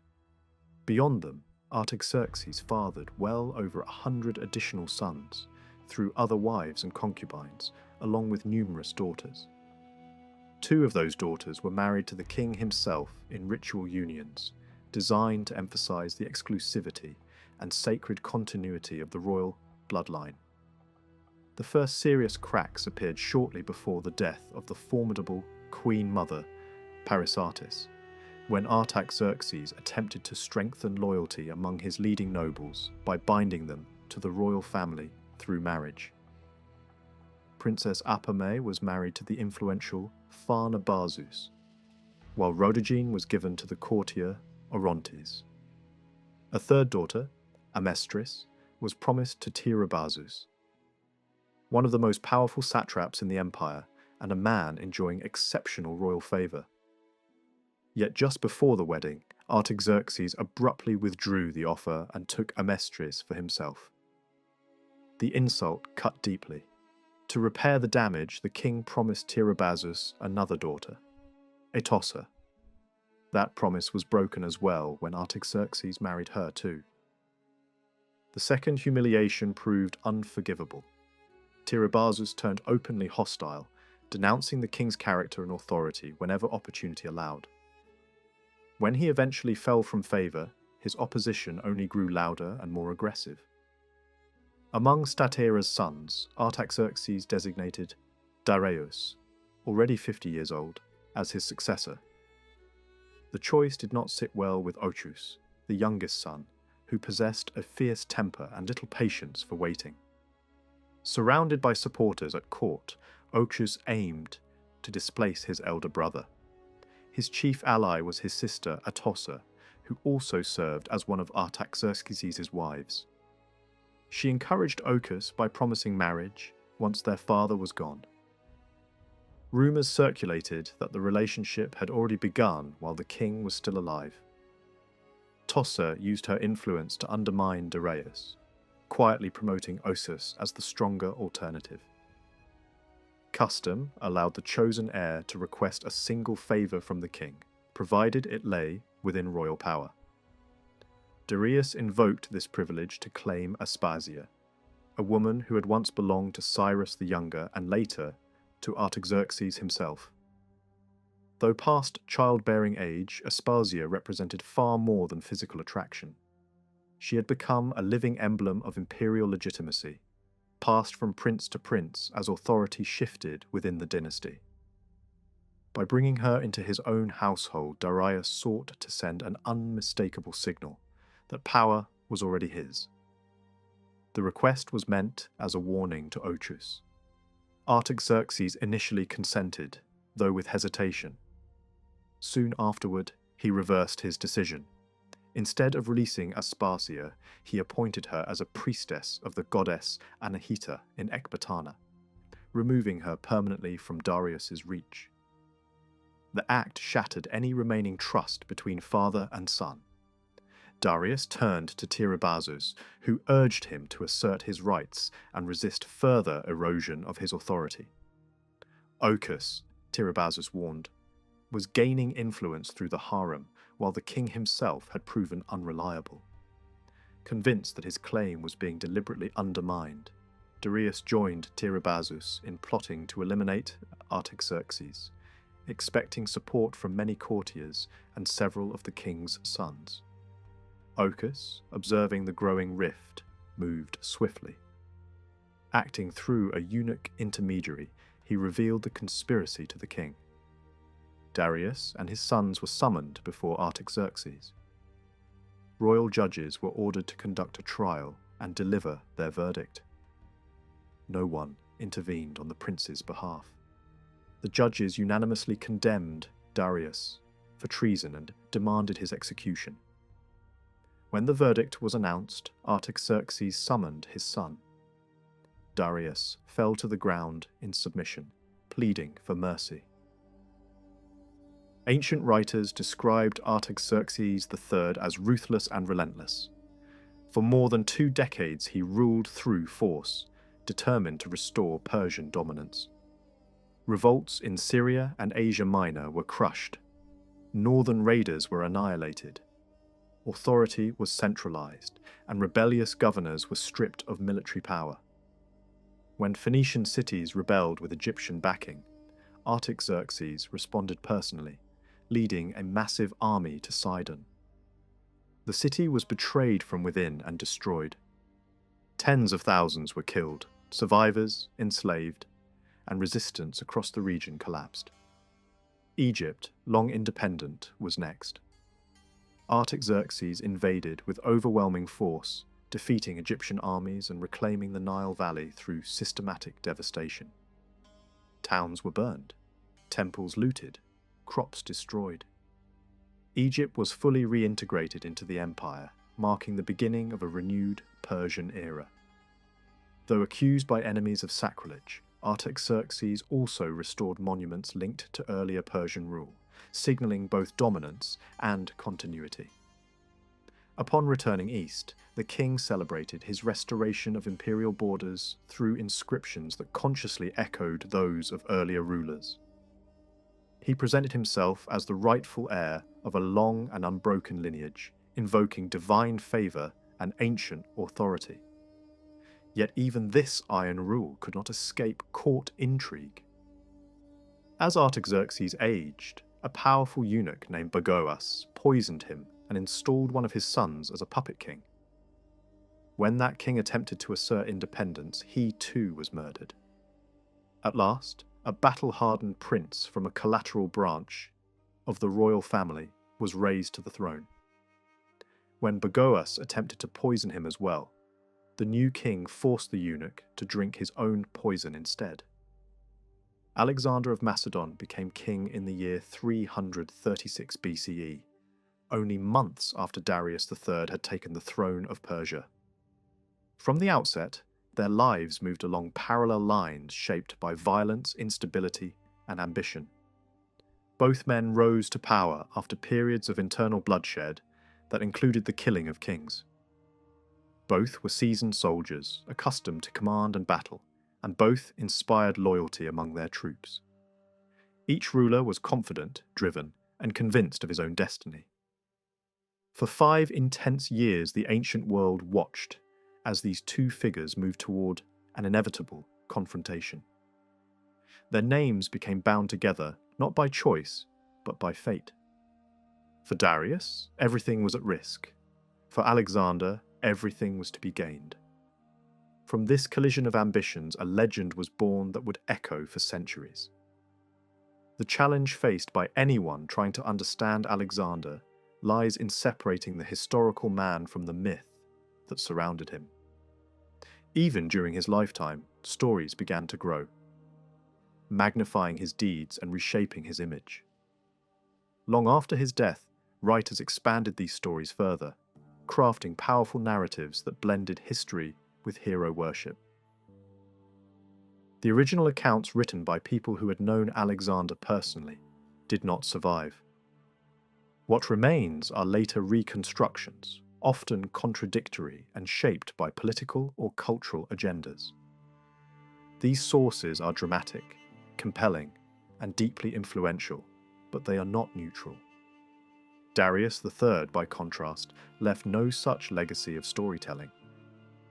Persian culture did not preserve history in the same narrative form. Administrative records mention his name, but rarely his actions or personality.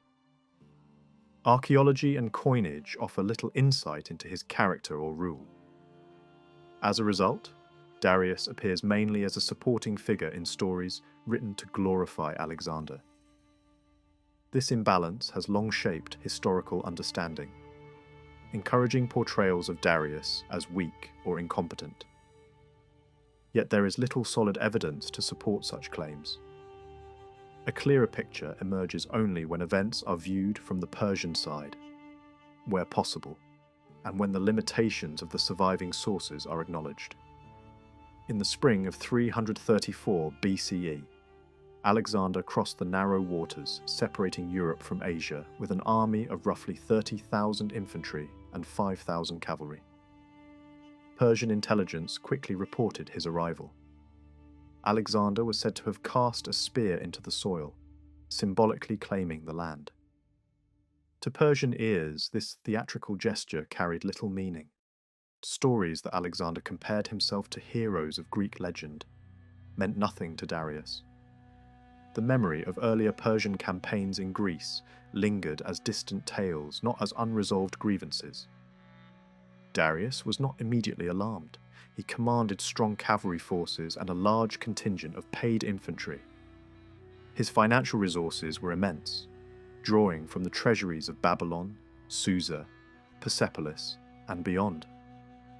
From a strategic standpoint, the balance of power still favoured Persia. With hindsight, it is clear that a decisive naval and land response at the crossing point could have crushed the invasion before it advanced. Yet such preemptive action was not typical of Persian military practice. The landing was likely viewed as another limited disturbance in Western territories, not as the opening of a war of conquest. That assumption proved disastrous. Responsibility for dealing with Alexander was delegated to local governors. A council was formed, including the experienced Greek commander, Memnon, who urged a strategy of scorched earth, destroying supplies and denying the enemy resources.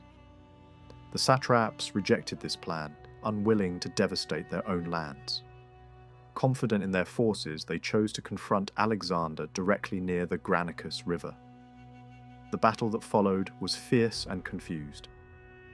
Cavalry clashed at close quarters, infantry pressed into the chaos, and leadership was tested in the thick of combat. Alexander personally led charges, wielding longer and more effective weapons. His troops broke the Persian lines. Several high-ranking Persian commanders were killed, and the battle ended in a clear Macedonian victory.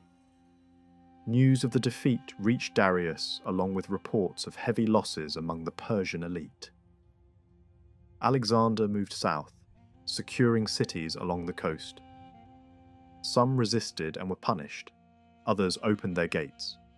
Persian forces regrouped under Memnon, who mounted a stubborn defense, but his death removed one of Darius's most capable commanders.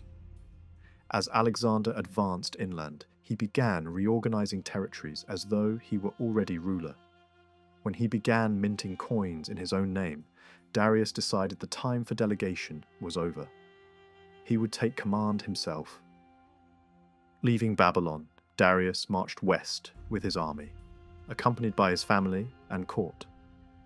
The royal entourage included his mother, wife, daughters, and young heir, as well as relatives and senior nobles who held key military roles. When the army reached Damascus, the baggage train and royal women were left behind for safety as the troops moved forward. The armies met near Issus in late 333 BCE. The terrain restricted movement and limited Darius's numerical advantage. The battle unfolded violently. Alexander exploited weaknesses in the Persian formation, striking with speed and precision. Fighting was brutal and close. As Alexander pushed toward the Persian center, Darius found himself in immediate danger. Surrounded by collapsing defenses and panicked horses, he abandoned his chariot and escaped on horseback. This decision has often been described as cowardice, but from a Persian perspective, it was an act of preservation. The survival of the king meant the survival of the state.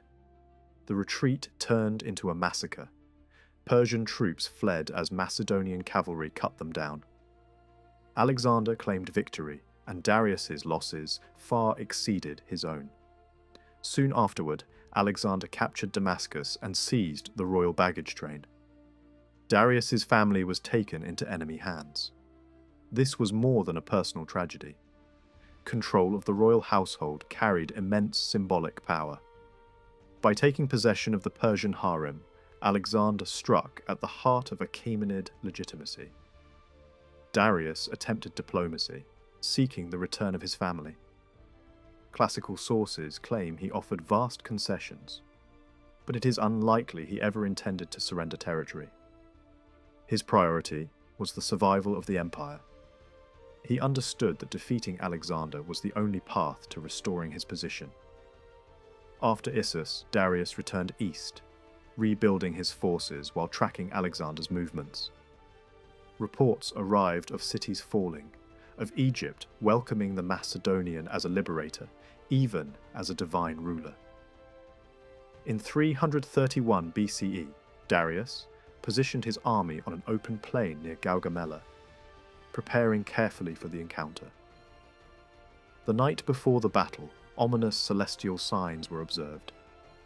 Morale was shaken further by the death of Darius's wife in childbirth. At dawn, the armies met. Darius attempted to use terrain and chariots to his advantage, but Alexander again outmaneuvered him. Drawing Persian cavalry away from the center, Alexander created an opening and drove straight toward the heart of the Persian army. Once more, Darius withdrew to preserve his life and the possibility of continued resistance. The battle ended in another decisive defeat.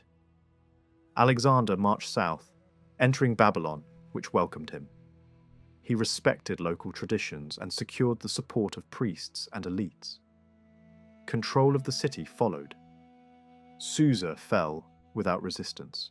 Persepolis, the ceremonial heart of the empire, soon followed. The occupation of Persepolis was marked by extreme violence. Macedonian troops looted, burned, and killed without restraint. Archaeological evidence confirms widespread destruction and massacre, even within the palace complex.